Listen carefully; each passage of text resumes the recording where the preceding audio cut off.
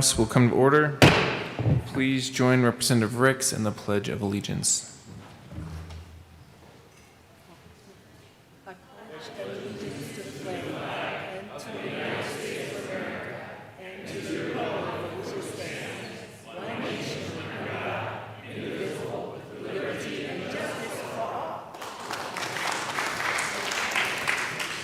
Mr. Gregorio, please call the roll. Representative Amabile. Representative Amabile. Bacon. Representative Bacon. Representative Bacon is excused. Baisley. Benavidez. Representative Benavidez. Representative Benavidez is excused. Burnett. Representative Burnett. Representative Burnett is excused. Byrd. Bockenfeld. Basenecker. Bradfield. Representative Bradfield. Representative Bradfield is excused. Caraveo. Carver. Catlin. Cutter. Representative Cutter. Representative Cutter is excused. Doherty. Duran. Escar. Exum. Froelich. Geithner. Representative Geithner. Representative Geithner is excused. Gonzalez Gutierrez. Gray. Hanks. Herod. Holtorf. Hooten. Jackson. Here. Judah. Kennedy. Here. Representative Kennedy. Representative Kennedy is excused. Kipp. Larson. Lontine. Luck. Lynch. McCluskey. McCormick. McKean. McLaughlin. Here. Michael Sinjane. Mullica. Neville. Ortiz. Pelton. Representative Pelton is excused. Pico. Ransom. Rich. Ricks. Roberts. Sandridge. Sirota. Snyder. Soper. Representative Soper. Representative Soper is excused. Sullivan. Tipper. Tatone. Valdez A. Representative Valdez A. Valdez D. Van Beber. Van Winkle. Representative Van Winkle. Representative Van Winkle. Weissman. Williams. Woodrow. Woog. Young. And Mr. Speaker.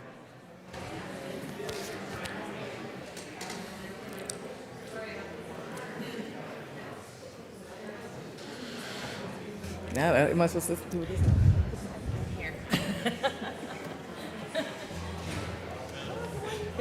62 present, 3 excused. We have a quorum. Representative Ricks.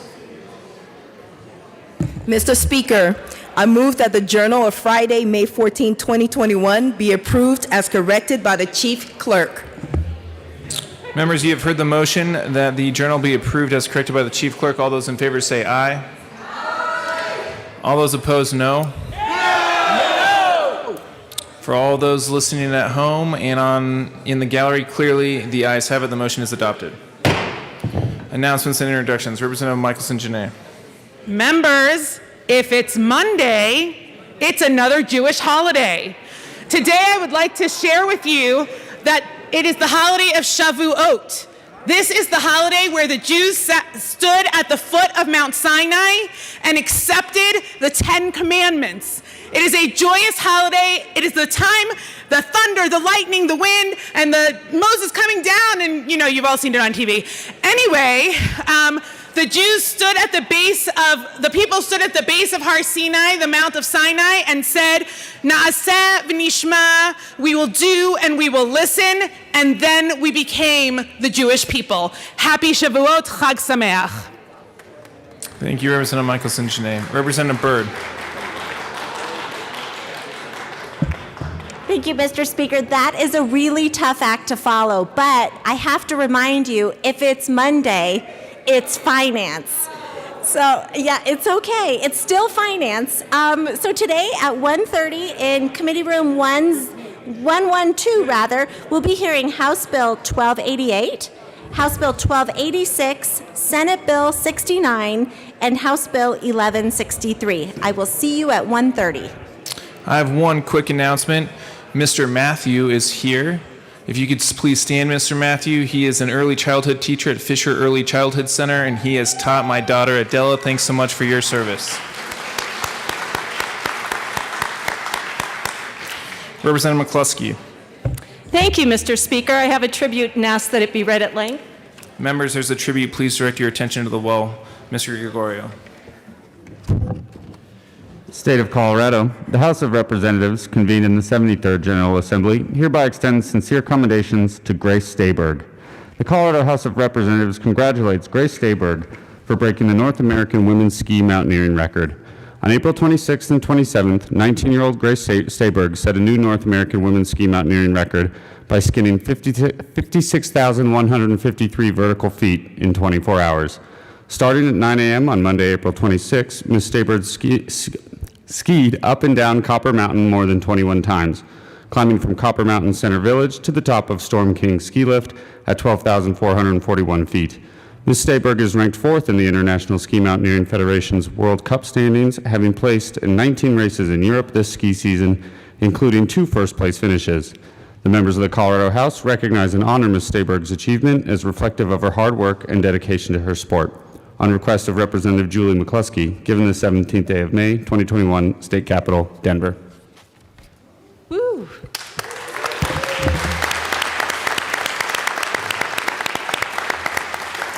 Representative McCluskey. Thank you, Mr. Speaker.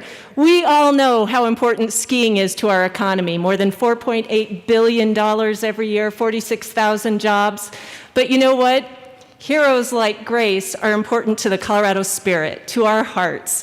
She has inspired our entire community to take up the wonderful sport of ski-mo, which I think is the cool way to call it, not just ski mountaineering. It means skinning up a mountain, walking in your gear, in your skis, up that mountain and skiing down. And this young woman has set a precedent for our entire community, for our entire state, and what it means to be a true achiever of excellence. We are so proud of you, Grace. I want to welcome your entire family, Jason and Christine Stayberg, Sister Delilah, grandparents Dwayne and Willis Stayberg, Joe and Mary Lynch, and friends Dan, Johanna, Grace, and Tate Gibbs.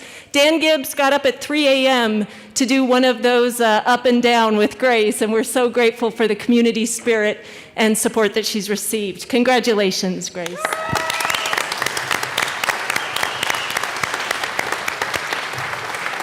Congratulations, Grace. Further announcements and introductions. Representative McCormick. I'm just so impressed by that. Thank you, Mr. Speaker, since I'm out of breath coming up the stairs every morning. I wanted to announce that Agriculture, Livestock, and Water Committee will meet today at 1:30, and we will be hearing two bills, Senate Bill 189 and Senate Bill 204. Thank you. Further, Representative Bluck. Thank you, Mr. Speaker. I have a tribute and would ask that it be read at length. Mr. Gregorio. State of Colorado. The House of Representatives convened in the 73rd General Assembly hereby offers sincere condolences and expressions of sympathy to the friends and family of Gregory Lee Gatzke. Gregory Lee Gatzke, a long-time resident of Penrose, Colorado, passed away at the age of 49 on March 31st, 2021. Greg was born November 13, 1971 in Orange, California, to Gary and Aline Gatzke. At the early age of 12, Greg's mechanical life was born. He would help his dad at their automotive repair shop in Florence, Colorado, and this passion would continue throughout his life. In 1990, Greg was the rack and wheel vehicle mechanic with the U.S. Army. He was also the heavy equipment mechanic with the Anaconda Job Corps in 1995 and 1996. For the past 16 years, Greg was an emergency vehicle technician at Fort Carson. Greg's compassion and love for his community prompted him to join the Penrose Fire Department in 2011 as a firefighter and EMT. Greg continued moving up in the ranks until he reached Assistant Fire Chief in 2020. In 2018, Greg and Kimber started their amazing love story and became husband and wife on June 20th, 2020. Greg is survived by many family and friends, all of whom will miss him dearly. The members of the Colorado House of Representatives offer their thanks to Mr. Gatzke for his years of service to his community and offer their condolences to his friends and family on their tremendous loss. On request of Representative Stephanie Luck, given the 17th day of May, 2021, State Capitol, Denver. Representative Luck. Thank you, Mr. Speaker. March 31st, 2021 would start as most days did for Greg and Kember Gatzke. Greg would kiss Kember goodbye before leaving the house, and as the front door closed, the last words he would speak would be to the dogs, "Be good and have a wonderful day." After arriving at work, the daily text that he sent to Kember stated, "Good morning, my fantastic wife. I hope you slept good. I love you, my wonderful wife. I hope you have a beautiful morning and a terrific day. I love you, baby." Kember's reply, "Good morning, my amazing, kind, loving, supportive husband. I love you so very much. I hope you have a wonderful day, baby." Then hours later, a horrible accident would occur. A life would be lost. Coworkers would grieve the loss of a talented, knowledgeable mechanic and friend. A mother, brother, friends, and community would hear the unthinkable and be shattered. Fort Carson would lose a brother, a dedicated emergency vehicle technician that had been part of their family for over 16 years. Penrose Fire Department would lose a courageous firefighter, an assistant fire chief, EMT, and faithful brother since 2011. The community would lose a hero, a man that would respond day or night without question. Greg's wonderful wife, Kember, lost her best friend. The final daily good morning text between husband and wife became a treasured testament of a love too strong to end, even in death. On the request of Kember, I would like to read this prayer. Be thou, triune God, in the midst of us as we give thanks for those who have gone from the sight of earthly eyes. They, in thy nearer presence, still worship with us in the mystery of the one family in heaven and on earth. If it be thy holy will, tell them how much we love them and how we miss them, and how we long for the day when we shall meet with them again. Strengthen us to go on in loving service of all thy children. Thus shall we have communion with thee, and in thee with our beloved ones. Thus shall we come to know within ourselves that there is no death, and that only a veil divides, thin as gossamer. We have with us today Kember Gatsky, the wife of this dear man, Greg, as well as his beloved friends Julie DeGrott and Matt Friedel, and then Calvin Sunderman, retired fire chief of the Florence Fire District and Penrose Fire Department, as well as John Dyson, currently with the Penrose Fire Department. Thank you.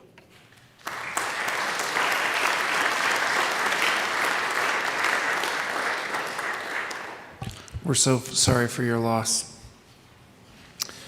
Any further announcements or introductions? Representative Will.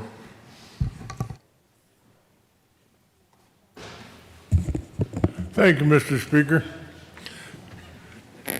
Colleagues, you may still want to stand for this. I wanted to announce that the 3A state championship, Rifle Bears won the football game, and I'll pass it on to my colleague here. He might have something to say too. Well, yeah, they beat the Classical Academy Titans, which is in my district. We are still in the investigation process. I heard that Dominion did the scoring, so I may call the audit committee on this. But in all seriousness, I want to congratulate the Rifle Bears. They did a great job, close game, hard fought. And I also want to congratulate the TCA Titans for making it to the big game. I know they fell a little short, but they had big hearts, so it was a great game on both sides. I do want to congratulate Representative Will, because I do have to pay up. I'm sure this will go to a great nonprofit, but yeah. But maybe a meet-in day or something. Oh, there we go. But congratulations, and tell the Bears on my behalf, congratulations as well. So I do have to add, so the Titans give up 21 points the entire football season. 21 points scored on their defense the entire season. So my daughter, my granddaughter, and them said, Pa, you didn't make a very good bet. You're going to owe Shane $10. But the Bears did it and scored 35 points. Yeah. Which is dang near twice what they gave up all season. So two great teams, but it was a 1 point deficit difference. So well fought out game. So congratulations to both teams. Thank you. Spend it wisely. I got to find money now. It always makes me a little uneasy when money's handed off like that in the well. But Representative Snyder. Thank you, Mr. Speaker. And on Friday, the Manitou Springs Mustangs football team won the 2A state championship for the first time in 31 years. And it was a great game, 31-30 in double overtime. So I just wanted to give them a shout out. Thank you. Very good. Representative Bacon. Since we're doing the celebrations, 2 teams from Denver Public Schools won state championships in 4A and 5A. So shout out to Thomas Jefferson High School and the Far Northeast Warriors for their championships.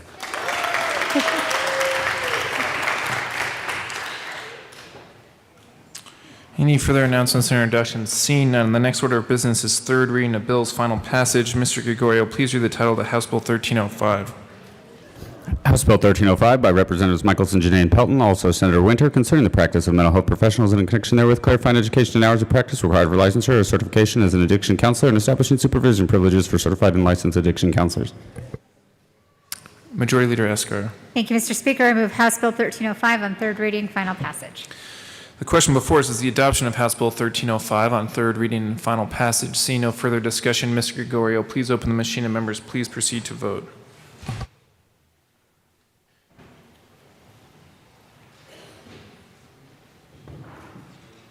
Representative Jackson, how do you vote? Yes. Representative Jackson votes yes. Representative McLaughlin, how do you vote? Yes. Representative McLaughlin votes yes.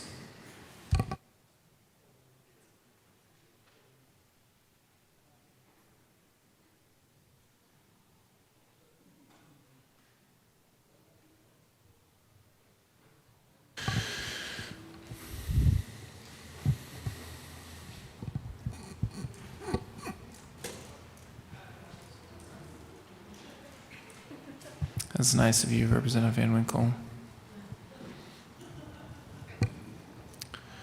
Representative McCluskey is excused with a $4 fine. Please close the machine. With 53 aye votes, 9 no votes, and 3 excused, House Bill 1305 is adopted. Co-sponsors.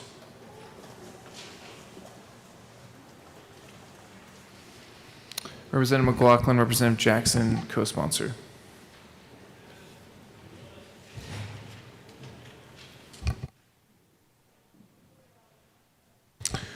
Please close the machine.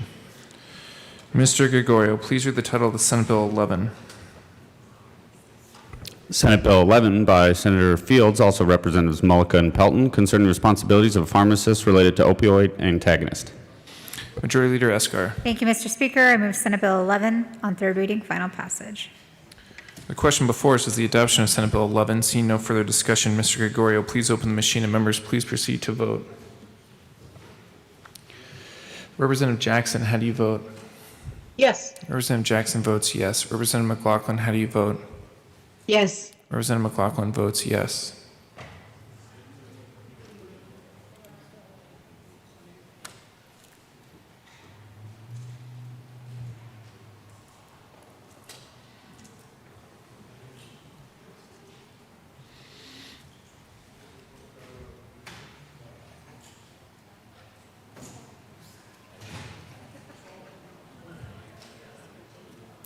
Please close the machine.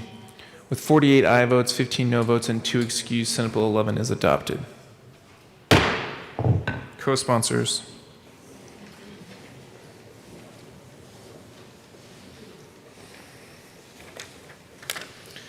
Please close the machine. Mr. Gregorio, please read the title of the House Bill 1298. House Bill 1298 by Representatives Amabile and Woodrow, also Senator Gonzalez and Pedersen, concerning the conditions under which a firearm transfer may be prohibited following a background check and in connection therewith requiring approval of a firearm transfer prior to a transfer by a licensed dealer, establishing grounds for denying a transfer and clarifying the process to appeal a denied transfer. Majority Leader Escar. Thank you, Mr. Speaker. I move House Bill 1298 on third reading, final passage. The question before us is the adoption of House Bill 1298 on third reading and final passage. See no further discussion. Mr. Gregorio, please open the machine and members, please proceed to vote. Representative Jackson, how do you vote? Yes. Representative Jackson votes yes. Representative McLaughlin, how do you vote? Yes. Representative McLaughlin votes yes.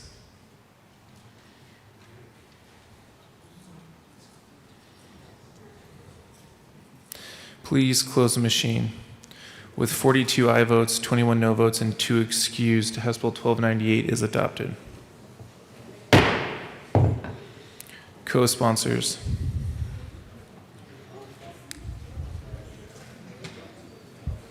Representative Jackson, co-sponsor.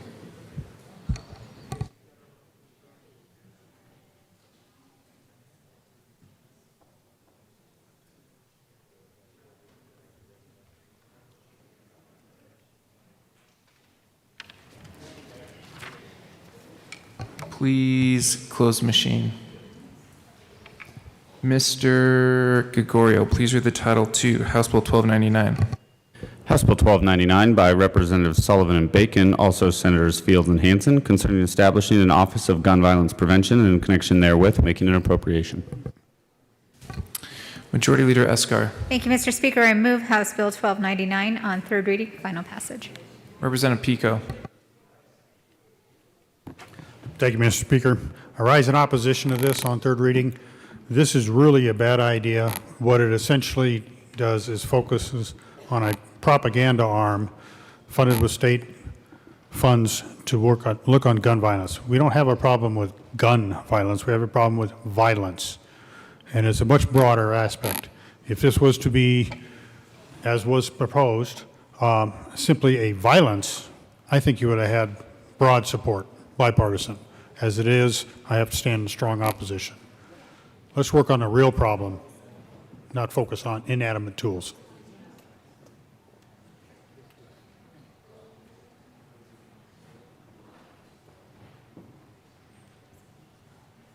Representative Holtorf.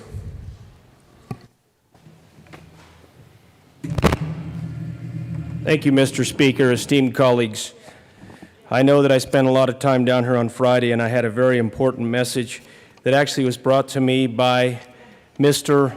Ray Washington. I spoke about him, but I didn't speak of him by name, but I think it's important that I do speak the message that Mr. Washington brought to committee, and that is the genesis of this amendment, this third reading amendment. My words, I know, may not have been heard to the level and extent that they needed to be heard. But I will tell you, it is my belief, and also others in this chamber, that the solution to violence in high-risk urban communities comes from a human interaction and the interaction and intercession of humanity in the circle that is violence in our inner cities. So with that, I'm going to introduce Amendment L018. Actually, I ask permission to introduce L018 to House Bill 21-1299. Before I do that, I just want to read. What this amendment does is exactly what I was talking to at length. In addition to the staff appointed pursuant to the statute, the director shall appoint 2 full-time equivalent employees to the office to conduct relationship-based outreach, relationship-based street outreach initiatives. These initiatives must be evidence-based and community-driven. I think that is so important. We have to reach, in this office, we have to reach the highest risk communities, and we have to build human capacity. Now, furthermore, in conducting the initiatives, the office shall involve state and local government officials, law enforcement officials, and community and youth counselors to identify evidence-based, community-based solutions that are targeted at the highest at-risk communities to significantly reduce violence. Now, I'm trying to practice what I preach up here. And I even know as a rural legislator, this isn't even my wheelhouse. But it is so important that we listen to the words of Mr. Ray Washington, not my words, but a counselor in the inner city who brings the most important message, who brought the most important message to that Public Health Committee. And it is undeniable what he said is the secret sauce that will reduce the violence, will help reduce the violence truly to a level 50% below what we currently are witnessing today. Mr. Speaker. Thank you, Representative Holtorf. And maybe we can ask for that to be displayed. Now, the motion before us is permission to offer a third reading amendment. Let me recognize Representative Bacon. I think my concern is that this is a substantive amendment on third reading in the first chamber, but before we go forward with that, Representative Bacon. Yes, thank you, Mr. Speaker. And members, I want to actually say thank you to Representative Holtorf for the connection he has made with those who came to testify in support of this bill, and also for what it is that he's trying to accomplish with this amendment. I will say that this is a big portion of also what we're trying to accomplish with the bill. I do think this is substantive, but I did want to say would be willing to have the conversation with our Senate sponsors. I think what you are proposing here, we'd need to make little tweaks, in my opinion, but given what we're trying to accomplish, which is to support our communities in this way, as well as other communities and other issues on suicide prevention, collecting data, we still want to get behind the crux of the bill. So I just wanted to offer that here, that's okay as well. Thank you very much. Thank you so much, Representative Bacon. And so the motion before us is still on permission, but it's up to Representative Holtorf if you want to move forward with that motion or Representative Holtorf. Thank you, Mr. Chair, and I thank Representative Bacon for coming forth and recognizing that in the triad that is the solution set of inner city violence and identifying at-risk communities of violence, we recognize that community counselors, youth counselors, and those humans that are from these communities, that come back to these communities, that try to help solve the problems of these communities, must be leveraged and must be supported. We also understand the role of law enforcement and how they are a community partner. And we also understand the role of local and state government as they try to work to help resource these solutions. But with that, Mr. Speaker, because of the rules and the fact that this is substantive, I ask to withdraw at this time this third reading amendment. Thank you, Representative Holtorf, and thank you, Representative Bacon, and I look forward to you guys working on that as it goes to the Senate. Is there any further discussion on House Bill 1299? Seeing none, the question before us is the adoption of House Bill 1299 on third reading and final passage. Mr. Gregorio, please open the machine, and members, please proceed to vote. Representative Jackson, how do you vote? Yes. Representative Jackson votes yes. Representative McLaughlin, how do you vote? Yes. Representative McLaughlin votes yes.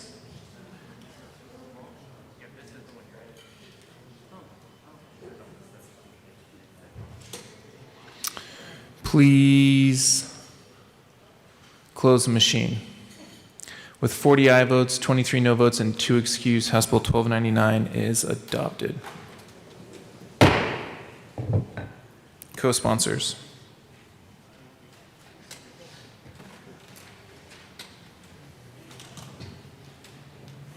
Representative Jackson, co-sponsor.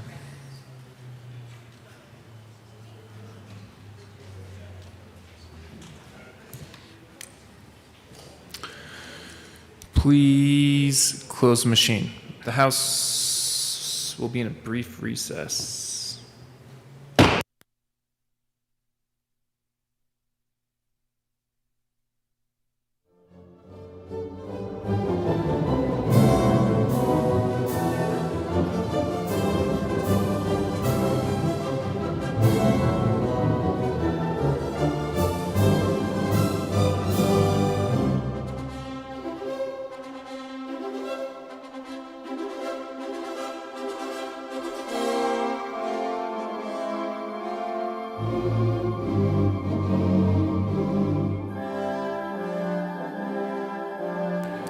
The House will come back to order. Minority Leader McKean. Thank you very much, Mr. Speaker. Folks, this doesn't happen very often in this chamber, but sometimes it happens on important things. So I happened to have my computer open a moment ago, and I reached up and pressed what I thought was the no button, but it was the yes button. 1298 was a bill that I was opposed to, and I was opposed to it on a lot of different reasons. And I got up here and spoke against it, said that it was a bad idea, said that it was something that we should not be doing at this time, and intended to vote no and mistakenly pressed the wrong button. So I move that the House reconsider House Bill, make sure I'm saying it right, 1298. Majority Leader Escar. And I ask for an aye vote. Thank you, Mr. Speaker. And Mr. Minority Leader, as you know, this requires 2/3 of vote in our chamber for this to happen. Members, I'm going to encourage a no vote. I understand and appreciate your situation. And we'll take this moment to remind us all that on third readings, we really should have our computers closed and our phones down and paying attention. All of us. I've been having this conversation as well with my folks, so this wasn't about you. I just want to make sure that we all kind of remember that, but this is a procedural motion. Thank you. Any further discussion on the motion to reconsider? Seeing none, the motion before us is the adoption to reconsider House Bill 1298. Mr. Gregorio, please open the machine, and members, please proceed to vote. Representative Jackson, how do you vote? No. Representative Jackson votes no. Representative McLaughlin, how do you vote? No. Representative McLaughlin votes no.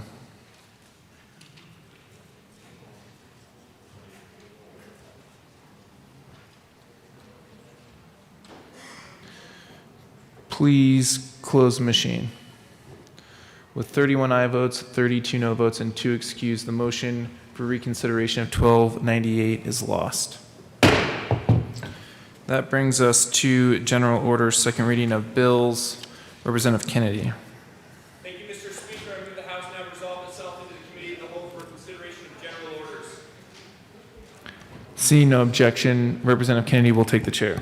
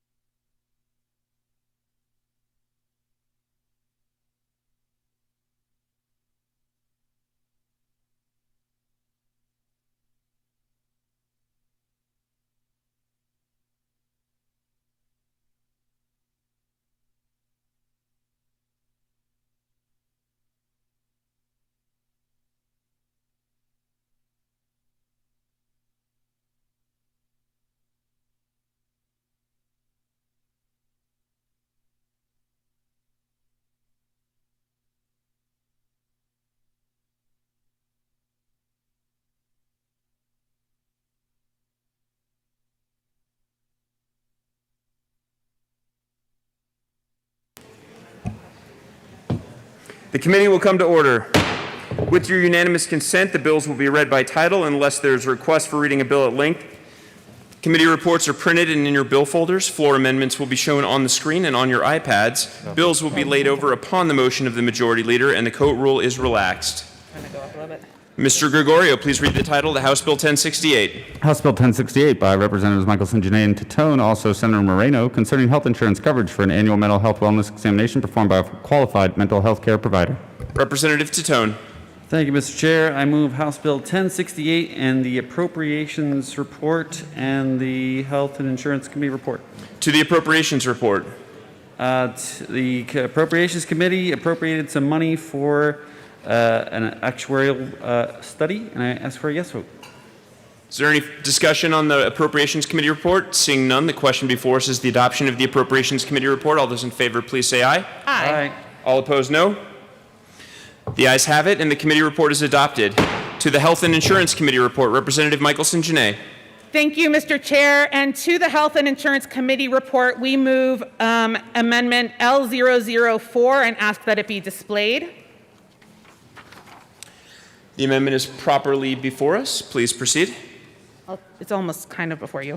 So in this amendment, this is where we came to an agreement that should there be defrayal costs from the federal government, they will be addressed according to the amendment. Is there any discussion on the amendment? Seeing none, the question before us is the adoption of Amendment L4 to the Health and Insurance Committee report. All those in favor, please say aye. Aye. All opposed, no. The ayes have it, and the amendment is adopted. We're to the Health and Insurance Committee report. Representative Michelson Janae. I ask for an aye vote. Is there further discussion on the committee report? Next. Seeing none, the question before us is the adoption of the H&I Committee report. All those in favor, please say aye. Aye. All opposed, no. The ayes have it, and the committee report is adopted as amended. To the bill, Representative Titone. Thank you, Mr. Chair. I'm so grateful to be standing here today with a true mental health champion, Representative Michelson Janae. House Bill 1068 is a way that we can really care about our constituents' mental health. I heard a lot of talk about mental health in some of the debates that we've had recently, and we're here today to help solve a lot of those mental health issues. Rates of depression, anxiety, and other mental health conditions are skyrocketing in both children and adults, and this has been exacerbated by the pandemic. Mental illness is a very treatable and manageable thing, but for so many residents, they cannot receive the treatment they need, such as therapy and medication. Additionally, a large number of cases continue to go undiagnosed, leaving people without any path to wellness, and this often leads to crisis. There are many people who want to get help, but so many lack the access. Cost and lack of coverage are currently the largest barriers for people who don't receive mental health services that they need. There is also a high level of stigma involved. For decades, cultural stigma produces feelings of shame in people who experience mental illness and deters them from getting the help. But we can normalize receiving mental health care just as we've normalized receiving physical health care. Without access to medical health services, people will only continue to suffer and experience an unhealthy quality of life.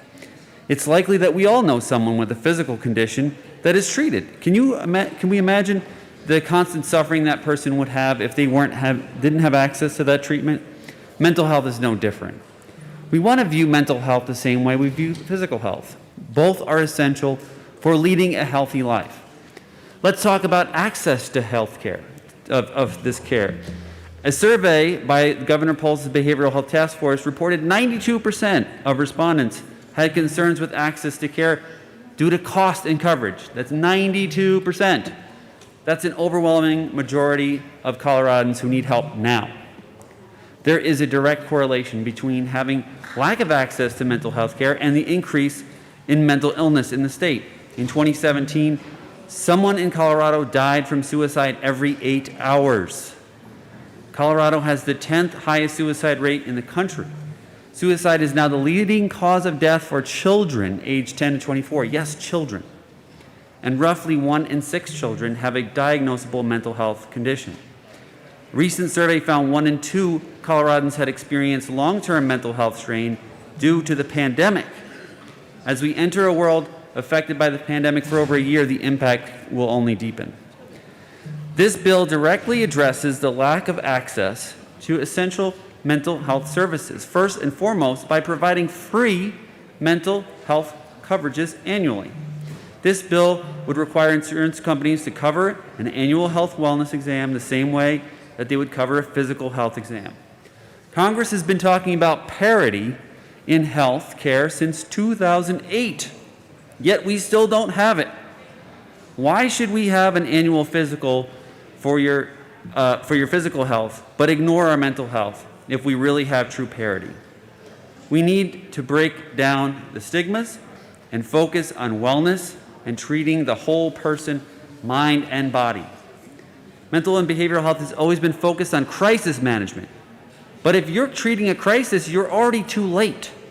The dominoes have fallen, and at that point, it could have an impact not only on the person in the crisis, but countless others around them, either directly or indirectly.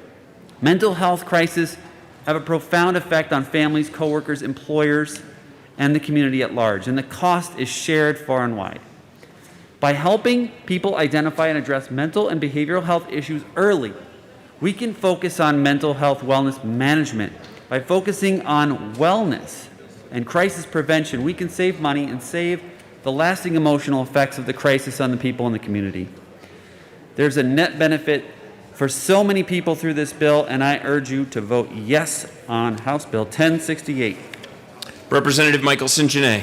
Thank you, Mr. Chair. And I just am going to add a little bit to what my colleague shared with you about this bill. I mentioned earlier that today is a holiday. In a normal session, I think we wouldn't be here for this holiday. I think this is the first holiday I'm in session for this. And this is a holiday where I would spend all day in synagogue, where I wouldn't be using my electronics, where I would be communicating only about the words of Torah. But the law says, when you are doing the work of the community, you must come and do the work of the community. This bill that my colleague just described to you, we believe could have a major impact on getting in front of mental health crises. They don't have to happen. This is wellness. And as we focus on our mental health wellness, and as we learn to keep our mental health as well as our physical health, or maybe even better, we know that the net result will be fewer crises, fewer suicides, less massive mental health challenges, costs, and concerns. I ask for your aye vote. Representative Baisley. Thank you, Mr. Chairman. So we heard this bill in Health and Insurance Committee, and it came out with a unanimous vote in favor. So the downside to the bill, to be honest, is this is state government directing private industry on how to conduct their business. The upside is what I really appreciate that the sponsors have have raised the level of awareness to us. We talk over and over and over about mental health. When it comes to the violence that we see that pops up every now and then, that's where I think most of us go, wow, why didn't we catch that, or why didn't somebody catch that before the person who has executed the violence got that far? So I appreciate that this is an attempt to move towards that and to address that issue and to kind of more normalize examining folks on an annual basis, just like we do with our physical health, to examine folks on their mental health on an annual basis. So anyway, I'm not going to press one way or the other, except to say that vote your conscience on this one. But there's a lot of good in the concept, and then my hesitation is telling our industries what they must do. But anyway, I really appreciate more than anything else that my fellow representatives, my colleagues here, are raising this level of awareness that we need to address this. We need to figure this out. And so looking at folks from a professional vantage on a health check on the mental area of our lives seems like a really wise idea. So thank you for bringing this, both of you. Representative Larson. Thank you, Mr. Chair. It's an honor to serve with you. And with you. So, members, for those of you that were here last session, you may remember this is a bill that I ran with Representative Michelson-Janae last session as well. And like so many good policy ideas, died on the vine because of COVID. But I rise in strong support of this bill, this iteration this year. My regrets that I'm not involved as a co-prime this year, but nonetheless remains good policy.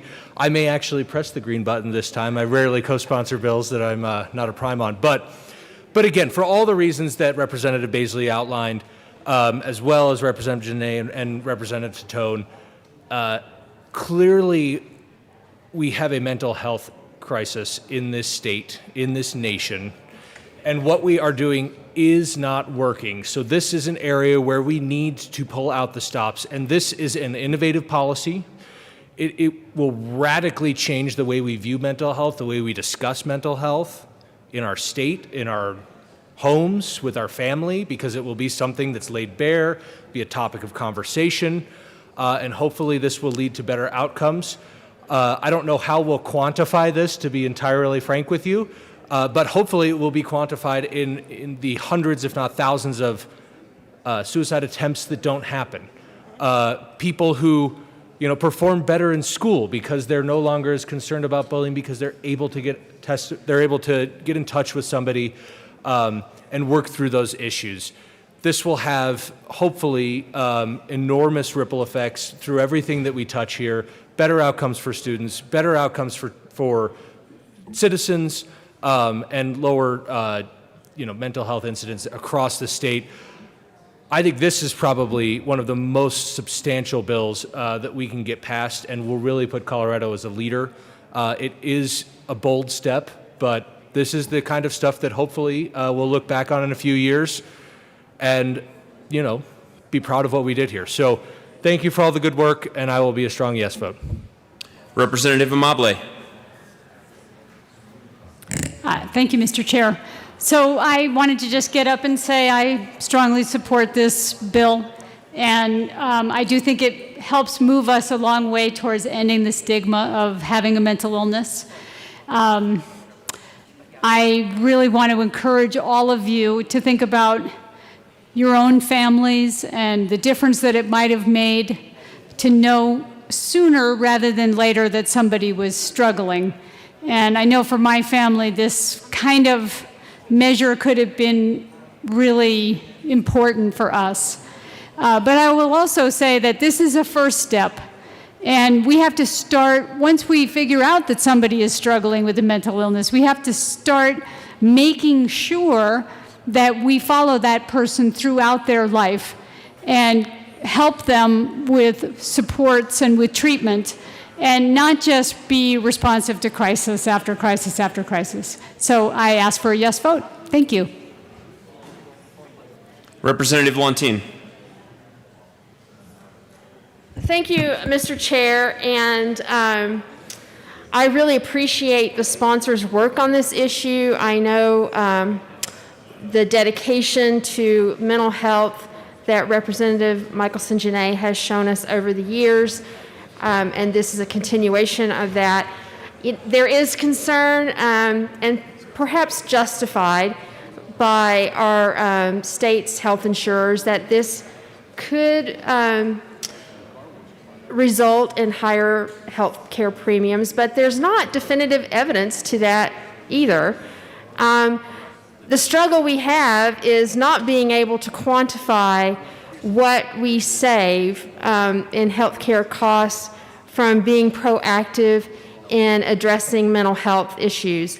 And I believe that there's a lot of evidence to say that there is savings to be had when we do help folks and are upfront and aware of issues that they're struggling with. So I believe that this is the right path for us. I want to again thank the sponsors, and I also encourage an aye vote. Is there further discussion? Seeing none, the question before us is the passage of House Bill 1068 as amended. All those in favor, please say aye. Aye. All opposed, no. The ayes have it, and the bill is passed. Madam Majority Leader Escar. Mr. Gregorio, please read the title to Senate Bill 119. Senate Bill 119 by Senator Bridges and Lundin, also Representatives Escar and Geithner, concerning increasing access in high school to high-quality credentials with the Career Development Success Program. Majority Leader Escar. Thank you, Mr. Chair. I move Senate Bill 119 and the Appropriations Committee report. To the committee report. In the Appropriations Committee, they funded the bill. Is there any discussion on the Appropriations Committee report? Seeing none, the question before us is the adoption of the committee report. All those in favor, please say aye. Aye. Aye. All opposed, no. The ayes have it, and the committee report is adopted. To the bill, Majority Leader Escar. Thank you, Mr. Chair. Members, the Career Development Incentive Program was created in 2016 by this body, and it's a program that's been helping high school students ever since. And every year we find new ways to make the program even better and improve it, and that's really what Senate Bill 119 does. It makes sure that there's more outreach done to all students to make sure the students actually know about this program and can access it. It requires the Department of Education to collaborate with the Colorado Community College system to really figure out what the 10 most in-demand, highly utilized programs of study that lead to an industry-recognized credential with labor market value with those K through 12 students. There's new reporting requirements set forth in Senate Bill 119 that will help the state, districts, and educators better understand how underserved students are actually being brought into the program and the actual outcomes of the students who participate in the program. It codifies the CDIP credentials to be high skill, high wage, and in demand, and requires that the program leads to a credential with market value. Why all of this is important is because not every student that goes through high school is either equipped or has the necessary means or needs at all to go to higher education. This is really about making sure kids know all of the opportunities that are laid out in front of them, so when they graduate high school, they could be the most successful person in their own lives. We ask for a yes vote. Representative Geithner, Mr. Assistant Minority Leader. Thank you, Mr. Chair. And members, I concur with everything that the Majority Leader just said about 119. I think that there is something to be said about the idea of making sure that students, as they're looking at the idea of certifications, internships, apprenticeships, you name it, that they are seeing tangibly in agreement with the Talent Pipeline report what those top industries are so that they can make those decisions that they want to make that would lead to a career path that could be incredibly viable for them, sustaining for them, as well as maybe even in their future a family. And so with that, I am behind 119 100%. That's why I put my name on it. I was not the best of students when I was a kid. And if there had been something like this that would have, allowed me to maybe better focus myself as to what the future could hold, I can only imagine maybe where I would have taken that. So, members, with that, I do encourage a yes vote on 119. I think it does open up doors and it creates something that's tangible, that vision that would motivate a student to look at, hey, what are my opportunities, and see that there is no dead end there, but instead that there is an actual future there that they can pursue. Majority Leader Eskar. Thank you, Mr. Chair. I just want to say thank you to my co-prime for not only agreeing to be on this bill, but really for the stories he shared of his own personal life, and really making sure that this bill does make the improvements that we need to make to this program. So thank you for joining me. Of course. It looks like there is further discussion. Representative Holtorf. Thank you, Mr. Chair and bill sponsors. I appreciate this bill. I want to share a conversation I had with a good friend of mine, and an electrician who has worked in our business for many, many years. And he told me that he had talked to a electrical inspector from northeastern Colorado that told him that we have a huge problem in Colorado that is surfaced, and maybe we don't even realize it. Because this licensed electrical inspector said that we are losing the aging technical workforce to retirement in the electrical space at a rate of 3 to 1. We can't make electricians fast enough to replace those who are retiring, and also the increased demand for electrical work in construction and also in home building, in residential construction and commercial construction across this state. This particular bill redirects the efforts, the misguided efforts of the past that said all youth must go to college and get a degree, when we know that the greatness of this country was built on industrial trades and those special skills that are very technical that in this day and age are now in short supply. So I support this bill. I commend and applaud the bill sponsors for having the foresight to recognize this problem. It's probably a bill that is about 5 years too late, but better late than never. Seeing no further discussion, the question before us is the passage of Senate Bill 119 as amended. All those in favor, please say aye. The ayes have it. I guess I should ask for the noes. All those opposed, please say no. Sorry, jumped the gun. All those, excuse me. The ayes have it. Senate Bill 119 is adopted.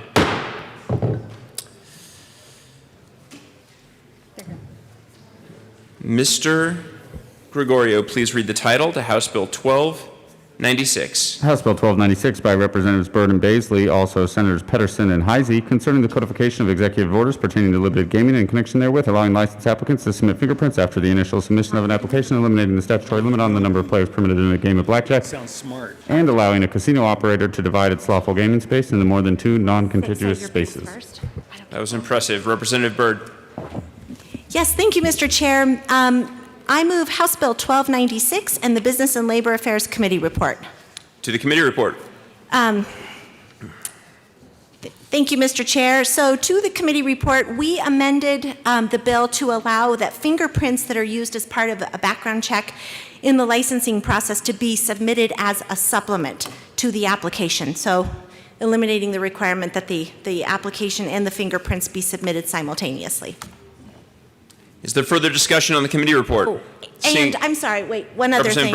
Yes, sorry about that. I've got to pull it all together. So that's what the bill said, but we made a clarification with our amendment in the business committee that no final action could be taken on the application or the license until the fingerprints were received. So. Very good. Is there further discussion? Seeing none, the question before us is the adoption of the Business Affairs and Labor Committee report. All those in favor, please say aye. Aye. All opposed, no. The ayes have it, and the committee report is adopted. To the bill, Representative Baisley. Thank you, Mr. Chairman. So, Governor Polis provided for flexibility to the gaming towns that are in Black Hawk, Central City, and Cripple Creek, where I represent Cripple Creek. And some of these gave the flexibility so that these businesses which were really hurting could still continue operating, at least when the code level was at the right color for them to be able to operate. And this simply allows that to continue on. If we remember, we also voted on such things when it comes to beverages that were being delivered, some of the flexibility for restaurants. This codifies permanently the flexibility for casinos to continue operating when number of players for playing blackjack and that sort of thing. So this just allows them to continue on in the process or the practice that they've been using, and hurts no one and helps a lot of people. So I ask for an aye vote. Is there further discussion? Seeing none, the question before us is the adoption of House Bill 1296 as amended. All those in favor, please say aye. Aye. Aye. All opposed, no. The ayes have it, and the bill passes. Majority Leader Escar. Thank you, Mr. Chair. I need to do a little bit of cleanup here on the calendar. I move to lay over House Bill 1250 till after House Bill 1171. Seeing no objection, House Bill 1250 will be laid over as requested by the Majority Leader. Majority Leader Escar. Thank you, Mr. Chair. I move to lay over Senate Bill 244 till Wednesday, May 19th. Seeing no objection, the bill will be laid over as requested by the Majority Leader. Majority Leader Escar. Thank you, Mr. Chair. I move to lay over House Bill 1065 till Wednesday, May 19th. Seeing no objection, House Bill 1065 will be laid over as requested by the Majority Leader. Mr. Gregorio, please read the title to House Bill 1171. House Bill 1171 by Representatives Bradfield and Titone, also Senators Buckner and Heisey, concerning the creation of the Kidney Disease Prevention and Education Task Force. We'll give you just a moment to get settled since we shuffled the order and didn't give you a lot of notice. Okay, who would like to begin? Representative Titone. Thank you, Mr. Chair. I move House Bill 1171, the Appropriations Report, and the Health and Insurance Committee report. To the, I'm sorry, Representative Titone, it's actually Appropriations and the Legislative Council report. Would you repeat your motions, please? Sure. I move House Bill 1171, the Appropriations Report, and the Legislative Council Committee report. Thank you. Very good, thank you. To the Appropriations Committee, I'm sorry. Yeah, the Appropriations. Okay, the Chief Clerk is letting me know this is kind of a special case. Normally we do Appropriations first, but in this case, since Leg Council happened after Appropriations, then I will direct you to the Legislative Council Committee report. Okay, all right. Well, we'll do what we need to do. To the Legislative Council report, we had two amendments there. These amendments changed the size of the task force. We changed the sunset from 10 years to 5 years. We allowed the department, CDPHE, to select a Colorado Medical Center to head up this program, which basically gives control over to a hospital system in the Colorado University system to take on the task force, and I ask for an aye vote.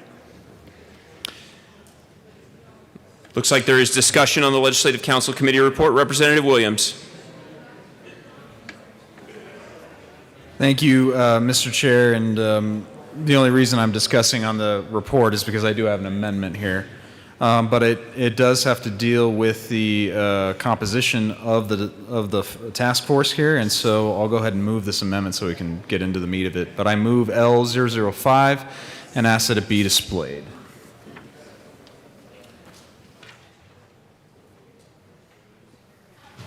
Thank you.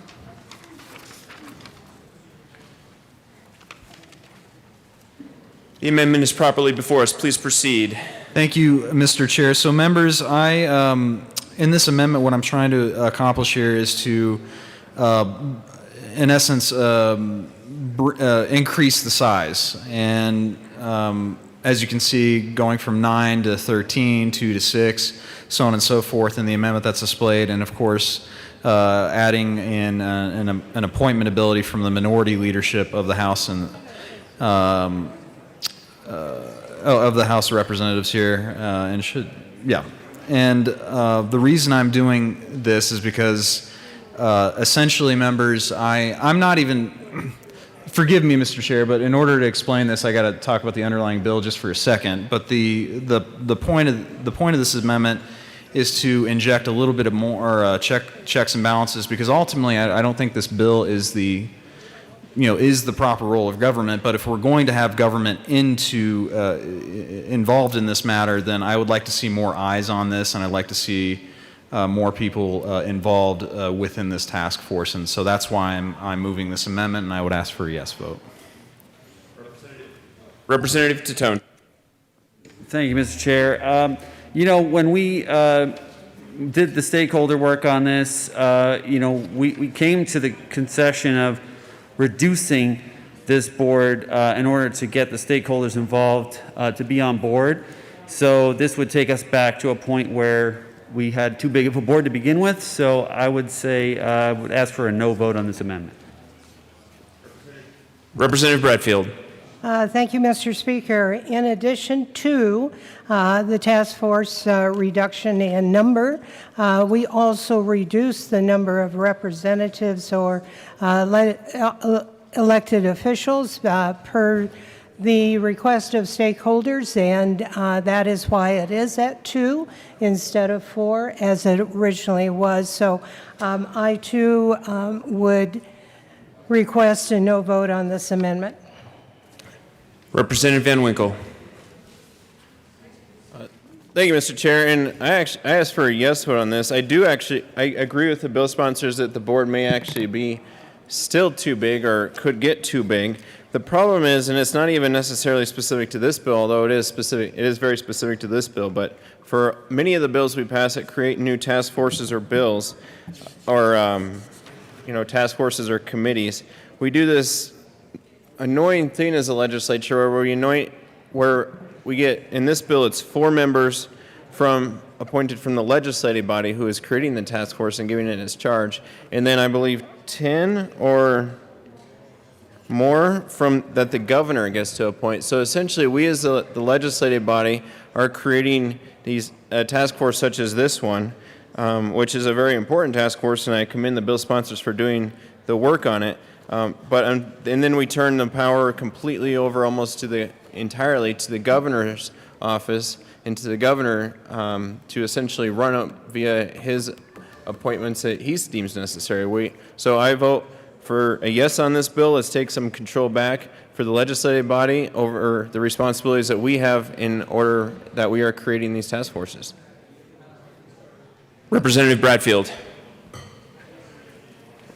Thank you, Mr. Chair, and thank you, Representative Van Winkle. I'd like to explain about the task force. The governor's office came and expressed a desire not to be naming people to the task force. They felt that this was more than what they could handle, as they already do so many boards and commissions. And so we compromised on the fact that what would be offered for a list of people to be on the board would be those from the medical community for the kidney disease, would be volunteers, and if there were more than one volunteer for a position, then that would be a choice made by the task force itself. So really, essentially, the governor's office is not a part of selecting the task force anymore. Thank you. Representative Pico. Thank you, Mr. Chair. I want to say first off that I think a kidney disease task force is a great idea that hits close to home. I won't go much more into that. But any time, what I have grave concern both about the amendment and as well as the task force is structured is the number of elected officials that are supposed to be on what should be a medical task force. I've got real concerns about that. I don't think that that is necessarily beneficial. I'm not particularly wild about increasing the number of elected officials. I think any elected officials on a task force that should be focused on a medical issue would be appropriate. And I would actually ask for a no vote on both. Representative Titone. Thank you, Mr. Chair. And I just want to point out that we are talking about the committee report. And in the committee report, there was a strike below, and that changed all of the appointments to the legislature. There are no there's no governor appointments on the board. According to the strike below, that's in the committee report. So we don't need this amendment. It's already been done. I appreciate you bringing this, but we've already taken care of it. Representative Williams.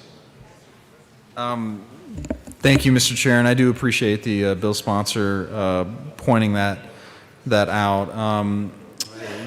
Still, with respect to my own argument, because I don't, if I did make mention of the governor being able to appoint, I do apologize.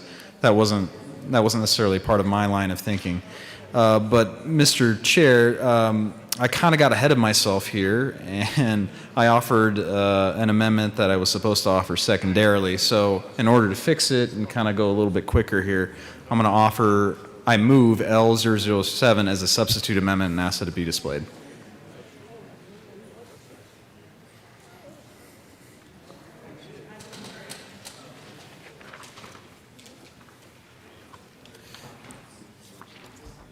The motion was to offer L7 as a substitute amendment. It is properly before us. Please proceed, Representative Williams. Thank you, Mr. Chair. So, members, the reason I'm doing this is to somewhat save time, but essentially this amendment right here was to expand it a little bit larger than the underlying amendment, L005.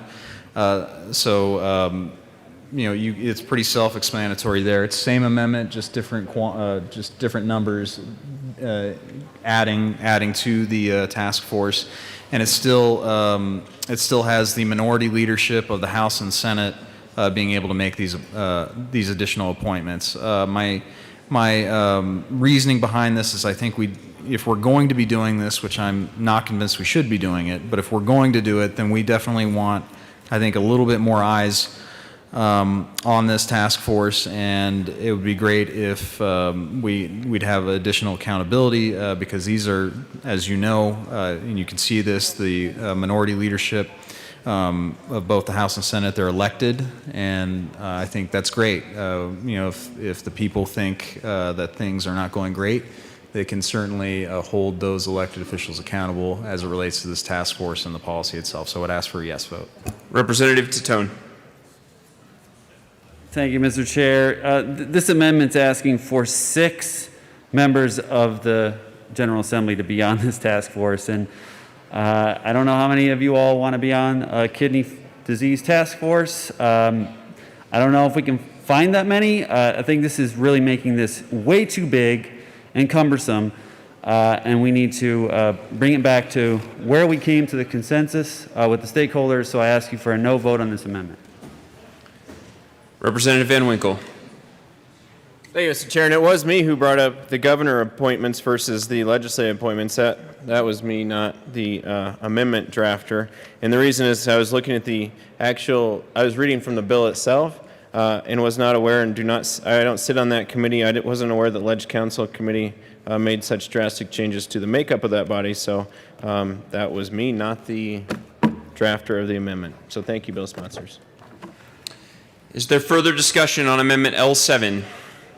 Seeing none, the question before us is the passage of Amendment L7, a substitute amendment, to the Ledge Council Committee report. All those in favor, please say aye. Aye. All opposed, no? No. The noes have it, and the amendment fails. We are back to the underlying amendment, which I believe was L4? 5. It was L5. Representative Bradfield. Seeing no further discussion, the question before us is the passage of Amendment L5 to the Ledge Council Committee report. All those in favor, please say aye. Aye. All opposed, no? No. The noes have it, and the amendment fails. We are back to the committee report. Is there further discussion on the Legislative Council Committee report? Representative Van Winkle. Okay. Thank you, Mr. Chair, and thank you, bill sponsors. As I said in my remarks on the bill before, I do believe, I thank them for bringing this bill. I think it's a very important thing that we as a state of Colorado are able to look at. However, there is one piece of it that I do still have slight issue with, and so I'll offer, and I move L006.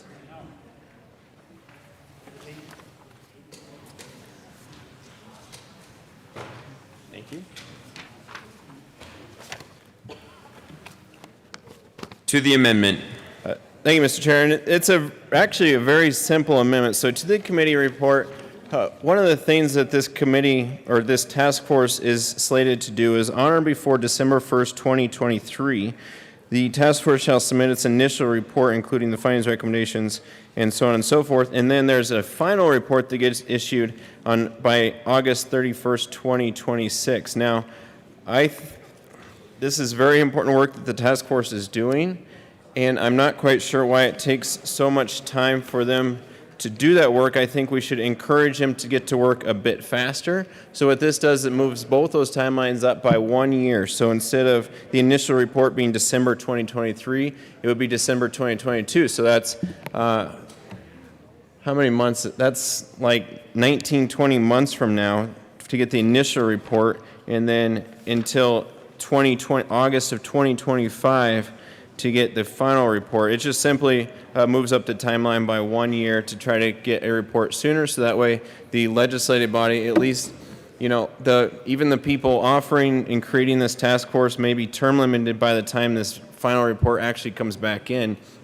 I think we should get it just a bit faster here, and if they need more time, the legislature always in the year 2025 in April, May, June of 2025, they can come in and give them extra time to figure out how to get that final report done. But I think we just need to encourage them to move the timeline up a bit faster. And I'd ask for the bill sponsors, hopefully this can be something that we all agree upon.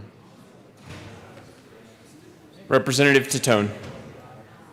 Thank you, Mr. Chair. You know, we did the stakeholder work on this, and the dates that we have in the bill are the ones we agreed upon. I would just ask for a no vote on this amendment. Representative Williams.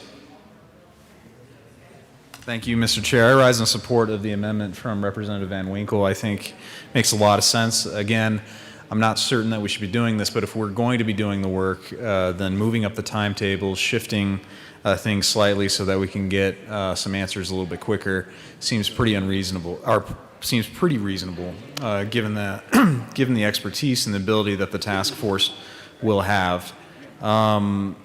So I think that's all I have, but I would ask for a yes vote on this.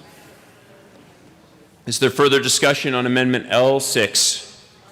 Seeing none, the question before us is the passage of this amendment. All those in favor, please say aye. Aye. All opposed, no? The noes have it, and the amendment fails. Is there further discussion on the Ledge Council Committee report? Seeing none, the question before us is the adoption of the Legislative Council Committee report. All those in favor, please say aye. Aye. All opposed, no? The ayes have it, and the committee report passes. To the Appropriations Committee report. Is there discussion on the Appropriations Committee report? Seeing none, the question before us is the passage of the committee report. All those in favor, please say aye. Aye. All opposed, no?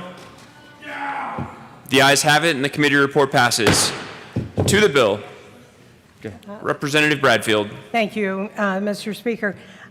This bill came to me this last summer by the representatives from the American Kidney Fund, and they asked if we would follow in the footsteps of other states by having a kidney task force. Last week, we handed out a fact sheet on kidney disease, and I hope you looked it over because kidney disease is the fastest growing non-contagious disease in the United States, with 14% of the population believed to have chronic kidney disease. And you think, well, now, how would you not know that you aren't sick? You are sick. And that's because kidney disease has no symptoms until it gets severe. This recent pandemic has extremely heightened the rising rates of kidney disease. In fact, nearly as half of the patients with COVID-19 that went into ICU have had some sort of kidney disease and will have kidney disease treatment for the rest of their lives. So this task force is not just simply something that we talk about, kidney disease, we do a little promotion. We really want to make some real changes and maybe in how the kidney disease is diagnosed, how it is treated for the people in Colorado. And we feel that 5 years is plenty of time for something to get done and make significant improvements in the lives of Colorado people. Then with that said, I urge an aye vote on House Bill 1171. Representative Tatone. Thank you, Mr. Chair. And, you know, the reason I'm on this bill with Representative Bradfield is that I really feel very strongly about this topic because I suffer from chronic kidney disease. And it was undiagnosed for a very long time. And fortunately, it was caught before it got to the point where I needed dialysis. But this is something that we want people to understand and realize that this is something that can sneak up on you, and we're trying to do whatever we can here in the legislature to learn more about how we can help the people of Colorado to get ahead of this, which will save a lot of medical costs later on because dialysis is very, very expensive and time-consuming for people. And if we can get these fixed before that gets to that point, we're winning and saving the people of Colorado a lot of money. So I ask for a yes vote on this bill. Representative Pico. Thank you, Mr. Chair. I'm very conflicted about this bill. On one hand, I'm very supportive of the idea of a kidney disease task force. It hits close to home. Now, let me tell you that. My concern is that this kind of task force shouldn't have a lot of elected representatives. This is over-politicizing what should be medically focused. And so I'm pretty conflicted. I don't know which one I'm going to vote on this, but I'm very concerned about that provision. Representative Williams. Thank you, Mr. Chair. So again, with respect to the bill, I'm not certain that this is actually the role of government. I think there are plenty of private organizations and other healthcare players that are working diligently on specifically with respect to kidney disease prevention. And I'm not entirely sure that we've had enough, if we're going to do this, I don't know if we've had enough stakeholdering on this. And so, Mr. Chair, with that, I move to, pursuant to House rules, to refer this to the Public and Behavioral Health and Human Services Committee for further consideration. The motion before us is the question of whether to refer this bill back to the Public and Behavioral Health and Human Services Committee. Is there further discussion? Seeing none. I'm sorry, did you have Representative Williams? Sorry, Mr. Chair. I didn't mean to throw you off there. So, members, I do feel strongly enough to make that, and as you all know, especially with respect to this year, I think this is the first time I've actually made that kind of motion. But with respect to this particular bill, I think it's, I think it's necessary for us to do this. I certainly appreciate what the bill sponsors are trying to do here. I think this is a worthy and noble cause. I think all of us have probably known or experienced individuals that have unfortunately, dealt with this issue, and it's and so in that regard, I think it's a noble thing to be doing. But with respect to whether or not it's the government's role, I don't know if that's the case. But if it is the case, then I think that this bill does require a thorough vetting. And although it has gone to Health and Insurance, I believe was the first committee of reference that it went to, I still think perhaps since we do have two committees here dealing with health, that perhaps this bill would be better served going through both those committees so as to fully vet and understand exactly what we're doing here. So with that, Mr. Chair, I'll go ahead and conclude my remarks and just ask for a yes vote. Is there further discussion? Seeing none, the question before us is whether to refer the bill back to the Public and Behavioral Health and Human Services Committee. All those in favor, please say aye. Aye. All opposed, no? No. The noes have it, and this motion fails. Is there further discussion on House Bill 1171? Seeing none, the question before us is the passage of House Bill 1171 as amended. All those in favor, please say aye. Aye. All those opposed, no? No. The ayes have it. The bill passes. Mr. Gregorio, please read the title to House Bill 1250. House Bill 1250 by Representatives Herod and Gonzalez-Gutierrez concerning measures to address law enforcement accountability. Assistant Majority Leader Gonzalez-Gutierrez. Thank you, Mr. Chair. I move House Bill 1250 and the Judiciary and Appropriations Committee reports. To the Appropriations Committee report. Thank you, Mr. Chair. Well, we went to Appropriations. I believe my co-prime told a wonderful joke, and we received funding. I ask for an aye vote. Is there further discussion on the Appropriations Committee report? Seeing none, the question before us is the adoption of the committee report. All those in favor, please say aye. Aye. All opposed, no. The ayes have it, and the committee report passes. To the Judiciary Committee report. Representative Gonzalez-Gutierrez. Thank you, Mr. Chair. Members, we had a very thorough Judiciary Committee hearing, and we made some amendments in committee. Some of those coming, of course, in collaboration with some of our stakeholders. And I know that we do have some additional amendments to offer. No, it's right there. We do have some additional amendments to offer to the committee report. So with that, I move Amendment L19 and ask that it be displayed.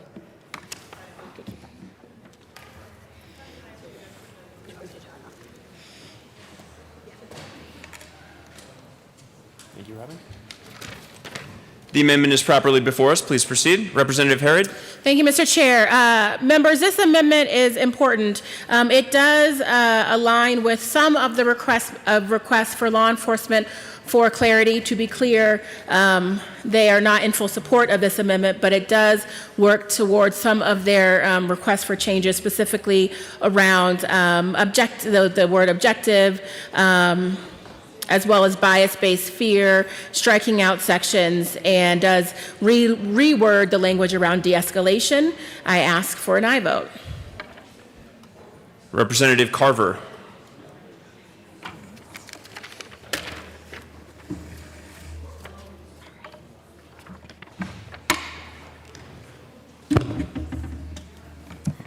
Thank you, Mr. Chair. I offer an amendment to L019. I move L043 and ask that it be displayed.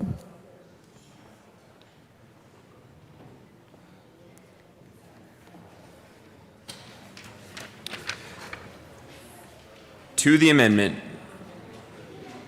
Representative Carver. Thank you, Mr. Chair. This amendment deletes from the bill and from Amendment L019. It deletes lines 5 through 14. In the amendment, those are the lines that deal with the rules on the use of force in the bill. In addition, L43 deletes the rules of the use of force in 1250. Members, the most significant issue with 1250 is the wholesale change in the rules of the use of force from what we just passed last year in Senate Bill 217. For those of you that were here, we did a significant rewrite on the rules of the use of force in 217. We required police departments to train on those rules by September of last year. There was nothing said in committee that there have been any problems, any suggestion that the rules that we just changed last year and which have been in effect in Colorado for less than a year are not working as the bill sponsors intended and as the legislature intended in passing that bill. The language in 1250 on the rules on the use of force are not used anywhere in the country. They were passed by the state of Maryland, but they are in the process. They are still looking at, quite frankly, some of the implementation challenges with those rules and taking the next year to try and work that out. So we have just trained on rules in 217. We're now going to do a wholesale change to new rules on the use of force that have significant challenges in the complexity and subjectivity. And so that is why we really believe and appreciate that this is not the time to change the rules on the use of force. Let's get some experience with the rules in 217, sponsored by the same bill sponsors. Let's give those rules an opportunity to work and assess their effectiveness. I don't know those of you that have looked at the changed rules and the use of force that are on pages 16 through 21 in the bill. But it involves so many moving parts, so much ambiguity and subjectivity, that what we have heard from police departments across the state is that they believe the difficulty, some of them use the word impossibility, of actually trying to do the analysis required for the use of the rules of the use of force and apply them in the field would be close to impossible. And again, they've just trained on 217. So for all those reasons, I would ask for support of this amendment. Again, it would keep the language of L019 that it would keep would be lines 3 and 4 and lines 15 and 16 of the underlying amendment, because those don't deal with the rules of the use of force. It's 5 through 14 of L019 that do that, and that would be deleted along with the underlying section in the bill, and I ask for an aye vote.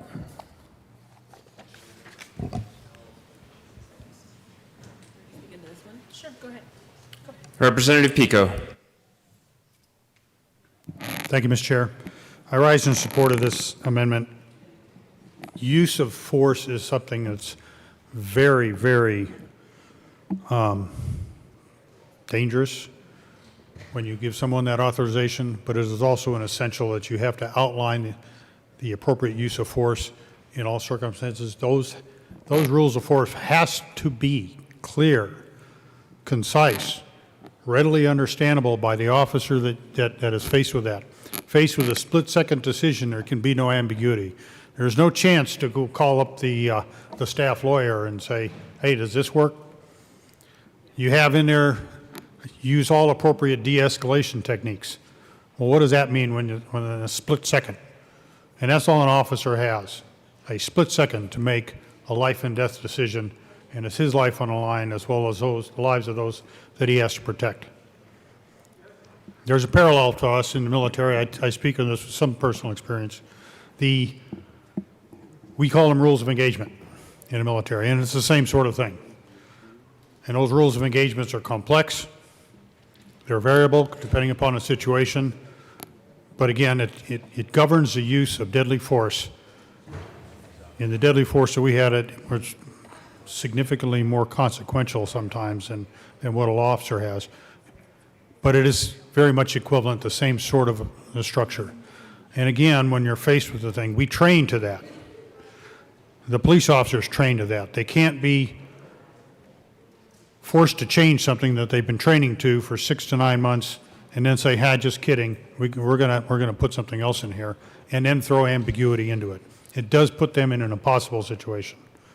In the military, as I said, the same thing. We have concrete rules of engagement. Same thing that governs that use of force. It is very difficult sometimes to sit back and comprehend exactly what that means when you're sitting in an office. But when you're on the scope, you're in the cockpit, or on the firing line, and someone's coming at you, it's a lot different. And you have to make the decision that fast. I was a controller. I was sitting on a radar scope and on a radio with those who have to be in a fight. So I'm one step removed from having to have to pull a trigger. But we do fight as a team, and I had to do that once, and I did have to pull that trigger. And 4 very brave men wearing our uniforms came home that day, and 2 very brave men wearing a different set of uniforms and flying for their country did not. And I lived with that. You know, it's a hard thing sometimes. When something like this comes up, that does bring back the memories of what we went through that day.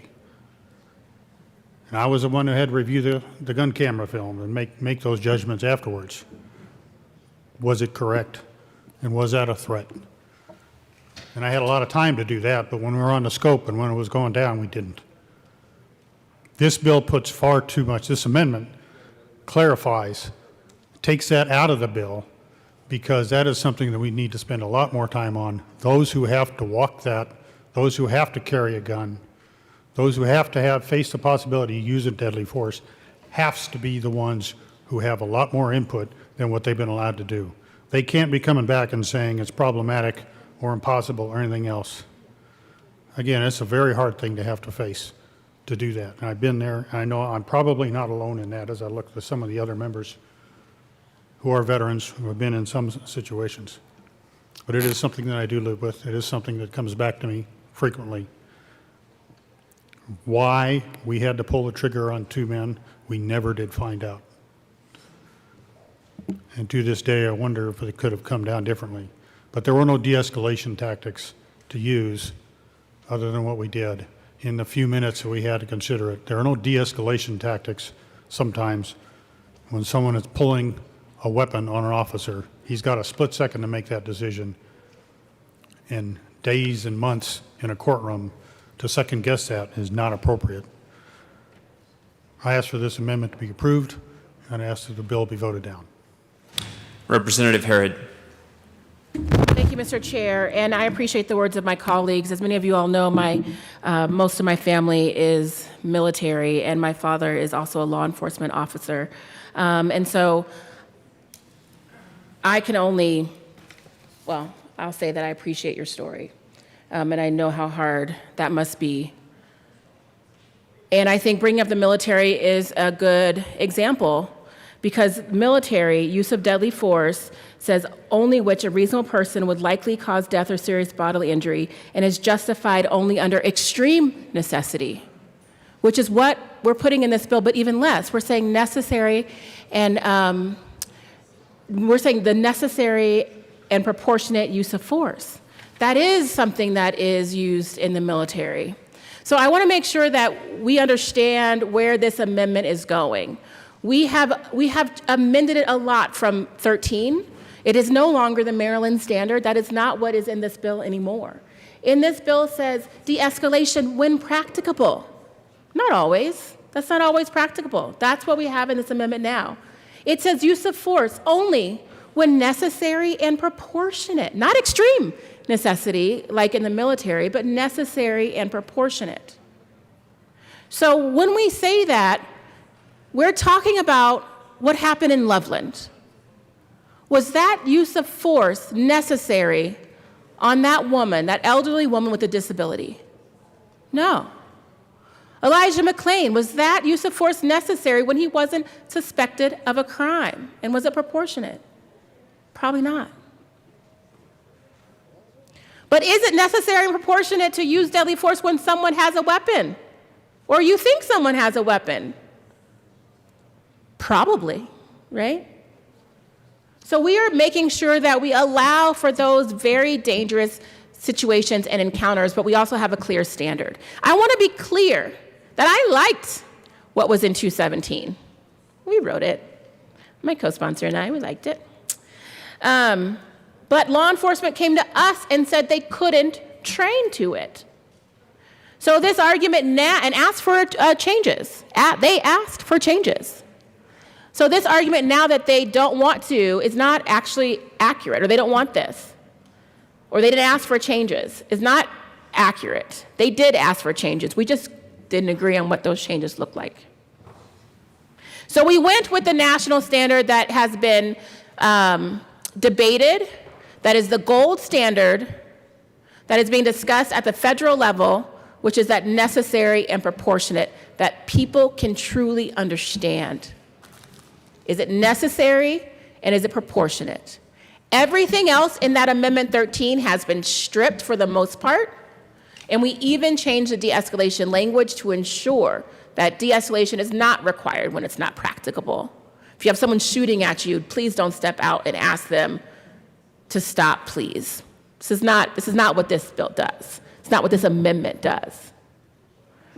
So I appreciate where folks are coming from, especially my colleagues on the other side of the aisle. We worked very hard to address those concerns. I think we've got it. So I ask for a no vote on the substitute amendment and a yes vote on the underlying amendment. Thanks. Representative Geithner. Thank you, Mr. Chair. You know, members, while we continue to discuss L043 in response to L019 on 1250, I just wanted to come up and offer maybe a finer point on the use of force. You know, not every instance of a use of force is a life and death situation. I'm sure that there are many ways in which there might be an escalation of force that might need to be utilized, but these are split-second decisions in many cases in terms of how do you respond to the situation that's unfolding before you. I think that Amendment L019 goes a little too far in hampering the ability for that law enforcement officer to respond in kind and navigate themselves in an appropriate manner as to how they handle and tackle those issues that are unpredictable. Certainly, our law enforcement officers go through training, and they go through robust training, and they have continuous training, and they have all these things that they do, but all of the training in the world can't account for each and every specific situation. And not every situation is going to be necessary to talk to or to make a judgment call on life and death. That is just simply going to be a response to how do I handle this particular situation. And I think the substitute motion or the substitute amendment that we have before us, L043, does a good job in still allowing and honoring that ability for that immediate response that that law enforcement officer is going to have to take. You know, I greatly respect our law enforcement officers and the work, the job that they have in front of them. I can only imagine the challenges that they face on scenes as they encounter any number of issues as it relates to the public in Colorado. And certainly some areas see situations that are can be hostile or can be aggravated or whatnot far more frequently than others. But the law enforcement officer is there to serve the community. And that means that they need to be able to meet those particular instances as they develop, as they arise, while also keeping the safety of the entire community in mind. And I think sometimes we might lose sight of that it's simply, you know, oh, let's, you know, handle this type of situation. And, you know, no, there's many competing factors that our law enforcement officers are trying to balance in those split seconds. And then we as a body get to kind of debate what's appropriate, what isn't appropriate, what are they allowed to do, what aren't they allowed to do. I don't know how many of us in this body, I think there's two that I know of who are post-certified in this body. Maybe there's more. And certainly some of their training and such, they could probably speak far better to this than I can, but certainly I could put myself at least in a little bit of their situation and understand that, yeah, I can't imagine the speed at which some of these instances will develop. And the balancing that they have to go through, those law enforcement officers have to go through in order to determine what is appropriate, what can I do, what can de-escalate. I mean, these are many competing factors as well as keeping the overall safety of the community in mind as well. So I rise in strong support of L043. I think that there is a lot that the law enforcement officer has to balance, from the community to the situation to their fellow officers to anyone that may be near and around that scene and everything else. These are a lot of things to keep in mind.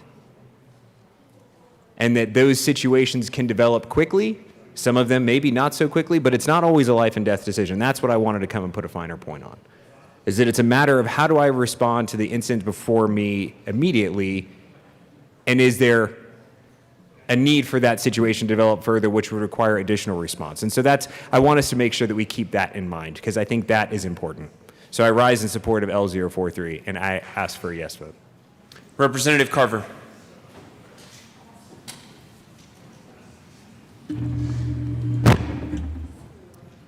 Thank you, Mr. Chair. Members, just so you understand the scope of what we are changing in the rules of the use of force. We are not changing the rules just on the use of deadly force. We are changing the rules across the board, use of any physical force, which is on 16 through 17, the pages of the bill. And then we are also changing the rules significantly for use of deadly force. And without getting too far down in the weeds, we talk about assessing in both use of any physical force or use of deadly force, utilizing or looking at the totality of the circumstances in deciding what level of force can be done, and that is proportionate and necessary, which have their own definitions. And so I'm just going to read you that the definitions are on page 20. Every one of these phrases that we are now embedding in the rules for use of any physical force and use of deadly force are complex and subjective and ambiguous. I'm just going to read you one. Totality of circumstances means all credible facts known to a peace officer. And then here's an interesting phrase. So not just all credible facts known to the peace officer or that could have been ascertained by the officer. So could have, right? Whatever that means. By the officer through visual observation, touch, or audible mechanisms under the circumstances confronting the officer leading up to and at the time of the use of force, including risks to the person against whom the law enforcement uses force, and then it goes on. We're still not done. So, in a split second, responding to an incident, a police officer sees movement, sees something in the individual's hand. Is it a gun, not a gun? Are there others that are at risk of danger in this particular situation? The peace officer is going to be held to account not just in what he is assessing in that 5 seconds, but what he could have ascertained. With the hindsight and a 360 audio visual that is done in hindsight. But that's the standard he's going to be held to.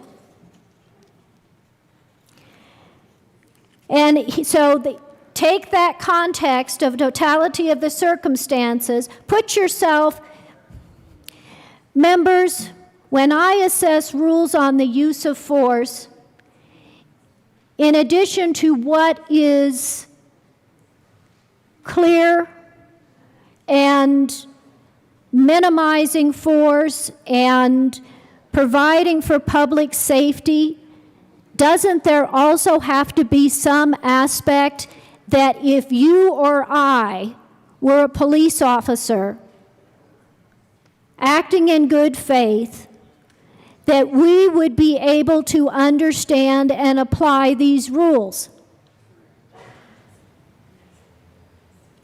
And if you read through these, I think the vast majority would say, in any given fact scenario, I don't know how I would apply these.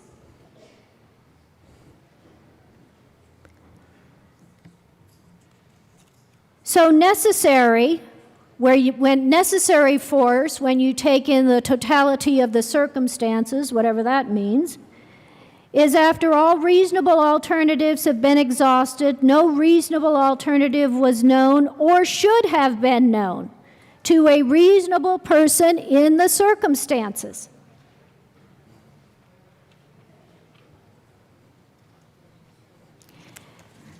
So, members, this is the level of complexity, opacity, if I may say, lack of transparency that the police officers are going to confront if we pass this bill with these rules on the use of force, not just in a deadly force situation, but in the use of any physical force.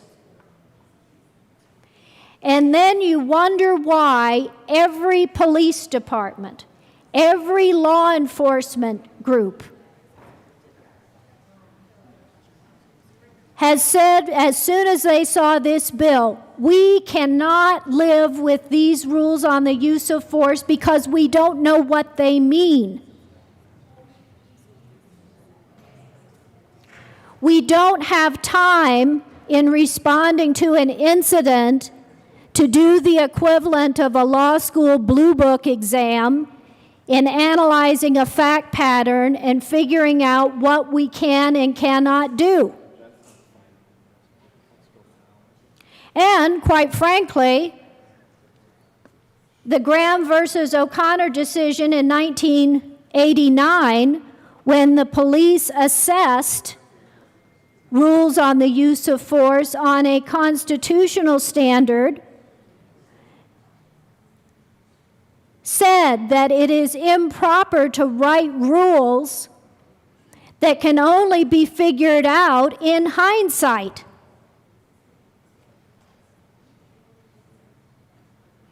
More on that later.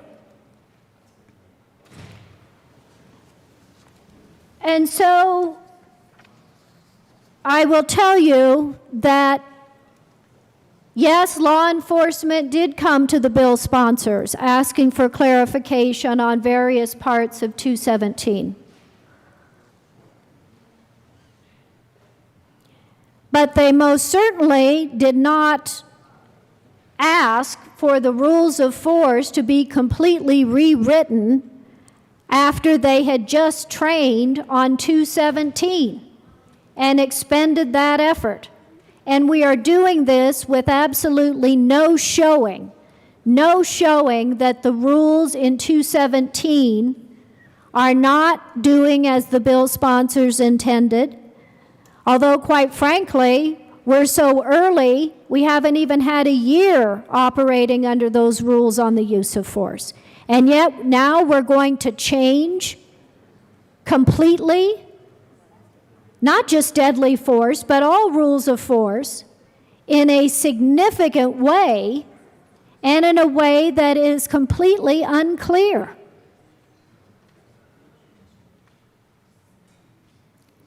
And what happens when the rules are unclear? What is a police officer to do? What would you do if you were the police officer and you had unclear rules on the use of force? Do you just stand back and do nothing, let things play out, regardless of public safety risks to people in the incident scene, a hostage situation, an instance where somebody is being assaulted? Do you stand back because you can't figure out what these rules are? And because we, the legislature, have now imposed liability for violation of those rules, right?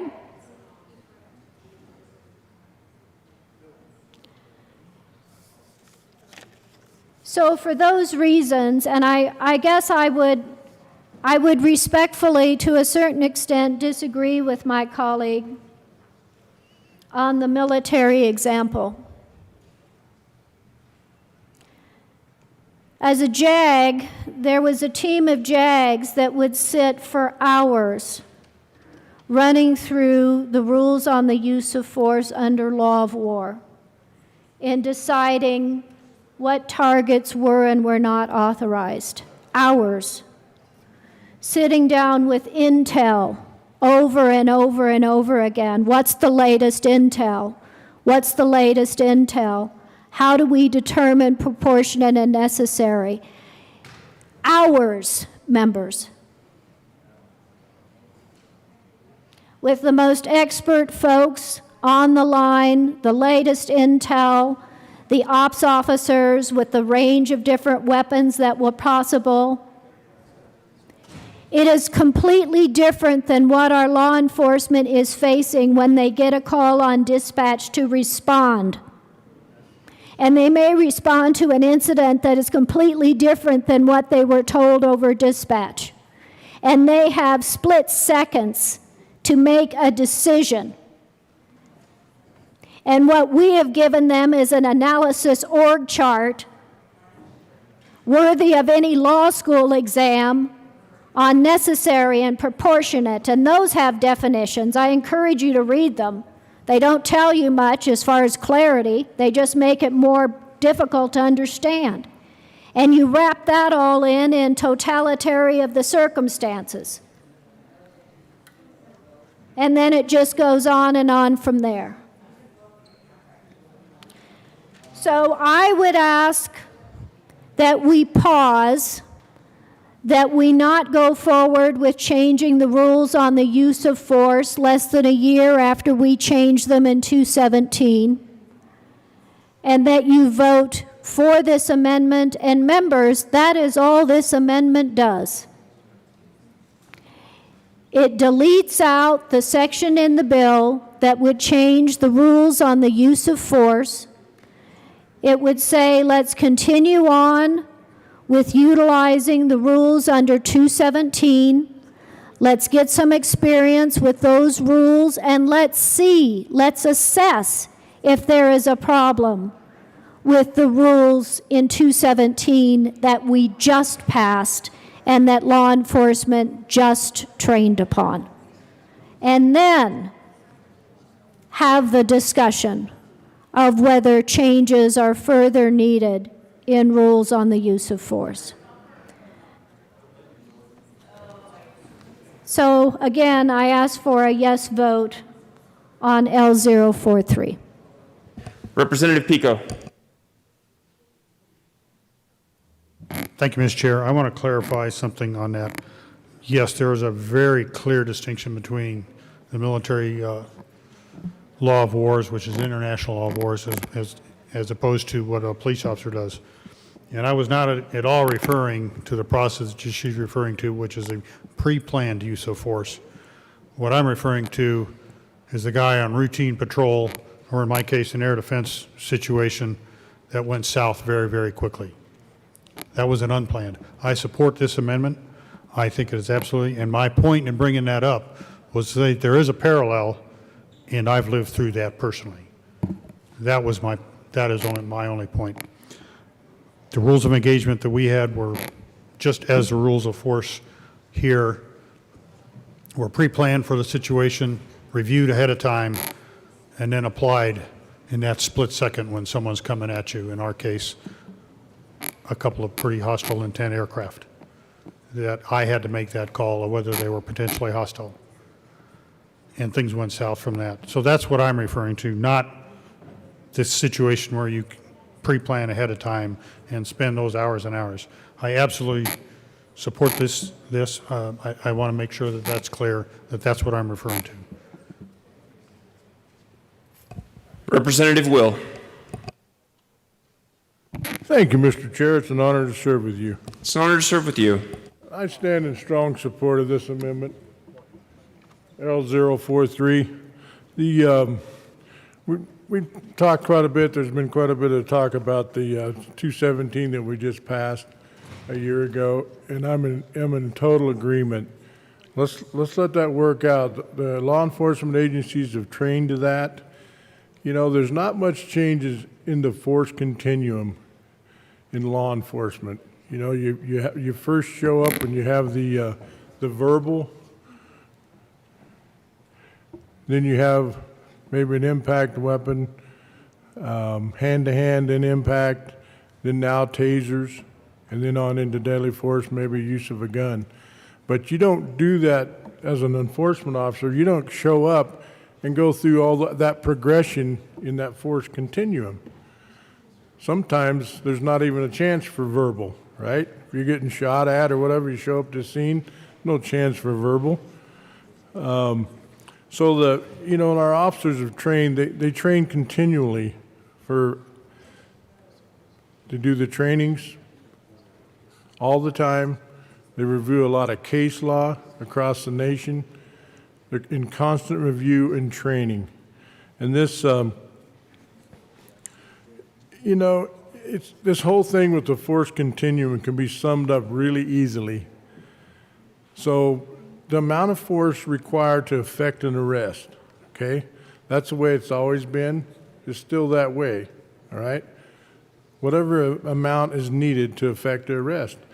So I got to tell you, in the force continuum, you go to the point to where you gain compliance.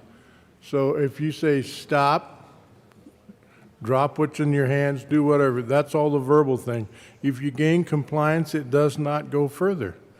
So, okay, we need to put it on the suspects and the criminals here, not the cops, right? So it's all about gaining compliance. And if you do what the cop asks you to do, you're not going to be in these situations. You're not going to have these bad situations. So it's all about, I can sum this whole thing up, and the whole entire force continuum is when you gain compliance, if that's verbal, if that's hand-to-hand, impact weapon, maybe it's a taser, but that force stops once you gain compliance with the suspect. And this whole bill, every bill we've talked about with law enforcement on the force continuum can be summed up with that. When you gain compliance, the force stops. And they only use the amount of force needed to affect that compliance. It's that simple. This amendment does that. I stand in strong support of this amendment. I stand in strong support of our law enforcement community at all times. Thank you. Representative Holtorf.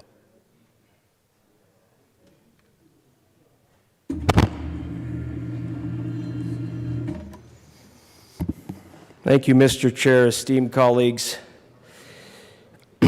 Representative Carver brings forth this amendment after very thoughtful consideration, after interacting with the law enforcement stakeholder community, and truly putting them first.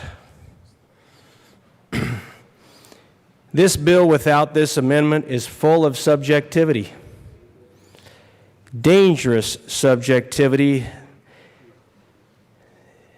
that brings law enforcement officers closer and closer to harm's way. Now, for those of us that have family members in law enforcement, we want nothing that will lead our family members into harm's way or have to make the ultimate sacrifice in service to protect, support, and defend the public.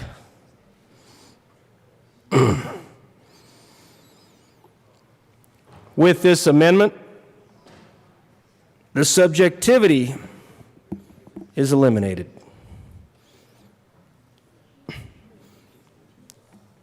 In fact, almost completely, as we try to rewrite the language that is use of force. And I agree with my colleagues in the knee-jerk reactions that were promulgated in June of 2020 in an effort to react to a very difficult and complex situation in this country.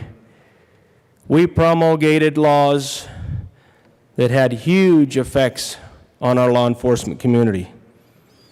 Now we find ourselves in a situation where we're trying to clean up, correct, or increase that oversight, that language, specifically with respect to use of force language that hasn't even had the time to mature, be analyzed, and considered if it is effective in the field.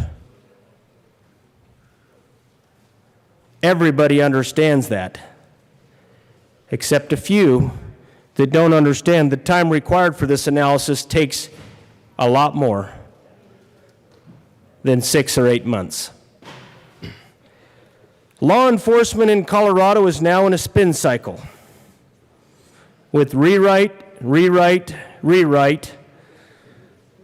of previous statutes, citing the gold standard from Maryland and other states. Well, I will tell you, Maryland has their own problems, and they have some of the highest crime of any state in the union in certain cities, and I would not think that they had any gold standard at all until they get their house in order. And yes, law enforcement continues to be under attack. Even the pleas from the law enforcement stakeholders that say, wait a minute, slow down. We're not even in a position to implement these things. We haven't even fully implemented all the things you asked for us to do last year. And here you are asking for more. It's not enough. They grow weary and tired of this type of legislation. I have family in law enforcement, and they do grow tired. They tell me they grow tired of constantly being under attack Representative Holtorf, just so Yes. you know, I would appreciate if you avoid talking about being under attack or using words like knee-jerk in your presentation. Okay. I'll use the word hamstrung. Law enforcement is hamstrung. This one may not be appropriate either. Please let me know. Law enforcement gets hand-tied as they try to do their difficult jobs on the streets across Colorado. These post-certified law enforcement officers are fatigued, are tired, and the backdoor loss to law enforcement is significant because what we do in this chamber. Most of us know that retirement requests are at an all-time high, and the reconstitution of the police force is going to be very difficult to recruit, train, and sustain. I don't think anybody wants that. I don't think anybody wants, well, I shouldn't say that. I know that people in my caucus, and I do not want that. I do not want law enforcement to struggle with reconstitution of their force. Now, criminalization of the use of force is probably the biggest issue that's addressed in this legislation, along with the new rules for use of force. These very grossly subjective rules that are not clearly defined.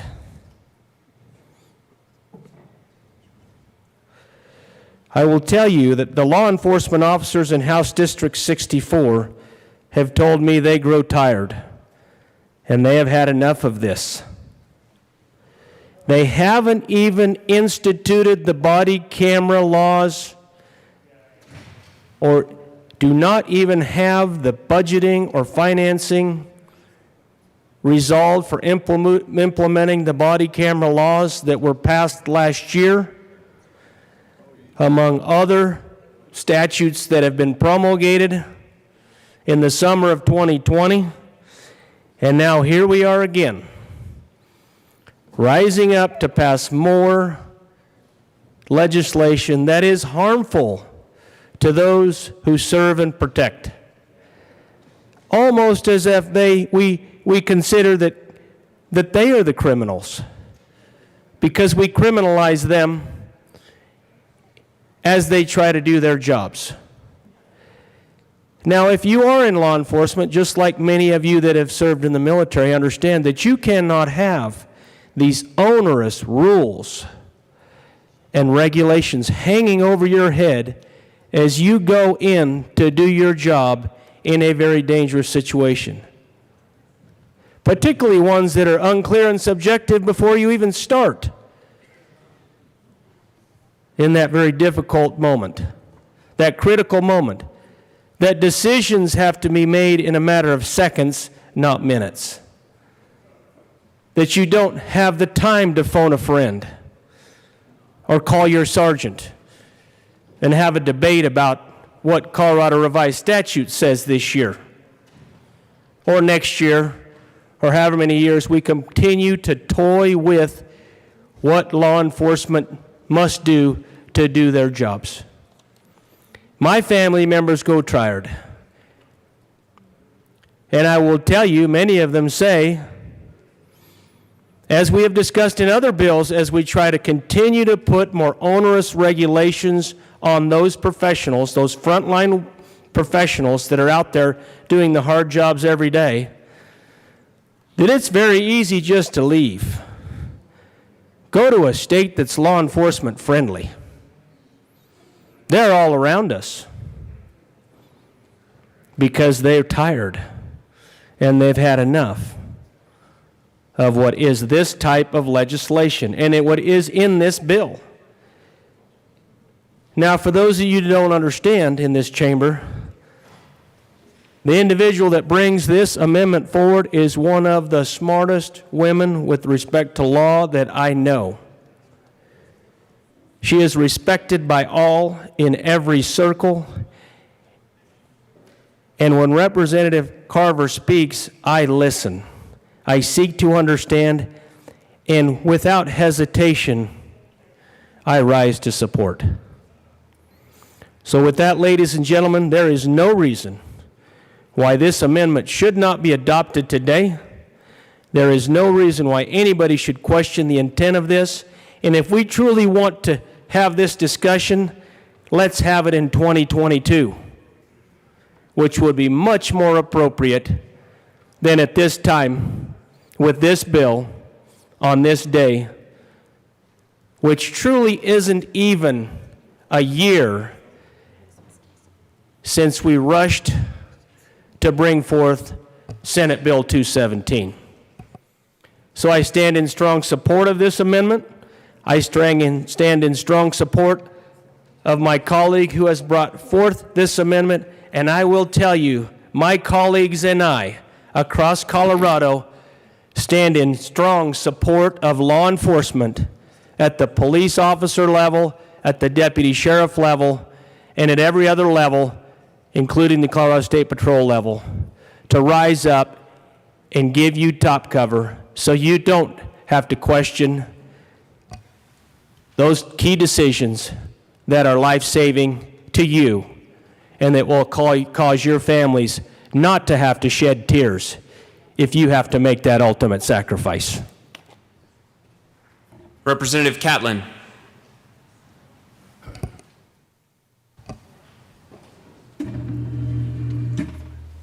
Thank you, Mr. Chair. It's an honor to serve with you. It's an honor to serve with you as well. Thank you, sir. Members, I'm here in support of Amendment, L043.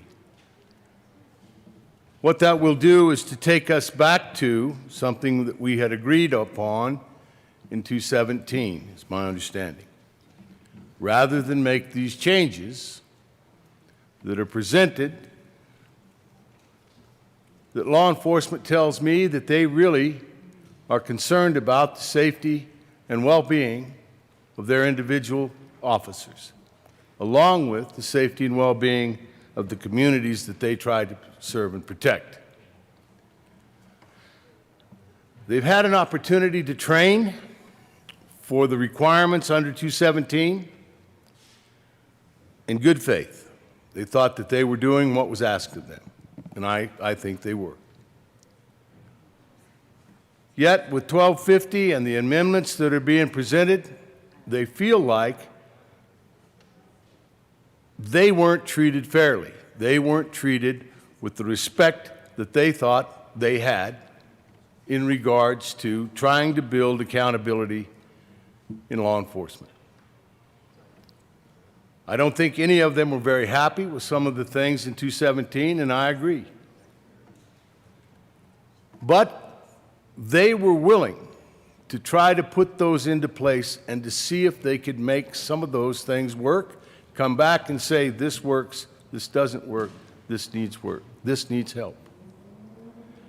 But before that can happen, we're changing the rules again.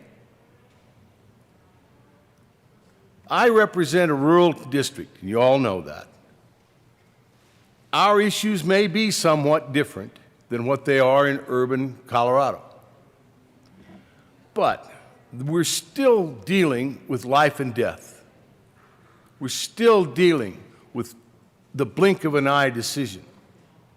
And sending an individual into one of those kind of environments, questioning what will be said after this event is over, stops them from using the training that they've gotten through a career.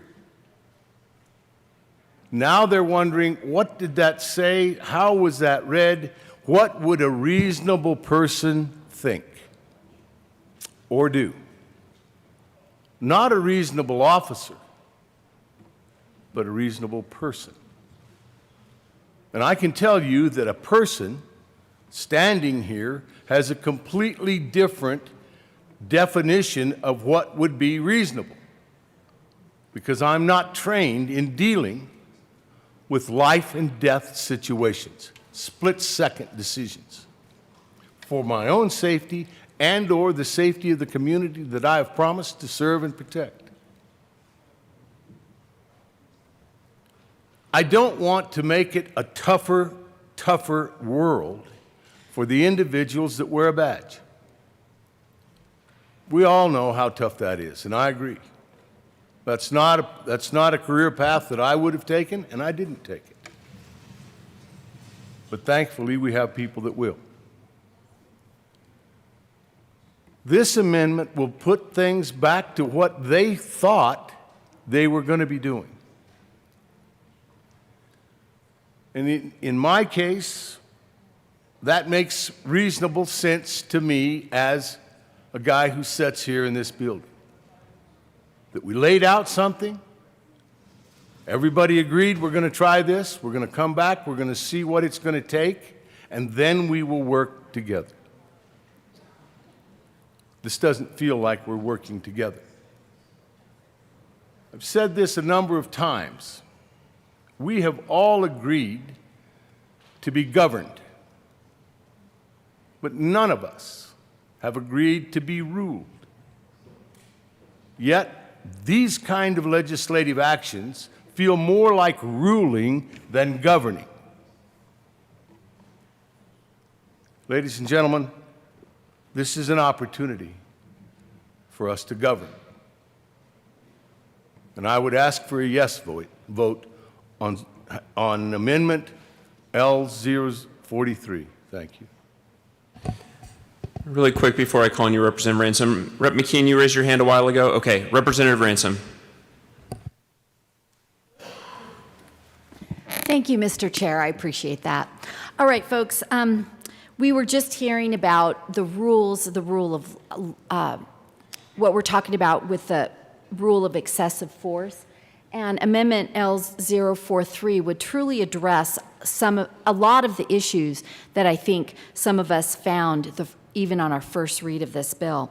I know that I've mentioned before that I have a brother who graduated first in his class from the police academy, and he had a lot of training in how to deal with people that he was trying to deal with in all areas of law enforcement. Clearly, sometimes law enforcement officers are simply knocking on a door to do a welfare check. Sometimes they're doing a speeding ticket. Sometimes, and there's the whole gamut of what our law enforcement officers are expected to do.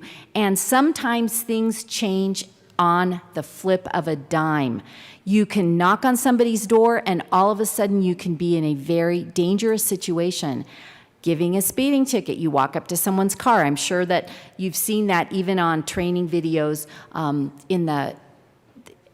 for law enforcement. When they're walking up to someone's car is one of the most dangerous potential times. Most of the time, I think a lot of us would just accept our tickets and we're gracious and we're polite and we do what we're supposed to do. But it's those few bad, scary instances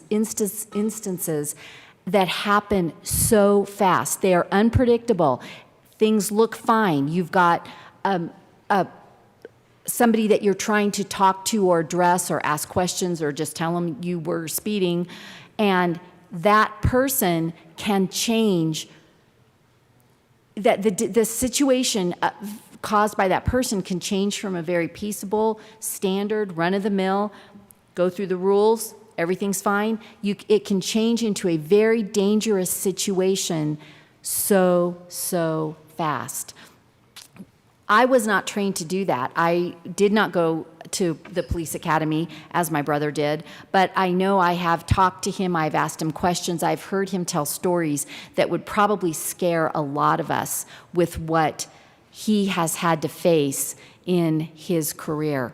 And that is kind of what we're addressing here, is when the use of force is required for a reasonable person to start judging things that happened that fast with zero or no warning And all of a sudden, the police officer is trying to save not only his or her life, but the life of possibly many people around them, the lives of possibly many people around them. Again, it's so hard to address every single situation right now with what we're dealing with in this amendment. But seriously, folks, for us to try to come in and second guess our men and women in blue that have gone through extensive training. Some of them have been on the job for many, many, many years. Many of them have seen situations unfold, and they recognize the best way to deal with it quickly.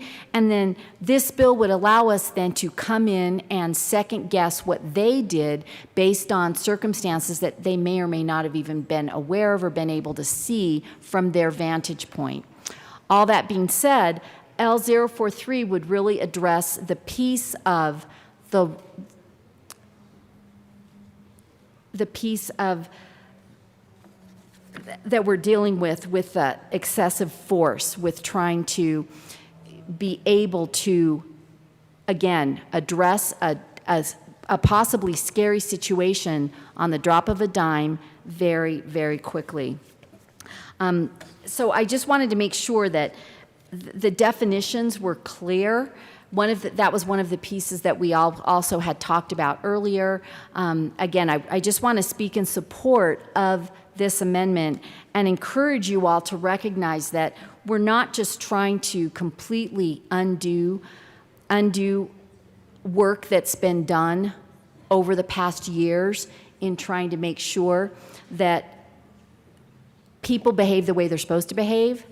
All that being said, this one piece of the bill could really be tweaked and make it helpful, make it much more safe for our men and women in blue to keep doing their jobs, and also for them to be able to enhance safety in the area around them when a situation is unfolding. Because as I mentioned, them trying to deal with somebody that they're suspecting of something in a forceful manner will also be helpful to the people around them, to folks that might be there in the area, in the nearby area, that could potentially be hurt by a negative situation unfolding. We've heard before about people that are caught in the crossfire or whatever, but this would allow the law enforcement officer to potentially, hopefully, stop the situation before it progresses.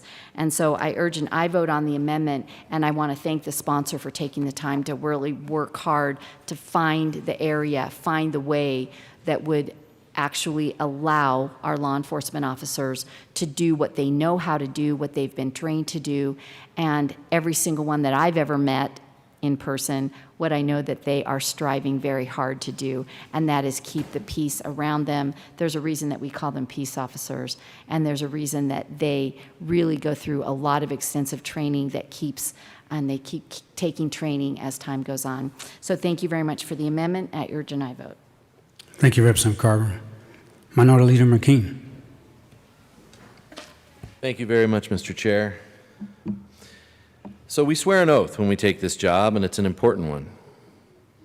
We swear that we will uphold the Constitution of the United States and the Constitution of the state of Colorado. When we take that oath, I don't think that many of us are thinking about how that affects our lives outside this building, because we're focused on what we do here. How do the things we do here comport with that oath? Law enforcement officers take the same oath. They take an oath to uphold the Constitution of the United States. They take an oath to uphold the Constitution of the state of Colorado. What they do in doing that is everything applies outside the time they spend at their desks. Everything applies to how they go about their daily job, and often even in their off hours, how they go about their lives.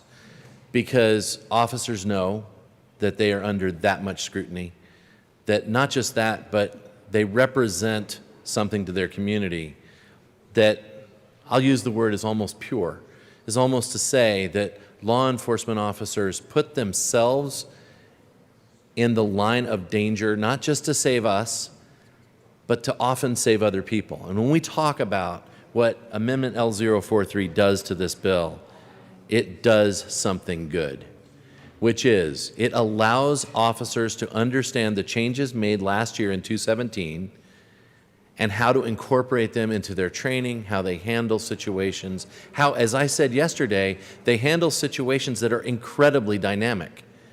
Those situations change from second to second, and they're not just there to determine a use of force to apprehend a suspect. They're often there to determine the use of force to protect other individuals in that situation, and also to make sure that everything they do comports with their training, their policies, and everything else. I have to take a moment because my little city of Loveland has been in the middle of a maelstrom.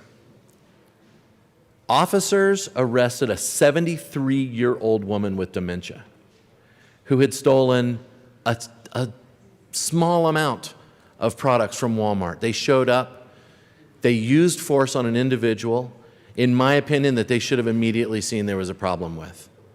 They used that force, they injured that woman, and they told no one. They maintained that all the way until a lawsuit was filed and they had discovery against the city to find out what exactly happened.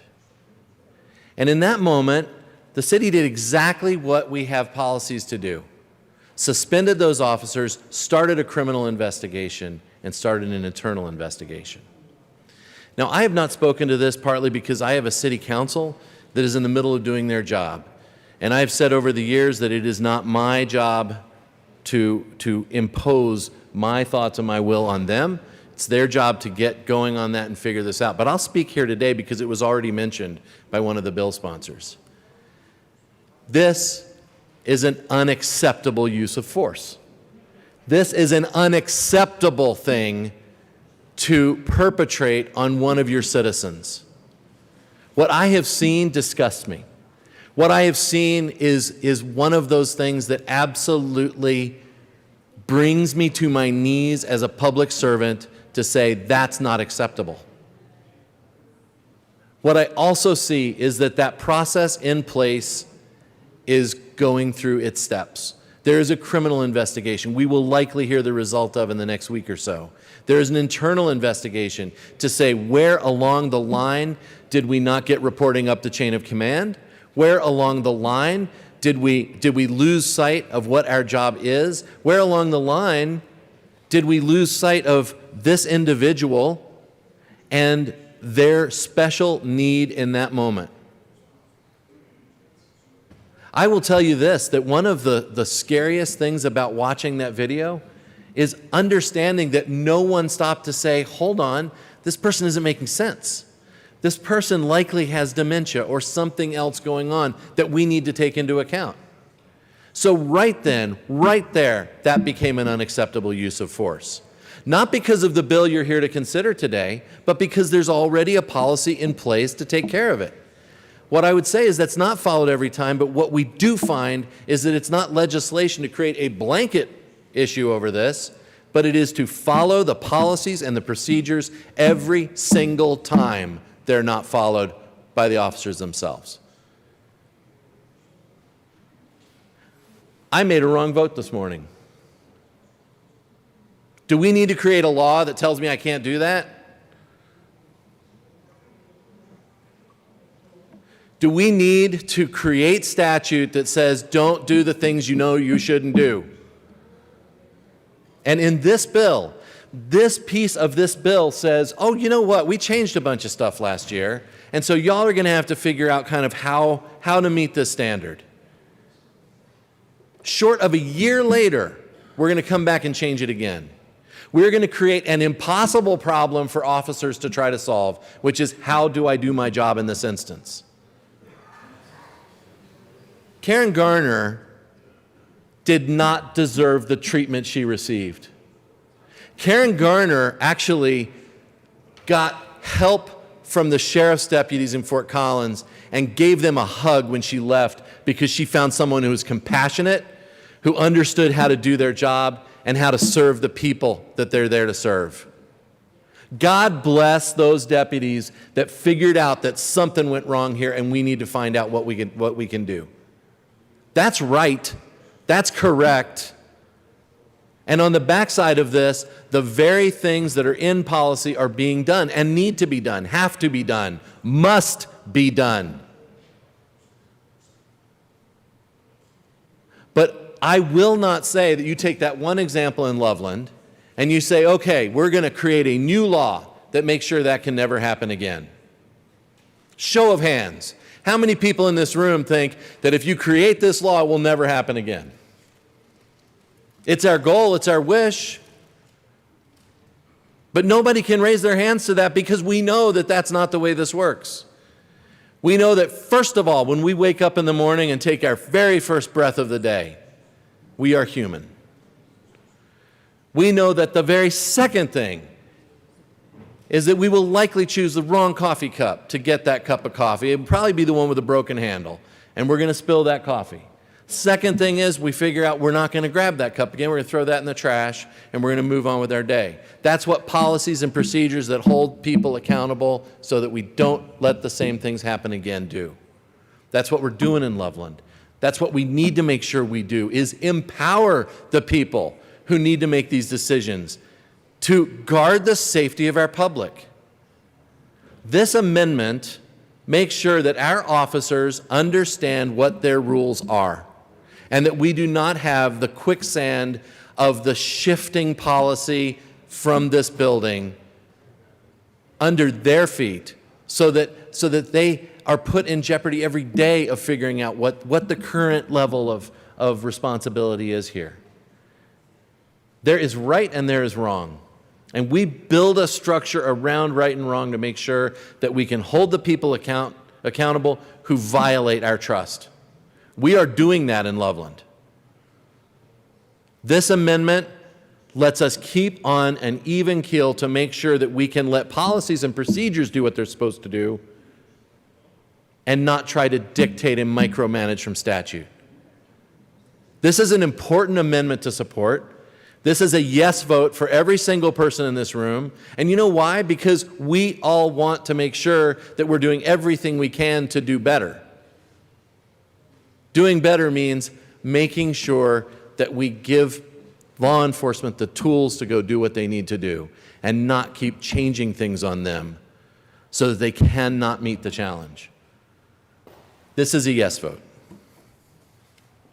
Thank you, Minority Leader. Yes, Representative Carver.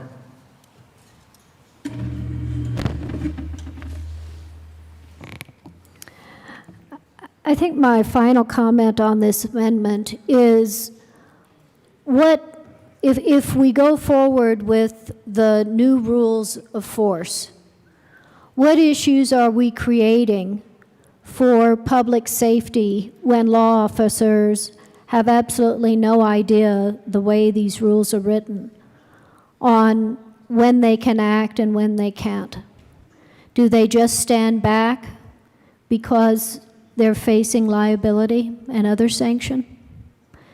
Does that increase public safety or worsen public safety? What does it mean when you have rules that also confuse when they can act to protect themselves and act to protect their fellow police officers? What would you do if you were that law enforcement officer and now all these rules, as you're looking at these vague, ambiguous terms, subjective,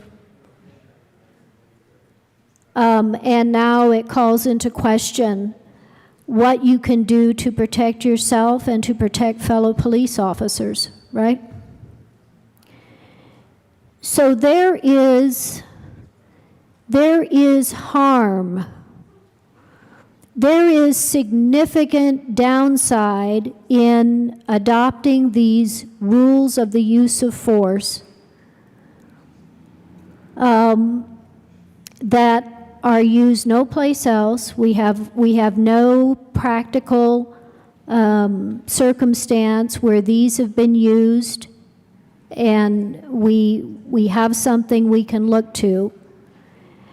And so because of that, because of the fact that they just trained on 217 and we're still seeing how that is working, I would ask for an aye vote on 43, Amendment 43. Thank you. Thank you. Further discussion on Amendment L043. Seeing none, the question before us is the adoption of Amendment L043. All those in favor say aye. Aye. All opposed say no. No. Amendment L043 is lost. Division.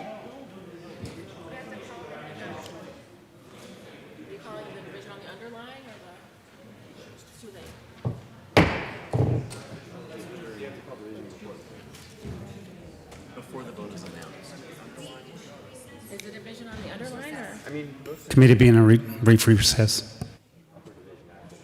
Yeah, that would now apply to the underlying amendment, so if we're back to L19. Does she want it on the underline one?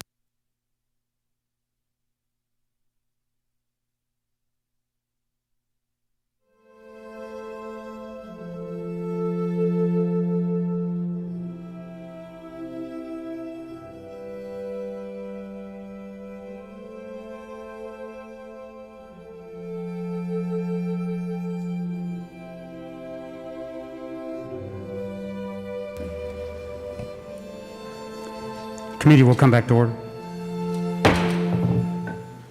We are back to the underlying amendment L019. Is in further discussion.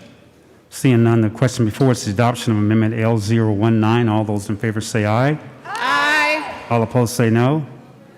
Amendment L019 is adopted. Now we're back to the committee report. Representative Herrick. Thank you, Mr. Chair. I move Amendment 023 and ask that it be displayed.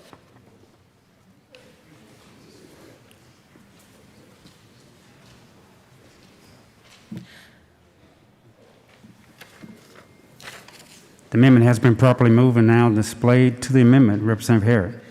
Thank you, Mr. Chair. This amendment really goes specifically to the whistleblower provisions that we have in the bill. I want to thank the Judiciary Committee for asking a few more questions to ensure that we have clarification on the whistleblower piece, specifically that the officer's employer, of course, is the one who is the lead officer, lead agency is, of course, the ones who are supposed to deal with officer-to-officer retaliation, but does allow folks to whistleblow and be protected from that, from retaliation. And I want to thank Senator Cook and Gardner for helping us to work this language in a way that is enforceable. I ask for an aye vote. Thank you. Further discussion on Amendment L023. Seeing none, the question before us is the adoption of Amendment L023. All those in favor say aye. Aye. All opposed say no. The amendment is adopted. Back to the committee report. Representative Herrick. Thank you, Mr. Chair. I move the Judiciary Committee report and ask for an aye vote. Any further discussion on the Judiciary Committee report? Seeing none, the question before us is the adoption of the Judiciary Committee report. All those in favor say aye. Aye. All opposed say no. Committee report is adopted. To the bill. Representative Herrick. Thank you, Mr. Chair. Members, I want to bring us back to the entire bill. I know we've been talking about amendments and we have some more amendments to go, but this bill really does address the underlying concerns and issues that we heard a lot about over the interim. Specifically, we are adding this Colorado State Patrol to the qualified immunity provisions of 217. There was an equity issue that was brought up by local law enforcement officers. I'm sure a lot of your county commissioners talked about why CSP was taken out of the bill and that they should be included in the bill.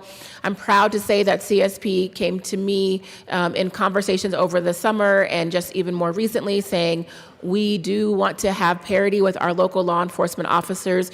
You will not have opposition from us on these provisions. And I thank them for working so very hard to make sure that their needs were also reflected in the fiscal analysts in the bill. I think what we came up with was very reasonable. At the end of the day, ending qualified immunity is something that is important for Colorado, but it will only be effective in so that we have parity with our local law enforcement officers, our state law enforcement officers, and don't have any unintended consequences of state not being held to the same responsibility as local when they're responding to the same exact incident in the same way.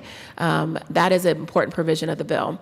Additionally, we worked with the Attorney General and the DCJ to create a common form so that we're not creating multiple forms that officers have to fill out around weapons or use of force or whatnot, and instead have one form that basically you can use a checkbox or not checkbox for kind of any contacts or issues that you may have to report. That is really, really important. And we'll go into the amendments as well and talk about some of the other provisions that we have changed at the issuance of law enforcement, but also at the issuance of others in the community who are really working to make sure that this bill is implemented in a way that is our intent. And so I ask for an aye vote on the bill, and I look forward to the discussion. Assistant Majority Leader Gonzalez-Gutierrez. Thank you, Mr. Chair. I think that my colleague did a great job explaining what we're intending to do with this bill. With that said, I move Amendment L21 and ask that it be displayed.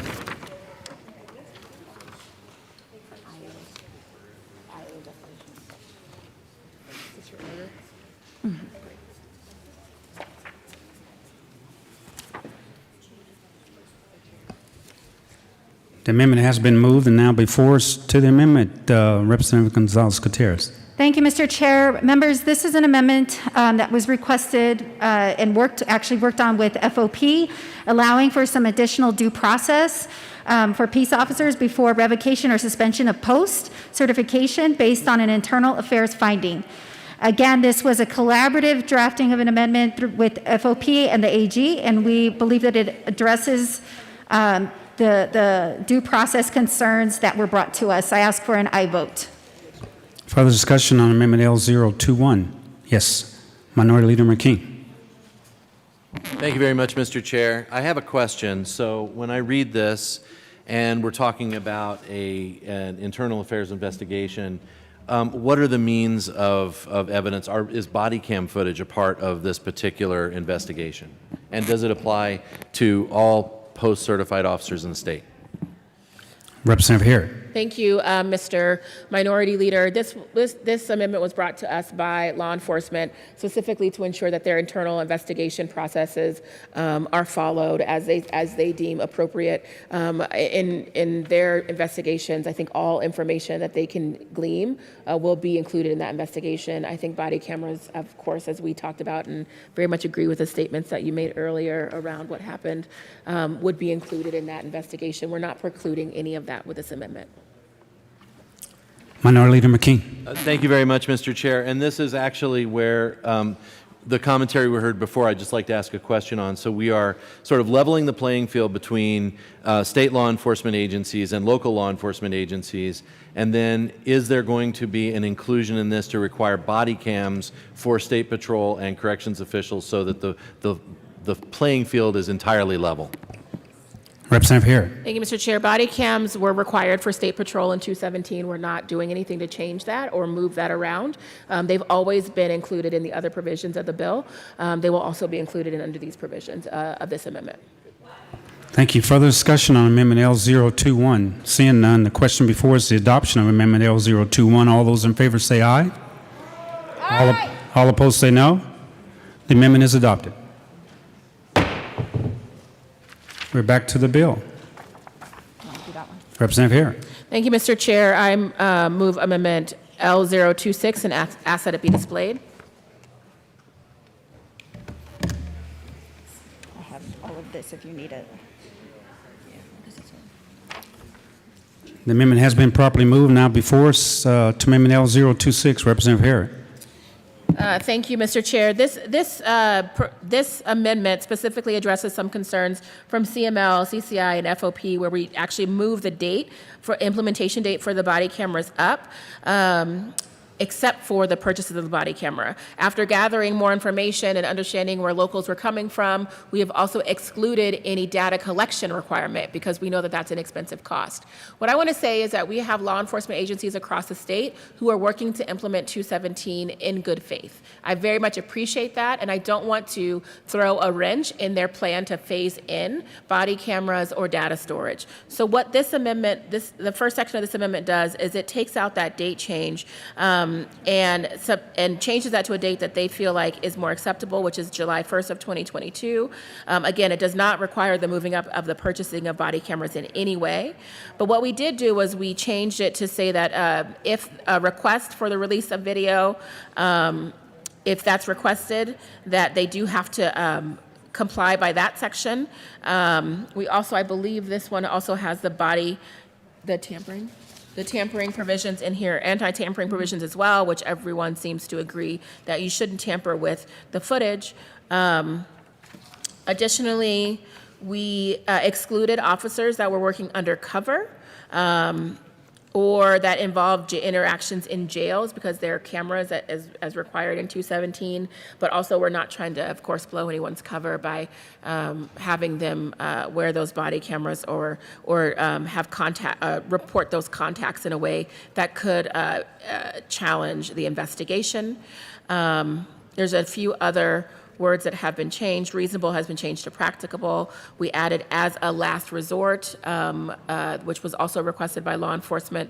We struck as a last resort from the provisions around de-escalation and use of force.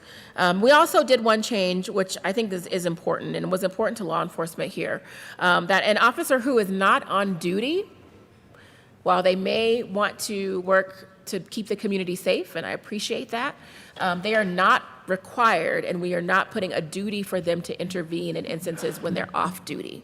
That was something, again, brought to us by law enforcement. We think that's very important, and we ask for an aye vote on Amendment L026. Thank you. Assistant Majority Leader, Representative Gonzalez-Gutierrez. Thank you, Mr. Chair. I just wanted to add, some of the terminology that was accepted. Those were really points of agreement, and some of it was some concessions. So I just want members to know that we are acting in good faith and working really hard with the stakeholders on some of their preferences as it relates to language. Ask for a yes vote. Thank you. Further discussion on this amendment? Yes, Representative Tipper. Thank you, Mr. Chair. Thank you, sponsors. And I just wanted to speak to one provision in this amendment that I particularly appreciate because it came from my community and I think some other law enforcement communities. On Amendment 26, line 21 of the amendment, it says that it strikes the word reasonable and replaces it with the word practicable. And the reason that's important is that in the existing language before the amendment, there was a provision that said no use of force, that you had to exhaust all de-escalation and de-escalation tactics and techniques before you could use any use of force. And our community said, there are certain circumstances where you wouldn't have that opportunity because it escalates so quickly and it doesn't actually make sense to do that. You would put the officer at risk, potentially other people. And so instead of all reasonable de-escalation techniques, they wanted to replace it with practicable, meaning that in those particular circumstances, if it's possible to exhaust all de-escalation techniques, if it's safe to exhaust all de-escalation techniques, then we want to do that, but only to the extent that it's practicable. So I really appreciate this amendment for that, and I support the amendment L26. Thank you. Further discussion on Amendment L026? Yes, Representative Ransom. Thank you, Mr. Chair. In reading over the amendment, I just have a clarifying question that I hope one of the sponsors can answer. Looking at all the date changes, I get it that some of the things were changed from 2023 to 2022 in the original bill. I'm trying to see exactly what was changed in the implementation of 217 by this amendment in comparisons with the originally introduced bill, because I'm trying to fold this in and I can't do it fast enough. So thank you. Thank you. Assistant Majority Leader Gonzalez-Gutierrez. Thank you, Mr. Chair. So members, as I clarified earlier this year when we were talking about body cams, What was in 217 was that full compliance of having body cams for your law enforcement agency is 2023, and that has not changed. What we were saying is that if you have body cams, that you should be in compliance with the rest of the provisions of 217. That should have been immediately.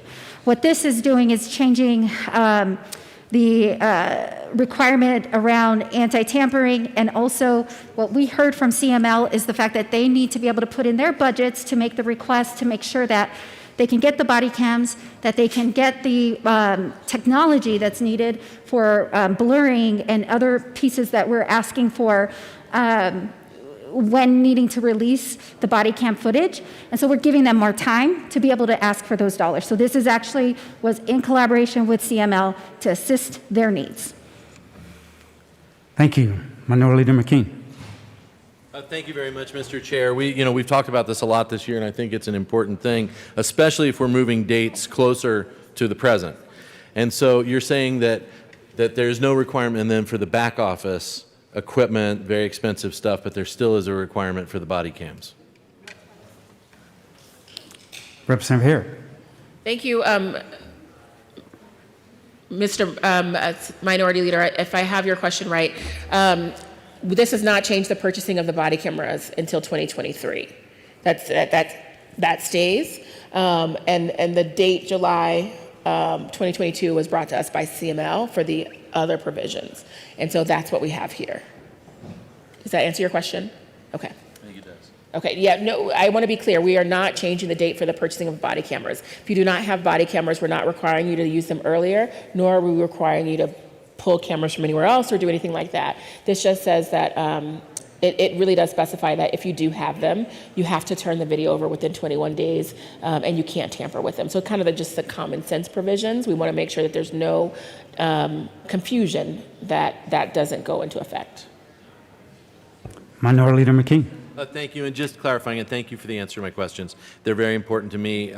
So it does not change what you have to turn over and everything else, which does represent a very large expense for all of the municipalities that we've talked about, this year. The expense to be able to download, store, do all the things that they're legally required to do.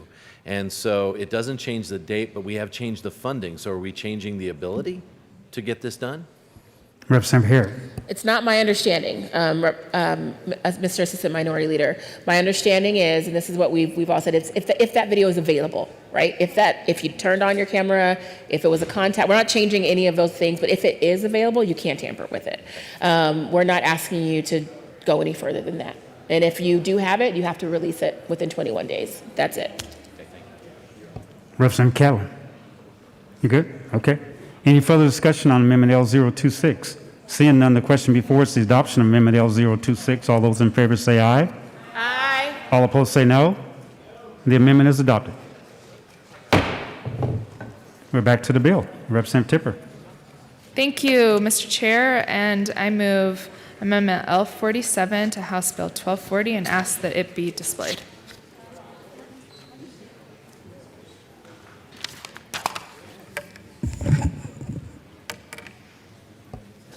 Amendment has been moved and is before us to the amendment. Representative Tipper.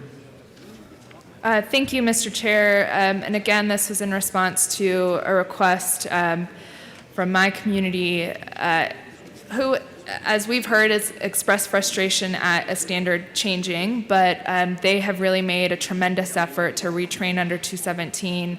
And if they have to, of course, we'll undertake the effort to retrain under a new standard, but they asked for more time. So the bill sponsors and I conferred on extending the applicability of the new use of force language to January 1st, 2022. So rather than sort of upon effectiveness of the bill, it would give them an extra 4 to 6 months, depending on if the bill passes and goes into law. So with this, I ask for a yes vote on Amendment L47. Thank you. Further discussion on Amendment L047. Seeing none, the question before us is the adoption of Amendment L047. All those in favor say aye. Aye. All opposed say no. The amendment is adopted. Back to the bill. Representative Carver.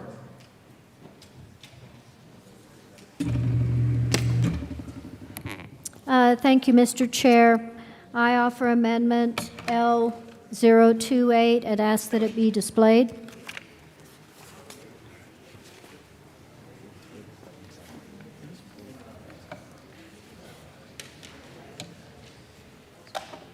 The amendment is before us. To the amendment, Representative Carver. Thank you, Mr. Chair. This is an area in Senate Bill 217 that needs some clarification and tightening up. And so that is what this does in modifying the definition of contact to make it clear that we are looking at those contacts in the law enforcement training of 217. They pointed out that some of the language in this definition was problematic, and this would tighten up that definition. As for an aye vote. Thank you. Representative Harrod. Thank you, Mr. Chair. I asked for a no vote on this amendment. I appreciate the efforts here. We already kind of fixed up this section. So we took out undercover, we did leave in welfare checks, and we already added in that casual conversation is not included in the bill. And so I asked for a no vote on, and we also took out the jail. So this amendment is redundant. I asked for a no vote. Thank you. Further discussion on Amendment L028. Seeing none, the question before us is the adoption of Amendment L028. All those in favor say aye. Aye. All opposed say no. The amendment is lost. Representative Carver. Thank you, Mr. Chair. I offer amendment L033 and ask that it be displayed.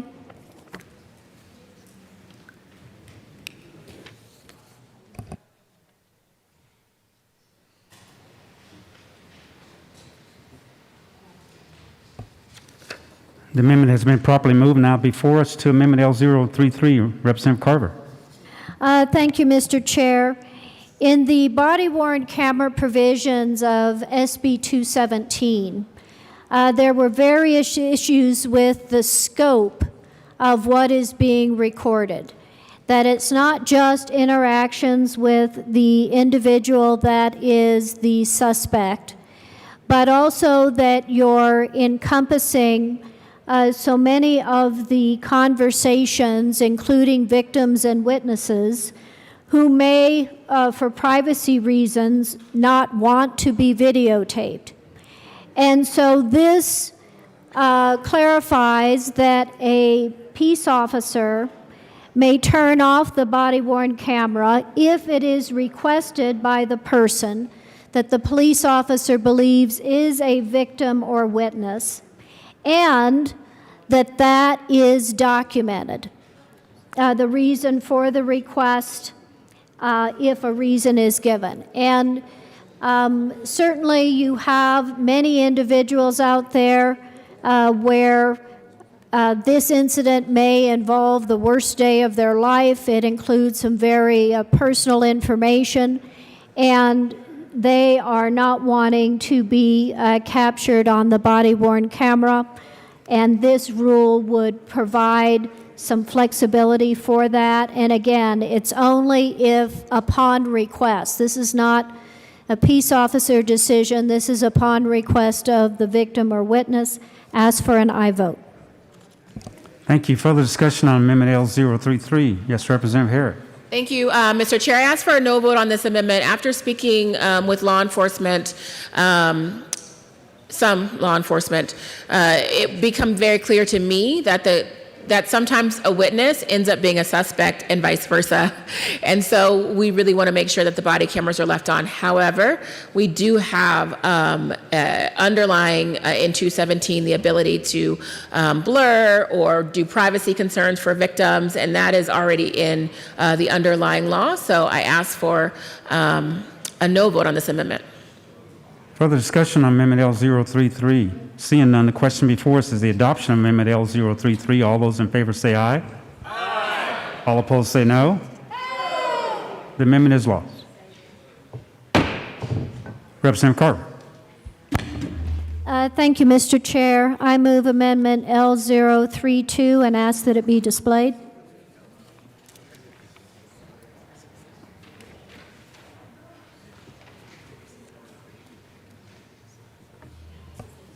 The amendment is before us to Amendment L023. Representative Carver. Thank you, Mr. Chair. I'm sorry, 32. Go ahead. Thank you, Mr. Chair. In Senate Bill 217, there are a series of rules of what happens if the body-worn camera is turned off or is not functioning for whatever reason, the video is not running. One of the consequences is that the video can be excluded. There's actually two consequences if that happens. There's a rebuttable presumption that the video or that the incident would have recorded officer misconduct. But the other consequence is exclusion of the underlying statements if they were not captured in the body-worn camera.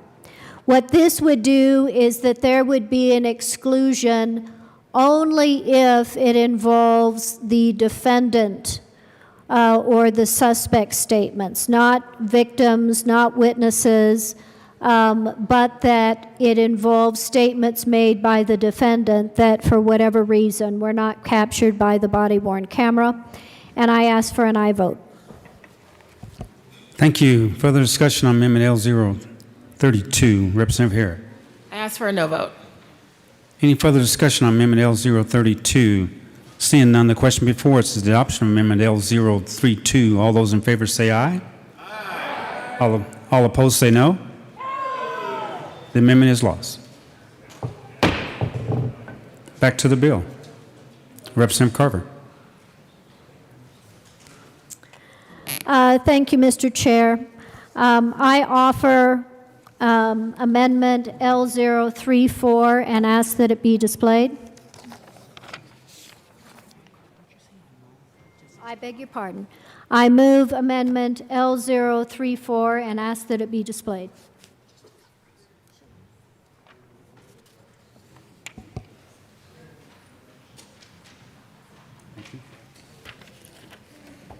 That amendment is before us to the amendment. Representative Carver. Thank you, Mr. Chair. This also deals with the SB 217 provisions dealing with body-worn cameras. Lot of, I think, unintended consequences from that section that we're trying to address in this discussion. And what this amendment would do is it would make clear that when we're talking about when the body-worn camera is turned off to which there is sanction, that this is really when there are unforeseeable emergencies or exigent circumstances that arose and how the police officer had to respond, that when the body-worn camera is not turned on in those circumstances, that to create the potential for suppression of evidence is not warranted, and so ask for an aye vote. Thank you. Further discussion on Amendment L034. Yes, Representative Ranson. Thank you, Mr. Chair. I just want to speak in favor of this amendment, folks. Things move so fast. I know when I was talking earlier on one of the other amendments, I mentioned my brother, and I still remember him talking about what happened to Ron King out in LA back in the 90s, and just how fast things moved, how fast everything changed from being one type of situation into another type of situation.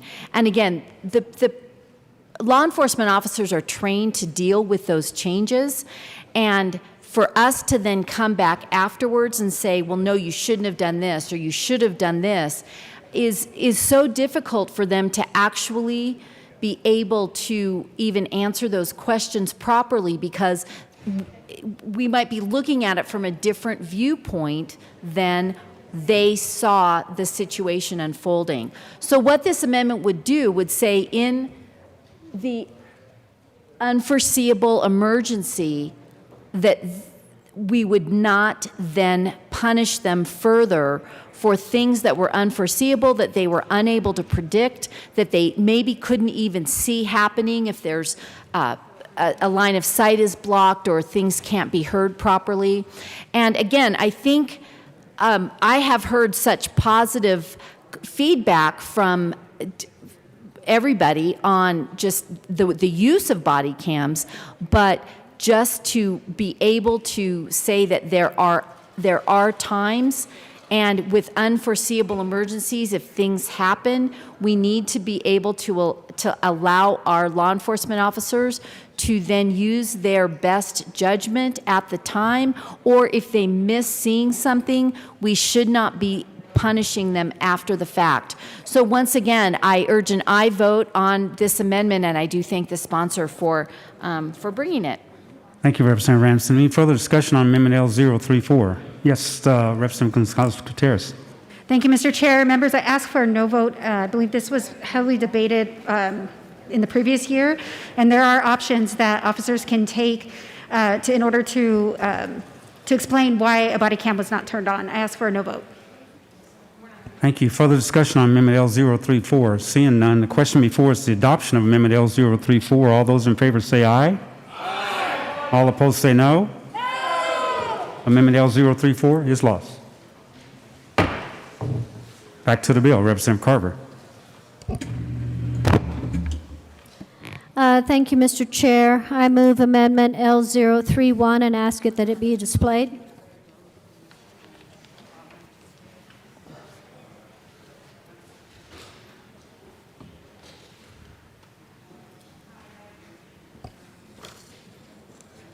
That amendment is before us. To the amendment, Representative Carver.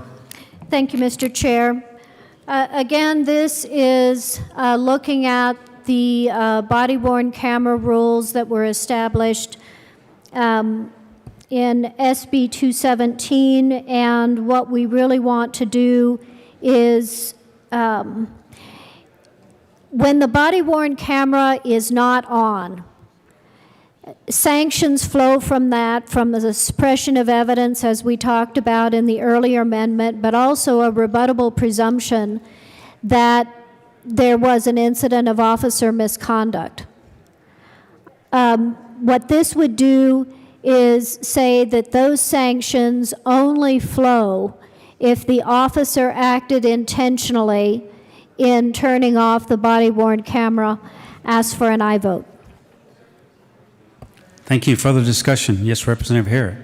Thank you, Mr. Chair. This was debated in 217. I ask for a no vote.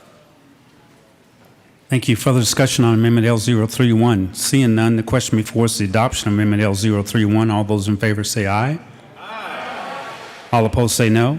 No. Amendment L031 is lost. Back to the bill. Representative Carver. Thank you, Mr. Chair. I offer Amendment L036 and ask that it be displayed.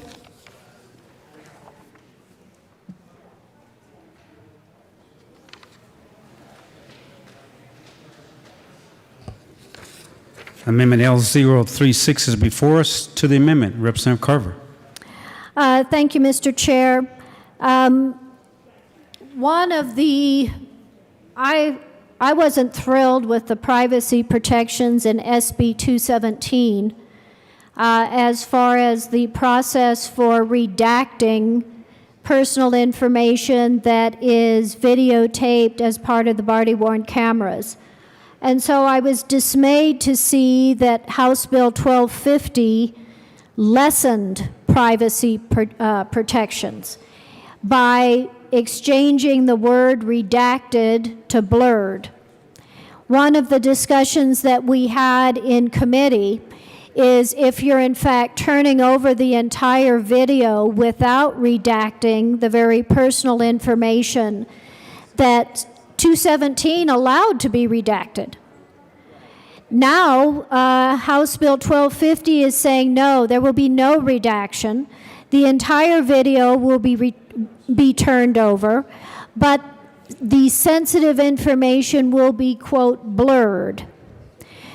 And our questions in committee were, could there be technologies that could unblur the video? And certainly that there was no, quite frankly, certain answer to that. New technologies are being developed all the time, and by releasing the entire video and not redacting the information that is personal and would otherwise qualify for redaction, we are now providing less privacy protection in House Bill 1250. And so Amendment L036 is an effort to restore some of that privacy protection by ensuring or providing at least an option for redaction if it raises substantial privacy concerns. Ask for an aye vote. Thank you. Further discussion on Amendment L036? Yes, Assistant Majority Leader Gonzalez-Gutierrez. Thank you, Mr. Chair, and thank you, Representative Carver, for this amendment. I think this would have been helpful to probably have seen ahead of time. We did make some changes as far as redaction versus blurring for very specific reasons. There was a mix-up on the type of language being utilized, because redaction means you completely take out. Whereas blurred is that the content is there, but it is blurred so you can't actually see an image or person. And so, members, I'm going to ask for a no vote on this, and thank you. Further discussion on Amendment L036? Yes, Representative Geithner, Assistant Minority Leader. Thank you, Mr. Chair. And members, I rise in support of this amendment as well. As we look at privacy concerns and whatnot related to how a situation may unfold, obviously there's an investigation that needs to take place, potentially based on the circumstances that unfold. But I think the idea here in this amendment is to go ahead and, if there's additional people captured in the video, you name it. I think that there's all sorts of circumstances where this could prove to be a wise and worthy amendment, and so I rise in support and would ask for a yes vote. Thank you, Representative Harrod.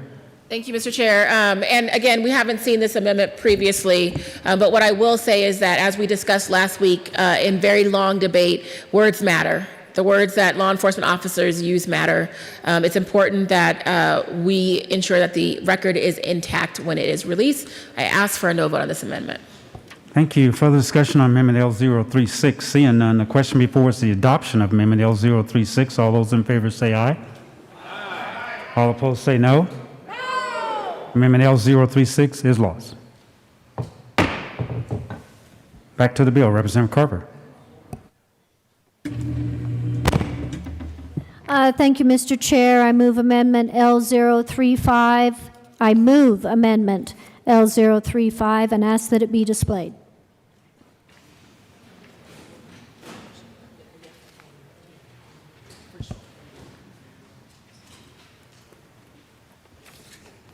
That amendment is before us to Amendment L035. Representative Carver. Thank you, Mr. Chair.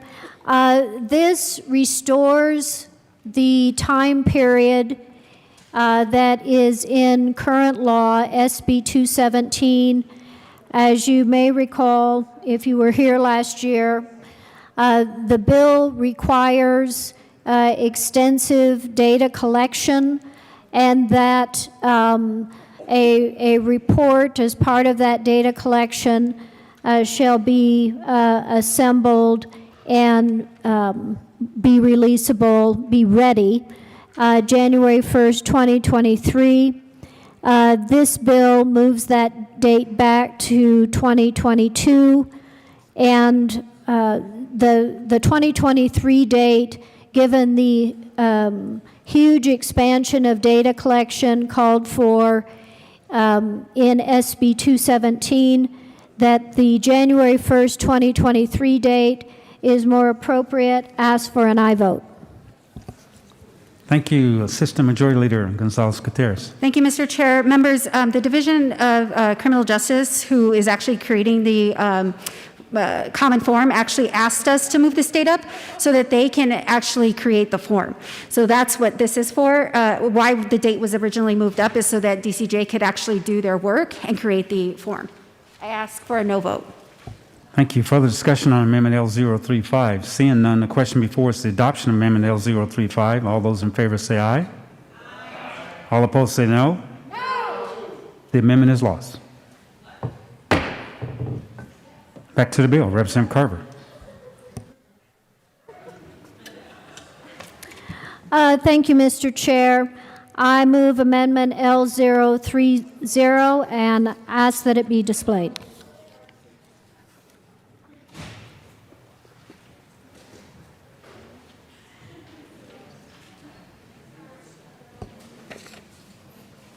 That amendment has been moved and before us to Amendment L030. Representative Carver.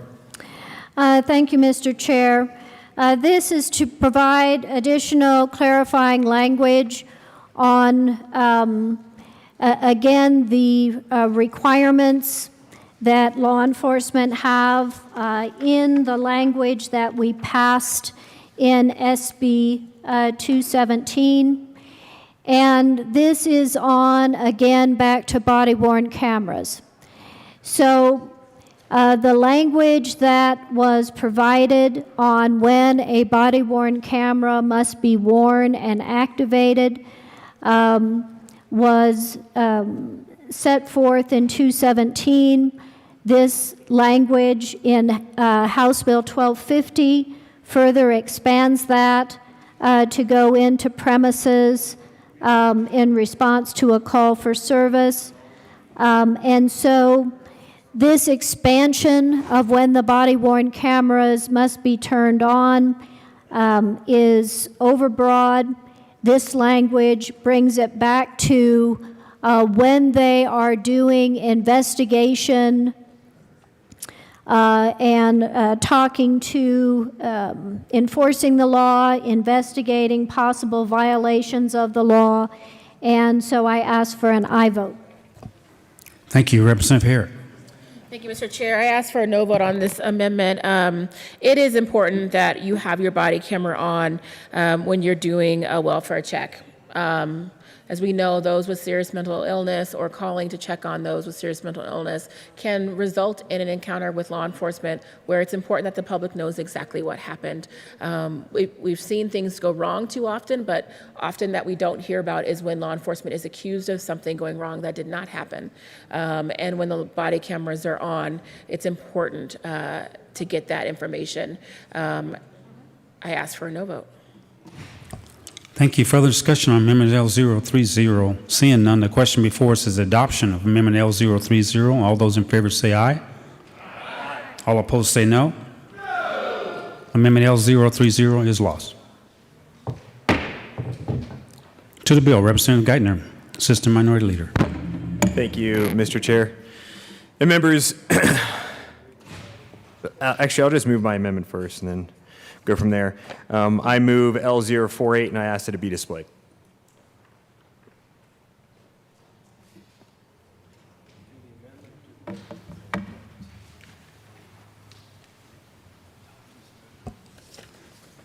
The amendment has been moved and is before us to Amendment L048. Representative Geithner.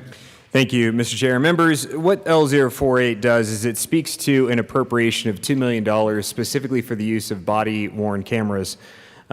This body has obviously had extensive discussion, extensive debate on this topic already, but this is one more opportunity for us to revisit that.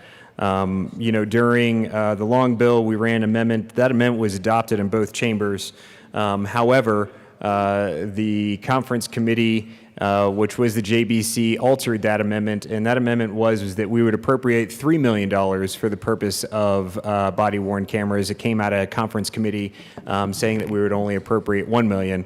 So the idea here behind L048 is to honor basically the intent of this body. I think there were 37 folks who voted in favor of that particular amendment to the long bill.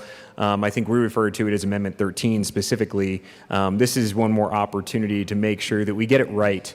And I think this body spoke very clearly as to the intent to appropriate the full $3 million. And of course, there was a statute before us, or a bill before us that appropriated, or I'm sorry, an appropriation of $3 million prior to that. And I think the idea that we all looked at was $6 million total, but currently we're sitting at $4 million, and without this amendment, we'll remain at $4 million. I spoke to my sheriff's department, and I asked them to do some sort of an analysis to what they thought that would cost in terms of their body-worn camera program. And of course, realizing 2023 is the date, it doesn't mean that that's when we start trying to put things in place. We actually need the funding on hand now in order to make that program a viable program. So their forecast just for one department, one agency, I think was in the ballpark of $1.6 or $1.7 million. So you can see if you just look at one agency, what that cost would be, realizing, of course, that we've only appropriated $4 million.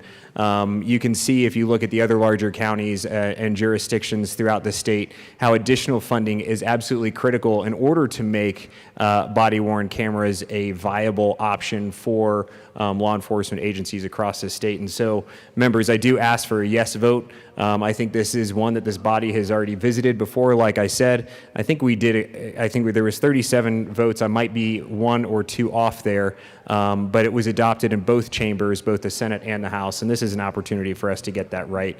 And so I would ask for a yes vote. Thank you. Representative McCluskey. Thank you, Mr. Chair. And you're in the queue, Representative Hortorf. I see you there. Go ahead. And thank you, Minority Leader Geithner. As we discussed during the long bill process, Assistant Minority Leader, wow. As we discussed during the long bill process, we were very proud that JBC had initially brought forward a $3 million investment in the body-worn camera grant program. After the amendments passed both in the House and the Senate, we increased that to $4 million. Again, very excited we were able to do that. During our debate on the floor following the long bill and during our conference committee report, we did make the commitment we would consider and continue to discuss additional investments in the body-worn camera grant program. I do encourage members to support this amendment. Obviously, we had support from both chambers during the long bill process, and after careful consideration, we know there is need out there in our communities. Thank you for your support, and thank you, Assistant Minority Leader Geithner. Thank you, Representative McCluskey. Representative Hortorf.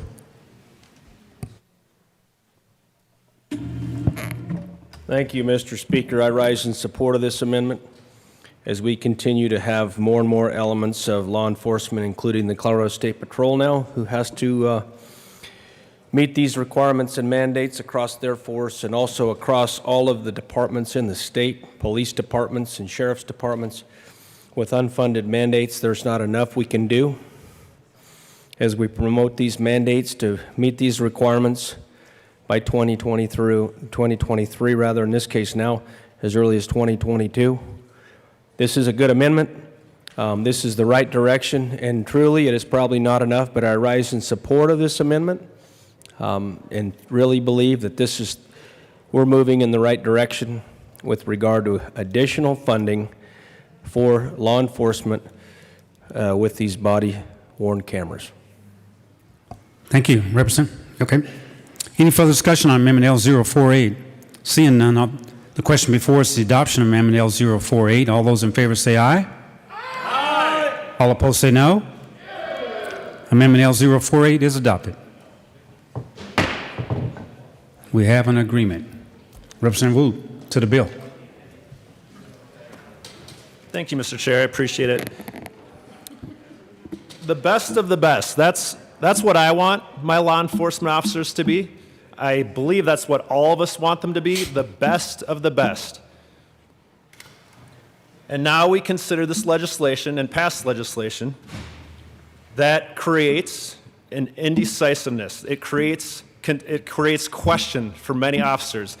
many officers or many people that want to be officers. I'm not sure how we expect to get the best, most qualified, motivated men and women to continue to apply for these vital positions.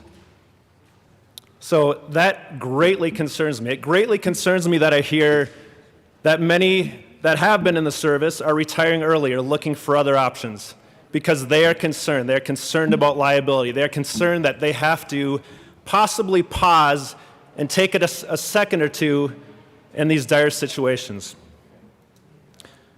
So just something else to think about that I don't think's been mentioned is that I'm hearing this from officers now that they have a smaller pool of talent to hire from.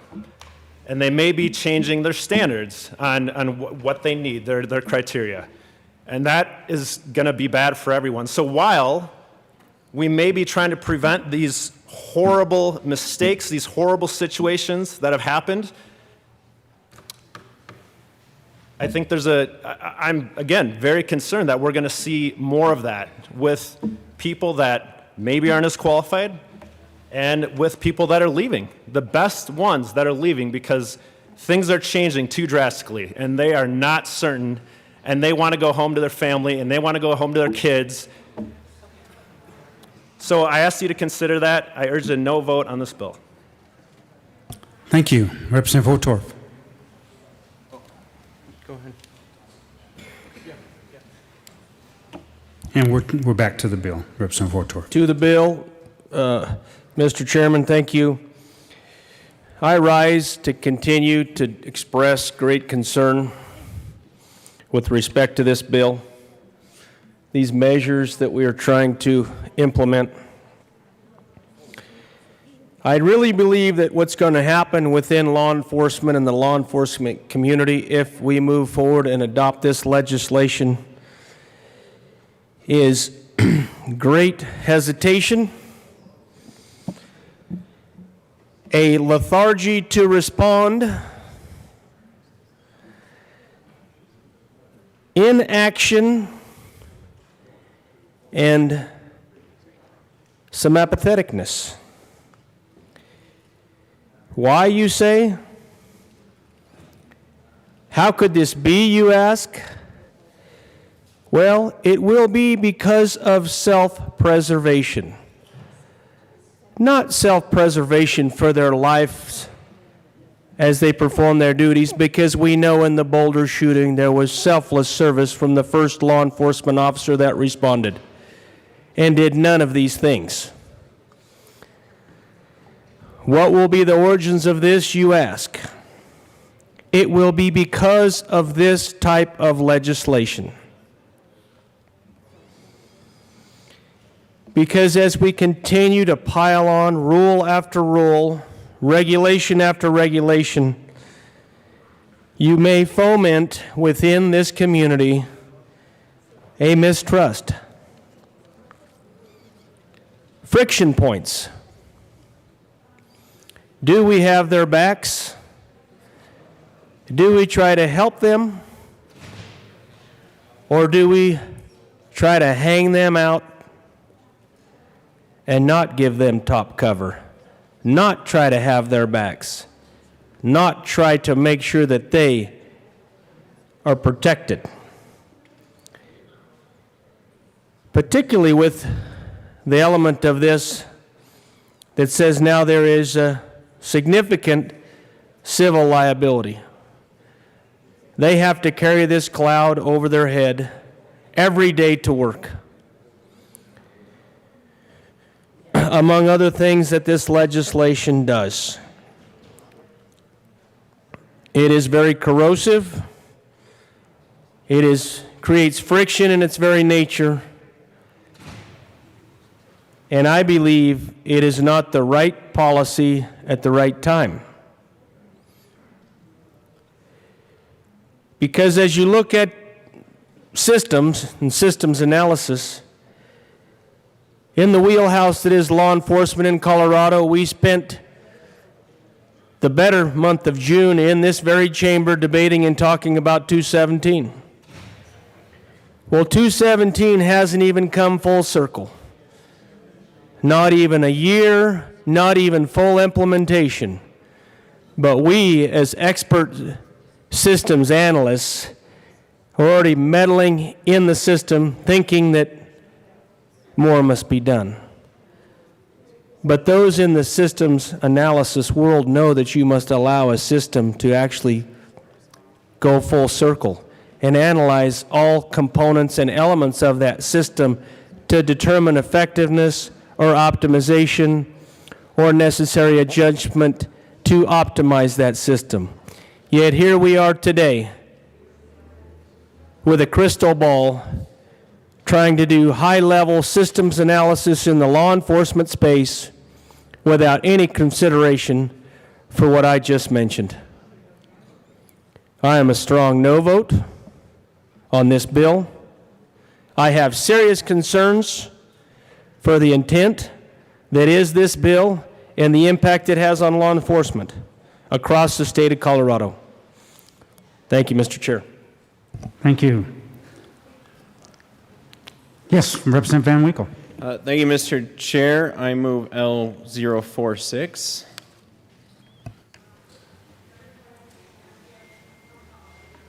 Leslie? That amendment is before us to Amendment L046. Representative Van Winkle. Thank you, Mr. Chair. This is an amendment to ensure a key transparency measure that ensures further cooperation between the members of the news media in our terrific law enforcement community, and I ask for a yes vote. Further discussion? Yes, Assistant Majority Leader Gonzalez-Gutierrez. Thank you, Mr. Chair. Members, I want to thank the amendment sponsor for coming to myself and my co-prime, talking to us about this amendment. Members, we are good with this amendment. We ask for a yes vote. Thank you. Further discussion on Amendment L046. Seeing none, the question before us is the adoption of Amendment L046. All those in favor say aye. Aye. All opposed say no. The amendment is adopted. Back to the bill.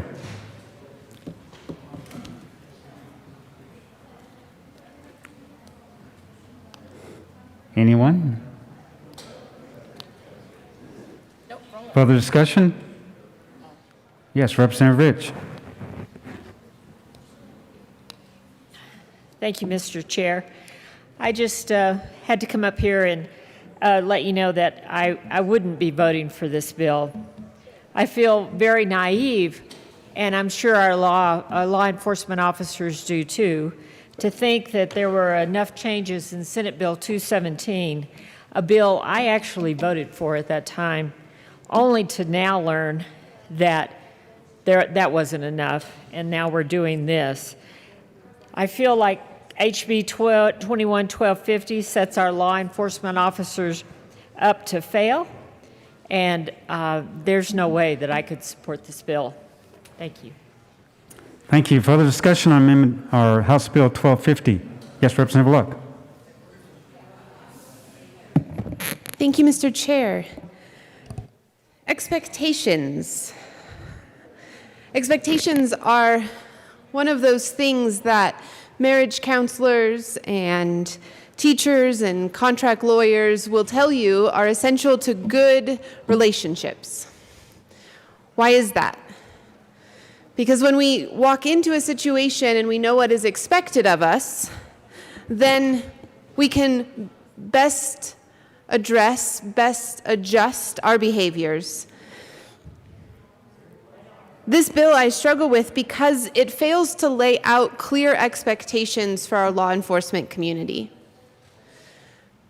I'd venture to say that no one wants to see the situations contemplated in this bill take place. That's not the situation, that's not the situation we're debating here. We're not debating whether or not we desire for force to be used or for these horrendous situations to take place. What we're debating is what is the best way to ensure public safety when looking at this particular issue. And what we've been trying to argue is that clear expectations are essential to ensuring public safety. Because if our law enforcement community doesn't know what is expected of them, then when they go out into the field, then as Representative Carver pointed out, will they feel kept back from engaging in a way that they otherwise would have engaged? Does that not create more potential harm? This bill, because of these poor expectations, I venture to say will keep a number of people in the future from becoming law enforcement officers. And in the rural communities, that's especially devastating because we already struggle to attract law enforcement officers. Sure, we'll get them for a couple of years because we'll provide the training and provide the on-ramp for them to move into the bigger cities where they can get paid more and have access to different types of cases.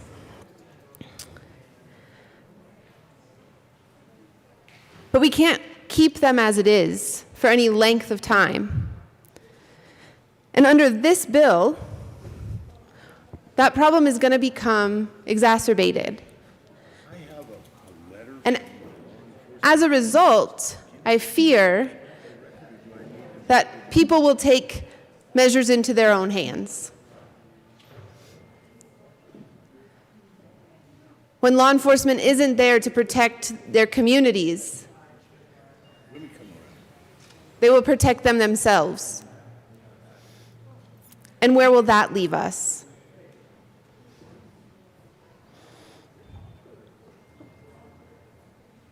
You know, everything is interconnected. And yet in this building, we're only allowed to look at one bill at a time. We're only allowed to see one piece of the puzzle at a time. At least when we stand up here and speak to these things. But that's not the way that life works. Life is a tapestry, and everything is woven together. And so as we consider the bills that we have passed this year, and those still on our docket, including this one, I'd encourage you to think about the type of society we are creating, and whether it is one that will be safer, that will value life in greater and greater measure, that will set a standard for what is good and right, true and beautiful, or whether it will further muddy the waters, further cause confusion, lead to greater brokenness, and greater harm. Thank you. Further discussion on House Bill 1250. Yes, Representative Carver.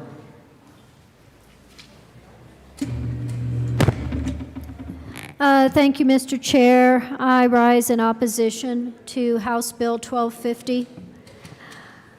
I believe it is unwise for us to completely rewrite the rules on the use of force to something that is untested, more vague, more complex, simply because, and apparently as stated by the bill sponsors, that this is the language being looked at the national level.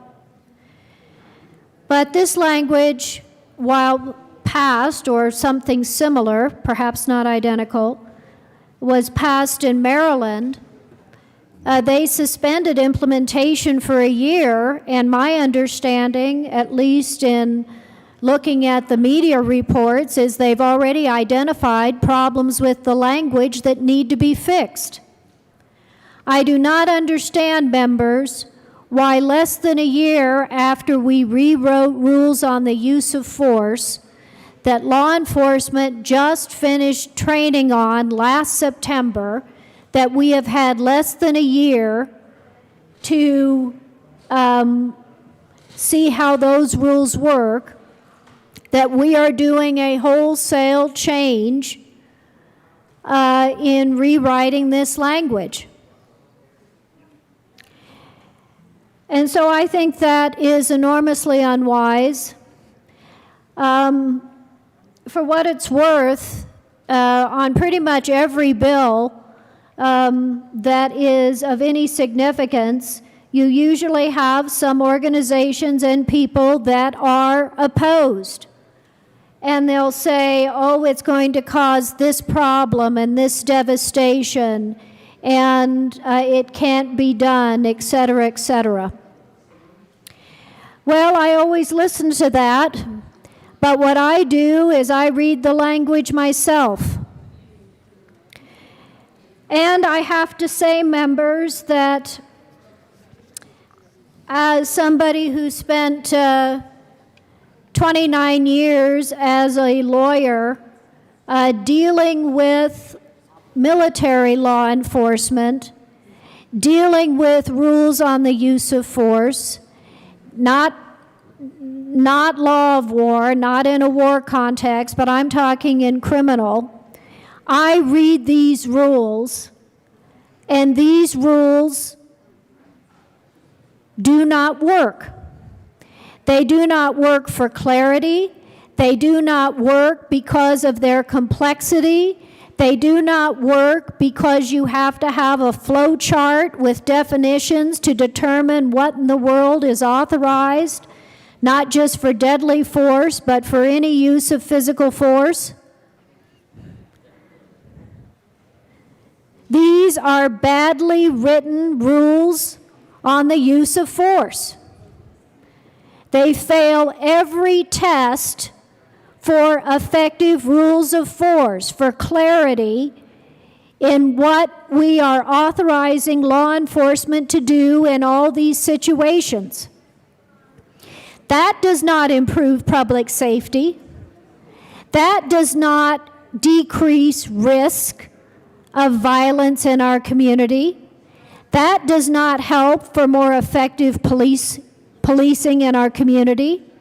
It takes us the other way.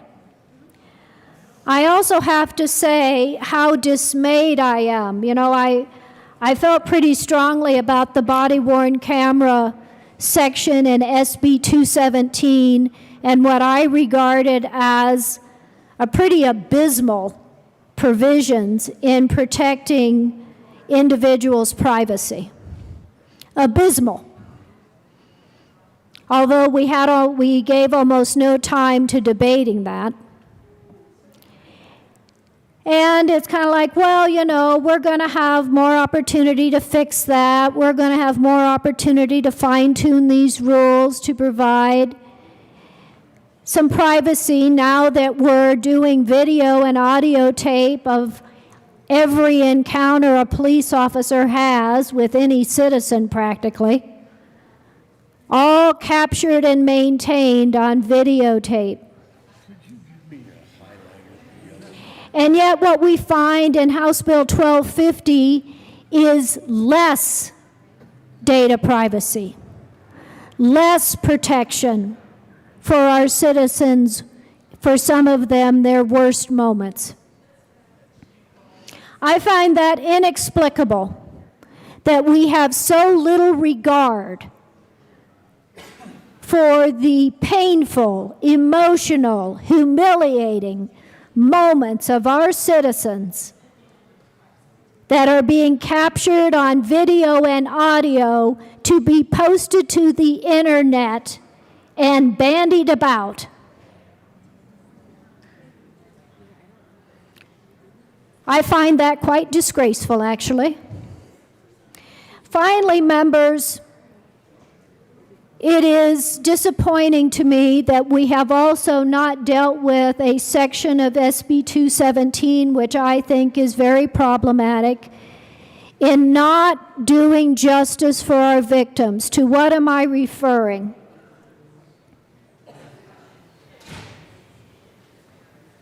With the requirement for body-worn cameras to be turned on, and I'm fine with that if we had proper rules for privacy. But for body-worn cameras to be turned on, and if they are not turned on, even if it is accidental, even if the police officer is responding to a firefight where people are being killed and rushes into the scene and the body-worn camera, he forgets to turn it on. It wasn't intentional. It was exigent circumstances. It was emergency circumstances.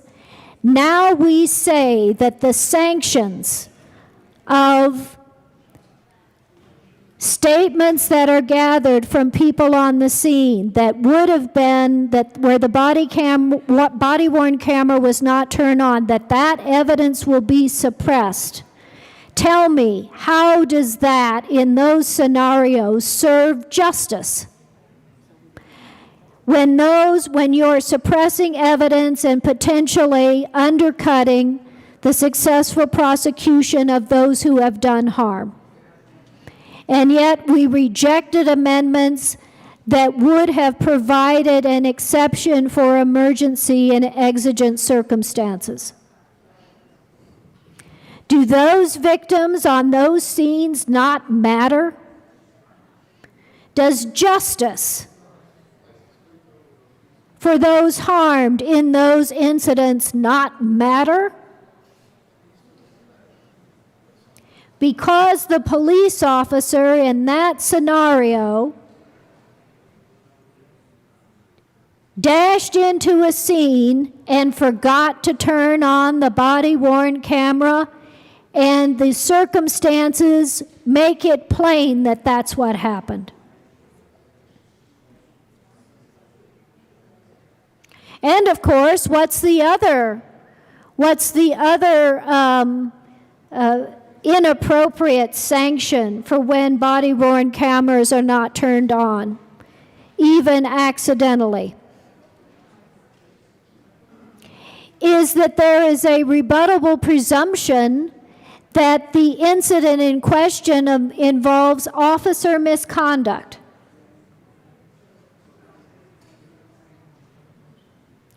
Rebuttable presumption is what can be used in a prosecution or a case to substitute for evidence. And here you're saying that just because in a perfectly understandable situation the body-worn camera was not turned on, that there is now a rebuttable presumption. We, this body, will declare that can be considered as some basis to assert that the officer acted improperly, even when the circumstances of the incident make it clear that that is not so.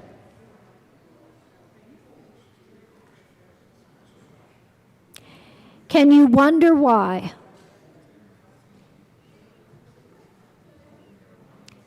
We are having the kinds of concerns expressed by our police departments.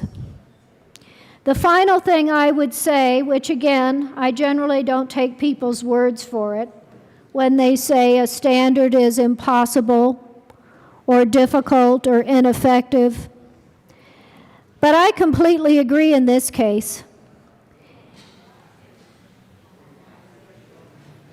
We are putting police officers at risk because they won't know when they can use physical force, any physical force. We're putting them at risk. We're putting them at risk in acting to keep people on the scene safe. We're putting individuals in the community at risk because law officers reading this are not going to know when they can use force and under what circumstances. That's how badly written this is. I ask for a no vote. Thank you, Representative Carr. Representative Pico. Thank you, Mr. Chair. I rise in opposition to this bill. The impact on law enforcement is going to be severe.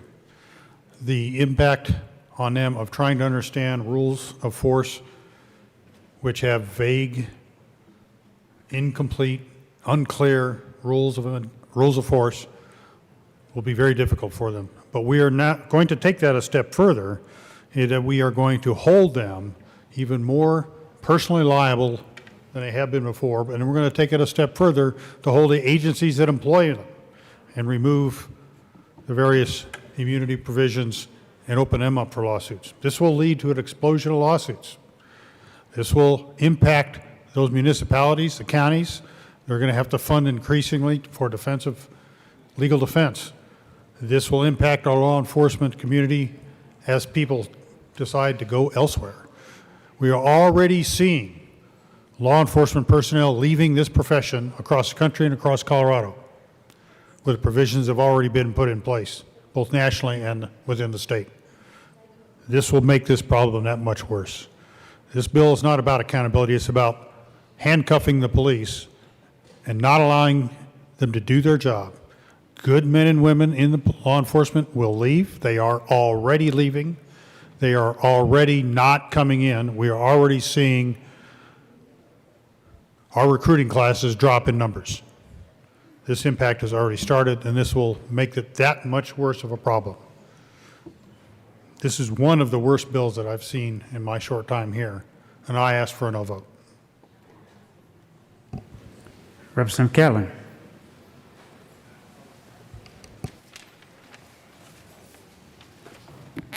Thank you, Mr. Chair. It's an honor to serve with you. Honor to serve with you, sir. Thank you, sir. Members, I'm down here to ask for a no vote on House Bill 1250. I've been going through my mind trying to figure out how I should go about telling you why. So I'll take any of those sound effects too.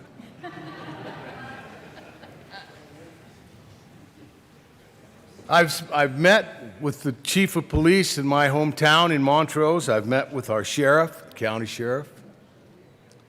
I met with them on weekends because that's when I could meet with them. They took time out to meet with me. They took the time to write a letter. I know how we all like being read to. But I've looked at it, I've highlighted it, I've tried to make it something that I could put into the record and that it would encapsulate what these folks are feeling right now. And I'm sure that some of them are probably watching us today. I'm going to try to tell you what they said.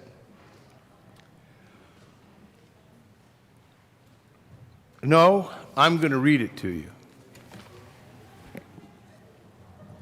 To the Honorable Mark Catlin. As police service professionals and constituents on the Western Slope, we write to you to express our concerns about the current form of House Bill 21-1250. Measures to address law enforcement accountability, pending as of this writing before the House Committee of the Whole. We would respectfully submit that the current form of this substantive legislation contains provisions that, if passed into law, will detract from and not enhance the shared goal of improving individual accountability of officers by employers. The substantive legislation will create a material different, unworkable use of force standard that brought into law from Senate Bill 217, which agencies around the state devoted time to train employees on and build policy around. Last, on a retroactive basis, the new substantive bill's language allows an avenue for an officer criminally convicted for any conduct from which a civil claim arises to seek and obtain indemnification from the employer, municipality, a likely uninsurable loss that communities would have to bear as a burden. That first paragraph pretty much says what I've been trying to tell you. I want to tell you that Montrose is a fast-growing, vibrant community of 42,000 citizens. The law enforcement agency and the police agency, the police department, the sheriff's office, they offer policing services to keep our community growing safe. We have a mental health co-responder embedded with patrol. We've asked for that. They're doing it. A county and municipal drug task force recently responsible for 21 federal narcotic indictments of drug cartel figures. We have outreach and crime prevention efforts. Our community supports its law enforcement officers in these efforts and has shown that support through funding for additional officers, a new police station, and the many small ways and gestures from individual citizens daily to their staffs. In other words, a vote of confidence. No community is without crime, especially a growing one. Our city has logged over 28,000 incidents yearly for the past 2 years, over 500 felony crimes annually, and an average 25 firearm-related crimes yearly. They've experienced 10 assault on a police officer-related incidents on average for the past few years, equating almost to one a month. Law enforcement from these departments and agencies devoted time, resources, and significant effort to implement the use of force standard contained in 217. Even if they had disagreed or if they did agree, they were willing to try it. They did try it. And they were allowed nearly 3 months for implementation. This bill, as of this writing, moves the ball, but it moves the ball retroactively and is in substance a material change to law on the use of force, requiring a total exhaustion of all reasonable de-escalation tactics and techniques defined to include duty to retreat, obligations of creating distance between law enforcement officer and a threat, and would define necessary in this context to the exhaustion of reasonable alternatives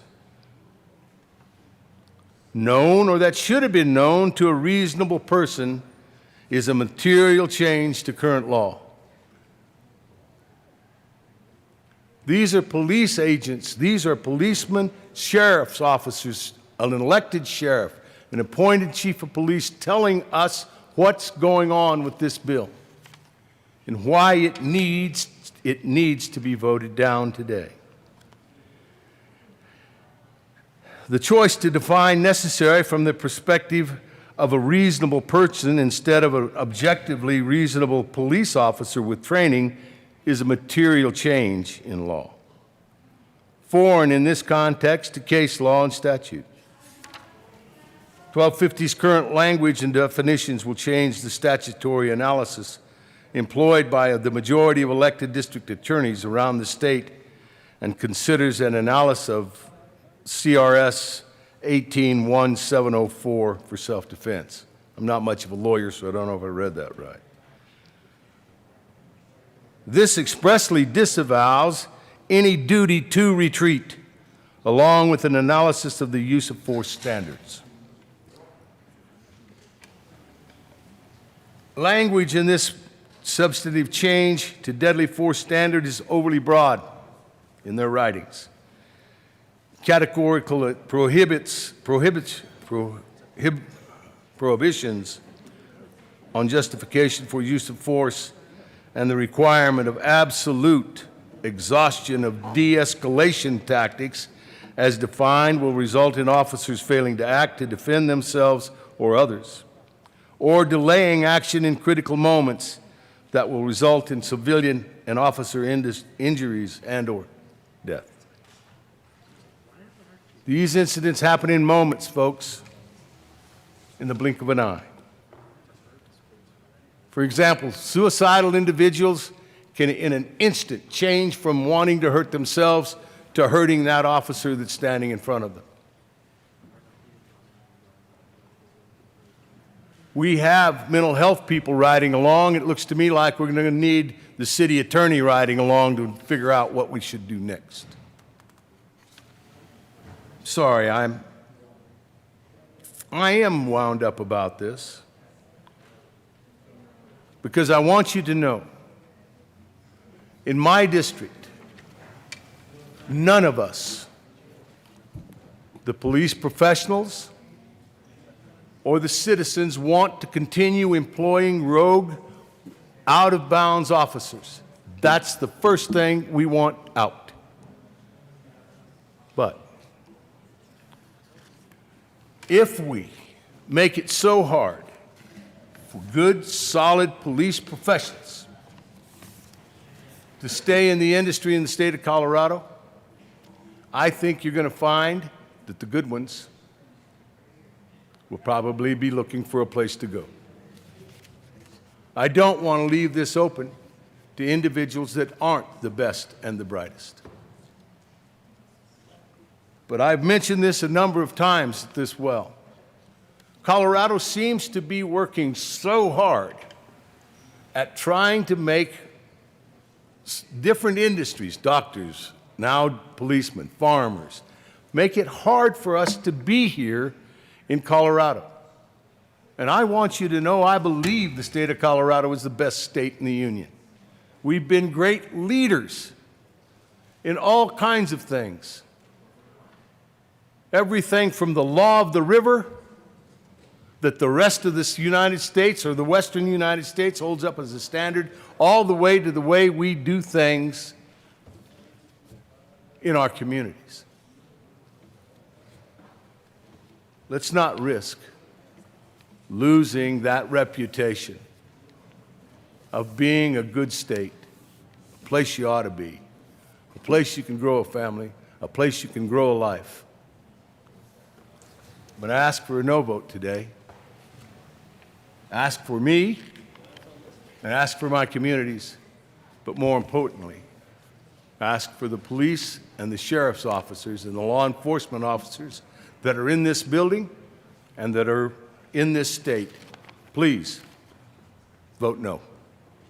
Thank you, Representative Catlin. Minority Leader McKean. Thank you very much, Mr. Chair. It is an honor to serve here with you. Honor to serve with you, sir. Folks, I want to take you back a little bit. You know, I talked earlier about some of how we get where we get, and I think it's important to remember how we got to where we are today. Last year, this bill came up in a flurry of movement after a horrific show of force. And we saw all of a sudden all these things that we want to change, all these things that are going to set it straight, set it right, supposedly. We listened to a lot of hours of debate on Senate Bill 217, and I was not moved. I did not think that that was the right answer to the questions we were having presented. My vote last year on 217 doesn't matter. What matters is the debate we had and where we find ourselves on 1250 this year. The debate last year that we had was, these are the reforms we need to make, and they're not all going to take effect right away. There are going to be some that are out there a year or two down the road. We're going to figure out how to do this right. This is how we need to do this. This is where we're going to take folks. This is where we're going to reform law enforcement in the state of Colorado. Now, when we talk about reforming law enforcement in the state of Colorado, I get nervous. And I get nervous because I have an incredibly good police department that, as I said before, is in the middle of figuring out how to root out some problems it has. But one of the best police departments in the state, where people go to make a career at being a police officer. And you can imagine what that does for my community when they think about their police department. I said this on the mic last year, and I'll say it again today. When I got to city council in 2009, I had a lot of meetings. And I had a lot of times when I knew that my kids who were then in elementary school and later middle school, where I knew that I was going to be kind of here and there in the community. I wasn't always sure that I would be available to them in that second. And I told my kids, I said, you know, this to me is this Mayberry moment.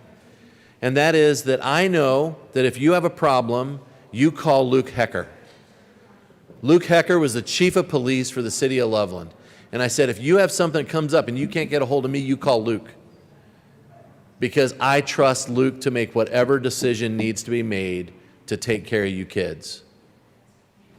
I don't actually know of a better testament to the trust and the responsibility that we put on our law enforcement than to tell my kids that they can go call Luke Hecker, and I trust him until I can get there and help him figure out the rest of it. The reason why that's so important to me is that that moment of being able to tell my kids that is an investment in the safety and the reliability of those who keep my community safe. That is an emotional investment, but it's also a logical investment. It also says, I trust you, I understand you, and I know that our community has the tools it needs to make sure that we do the job right. So last year we had that bill come to us and we all were discussing it late into the night, and a very long discussion. And what we said was, and what we heard said was, we're going to go ahead and reform law enforcement so that we don't have these kinds of things happen again. This is what we're going to do. And we're going to stretch some of that out into the future because we're going to make sure that we do this not just in a shotgun method. We're going to go forward. So here we are today. And today we are saying, no, that wasn't good enough. We're going to come back and reform it again. And I guarantee you, if some other state does something else, we'll come back and reform it again. And we'll reform it again. And we'll reform it again. And we will not give these people the shifting sands that they need to have as a foundation for doing what they do. They need to know that they can do exactly what they need to go do. So folks, I urge a no vote on this bill. I say we give the responsibility to the very people we trust our lives and our kids' lives. Further discussion on House Bill 1250? Seeing, yes, Representative Ransom. Thank you, Mr. Chair. I appreciate the previous speaker that was taking us back to 217 last year. Those of you that know me know that 217 was a very difficult bill, and I actually was a yes vote on it. But what I do want to preface that by saying is that you've also heard me say that I vote on policy, not emotion. The stories that we were hearing during the day as we were listening to 217 is not what affected me or what actually got me to change my vote on 217, and it's not what affects my decision-making here today, because I vote based on policy, not emotion. We are passing laws, folks. These are laws that will be in the books going forward, and we need to actually read what's in the bill, not necessarily listen to stories about something that happened to somebody in the past that might be causing our policy changes now. So with that, I did want to just spend a second. Some of the definitions in this bill are so important about what we are looking. We're trying very, very hard to get laws into place. So I really want to make sure that we know very strongly what these definitions mean. So with that, I just want to make sure that we all look at the definitions in the bill on page 18 and 19. And please, folks, as you're voting, think about the policy. Do not think about what your emotions are as you listen to stories being told. That is not a good or effective way to pass laws. What we need to do is look at the policy. With that, I do urge a no vote on the bill, and I thank you so much for your time. And thank you, Mr. Chair. Thank you. Seeing no further discussion, the question before us is the passage of House Bill 1250. All those in favor say aye. Aye. All opposed say no. No. House Bill 1250 is passed.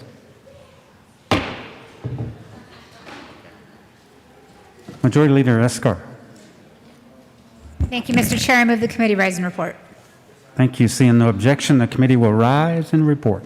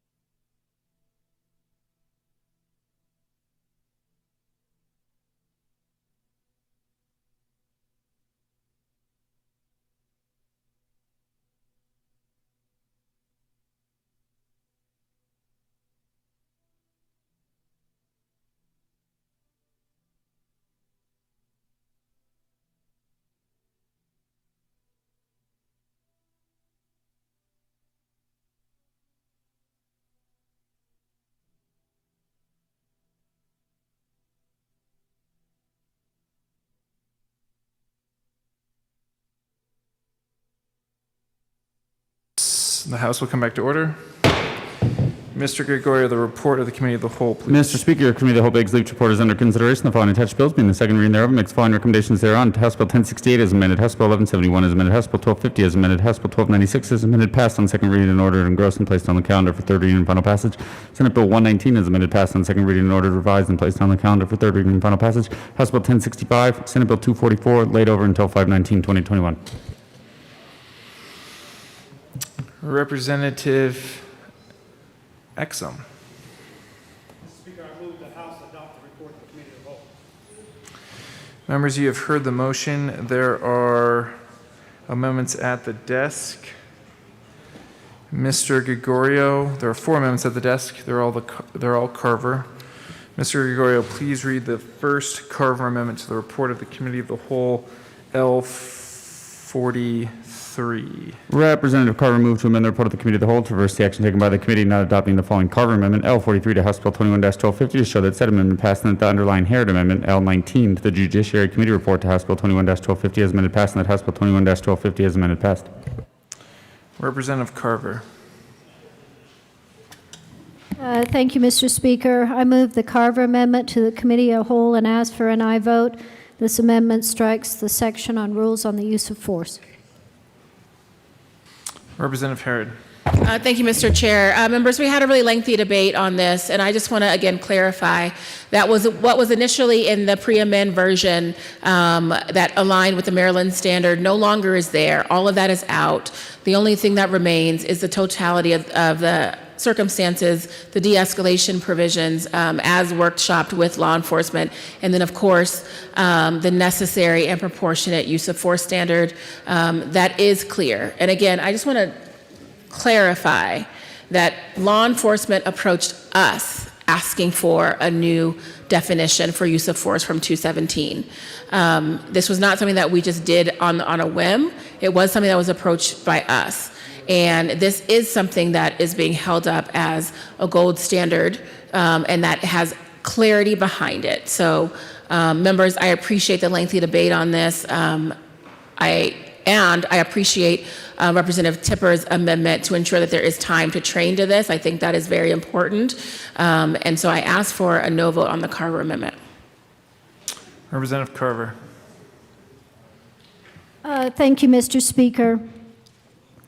Well, to be clear, and I have this in writing from law enforcement as well as direct from them verbally, the rules on the use of force as we are currently considering in seconds may be slightly different from Maryland, but are completely different from the rules of force that we passed in 2017 and still contain all of the challenging provisions that every police department across Colorado looks at and says, we do not know how to apply these rules. Whether it's totality of the circumstances, the definitions of necessary and proportionate, which are themselves interesting.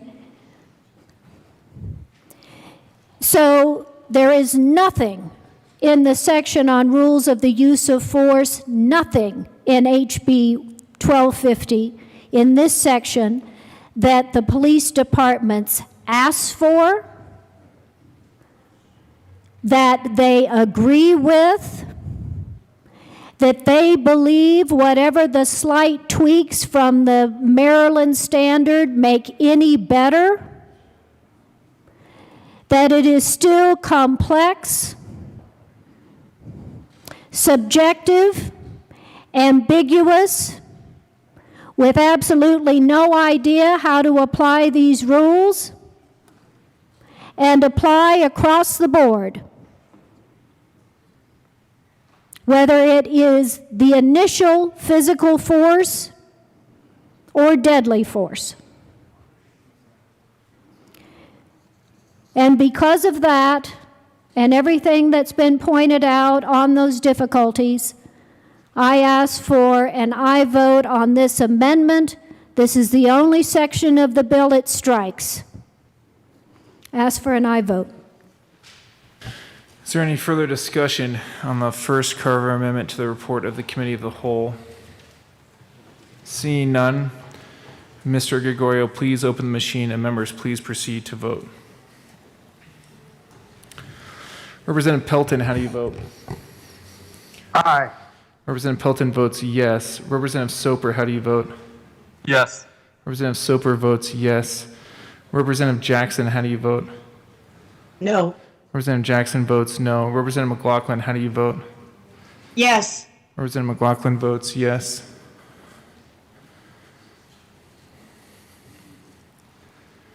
Duran, Harrod, Ricks.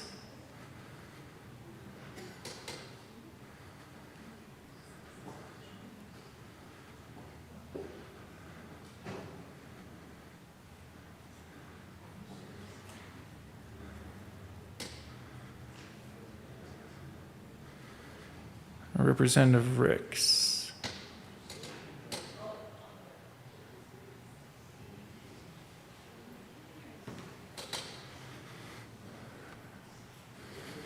Representative Ricks is excused with a $5 fine. Please close the machine. With 33 aye votes, 31 no votes, and 1 excuse, the first Carver amendment to the report of the Committee of the Whole is adopted.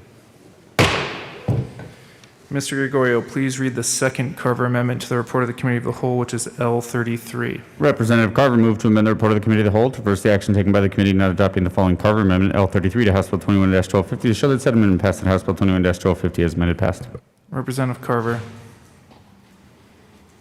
Thank you, Madam. I beg your pardon. Thank you, Mr. Speaker. I move the Carver Amendment to the Committee of the Whole and ask for an aye vote. That amendment has been properly moved and displayed. Is there any further discussion on the second Carver amendment to the report of the Committee of the Whole? Seeing none, Mr. Gregorio, the question before us is the adoption of the second Carver amendment L33 to the report of the Committee of the Whole. Please open the machine and members, please proceed to vote. Representative Pelton, how do you vote? Yes. Representative Pelton votes yes. Representative Soper, how do you vote? Yes. Representative Soper votes yes. Representative Jackson, how do you vote? No. Representative Jackson votes no. Representative McLaughlin, how do you vote? No. Representative McLaughlin votes no. Representative Ricks.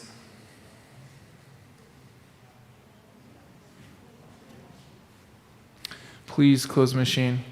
With 24 aye votes, 41 no votes, and 0 excused, the second Carver amendment to the report of the Committee of the Whole is lost.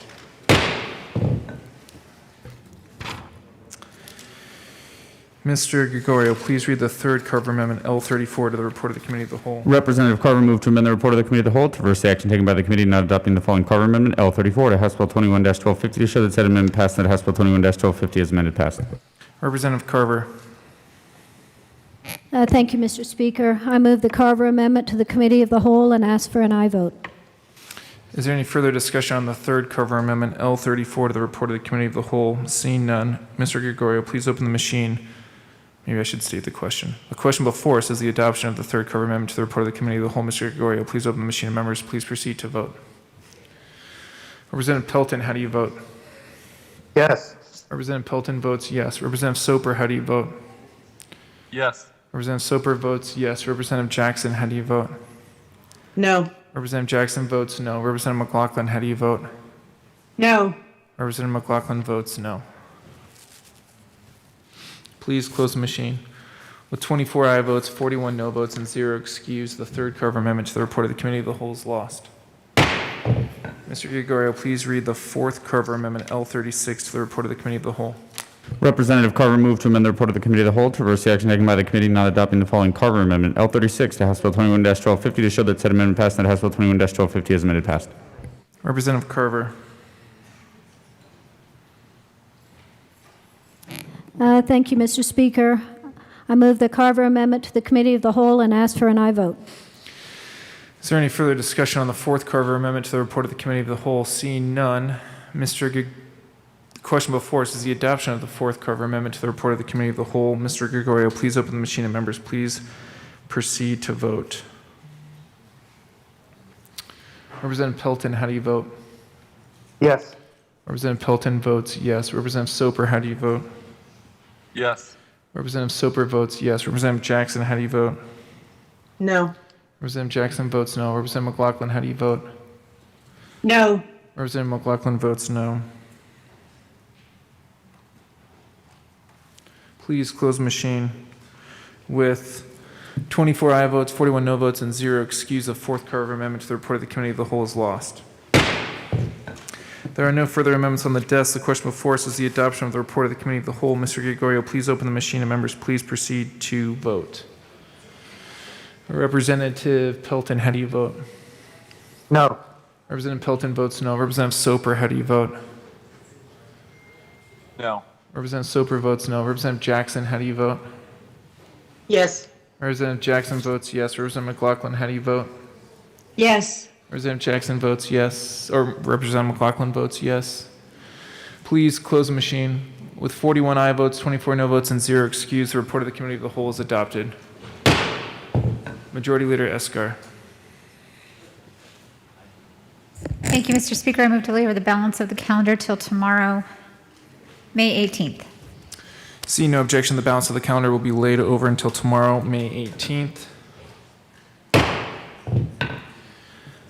We are to announcements and introductions. I have one quick one. Earlier, we made a motion of reconsideration, which in actually past sessions, we haven't made that motion because of just a vote. And so no worries, we didn't break any rule or anything like that, but just in terms of precedent, we want to be thoughtful of that going forward. And I want our chief clerk brought that up to me and I did not know that. So I just wanted to make that on the record. Representative Weissman.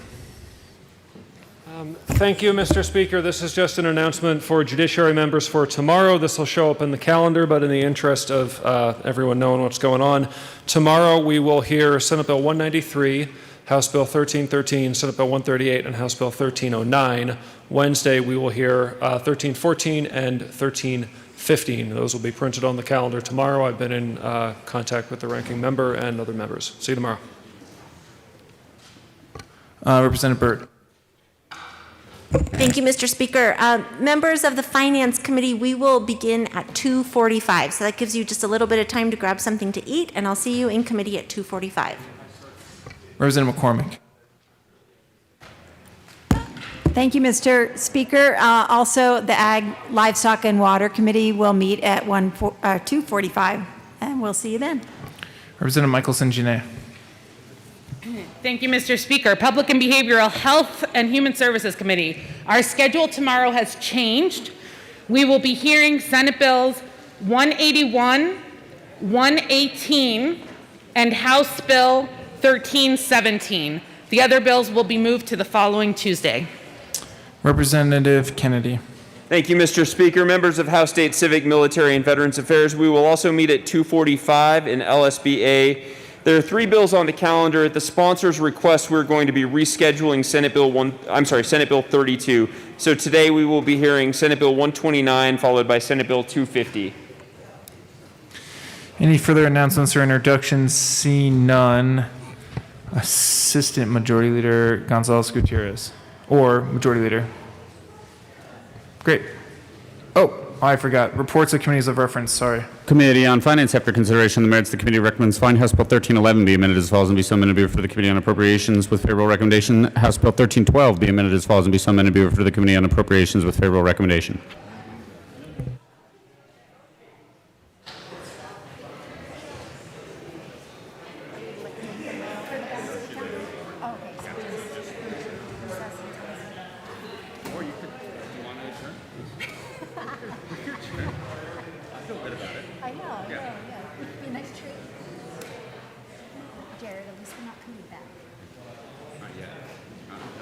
Assistant Majority Leader.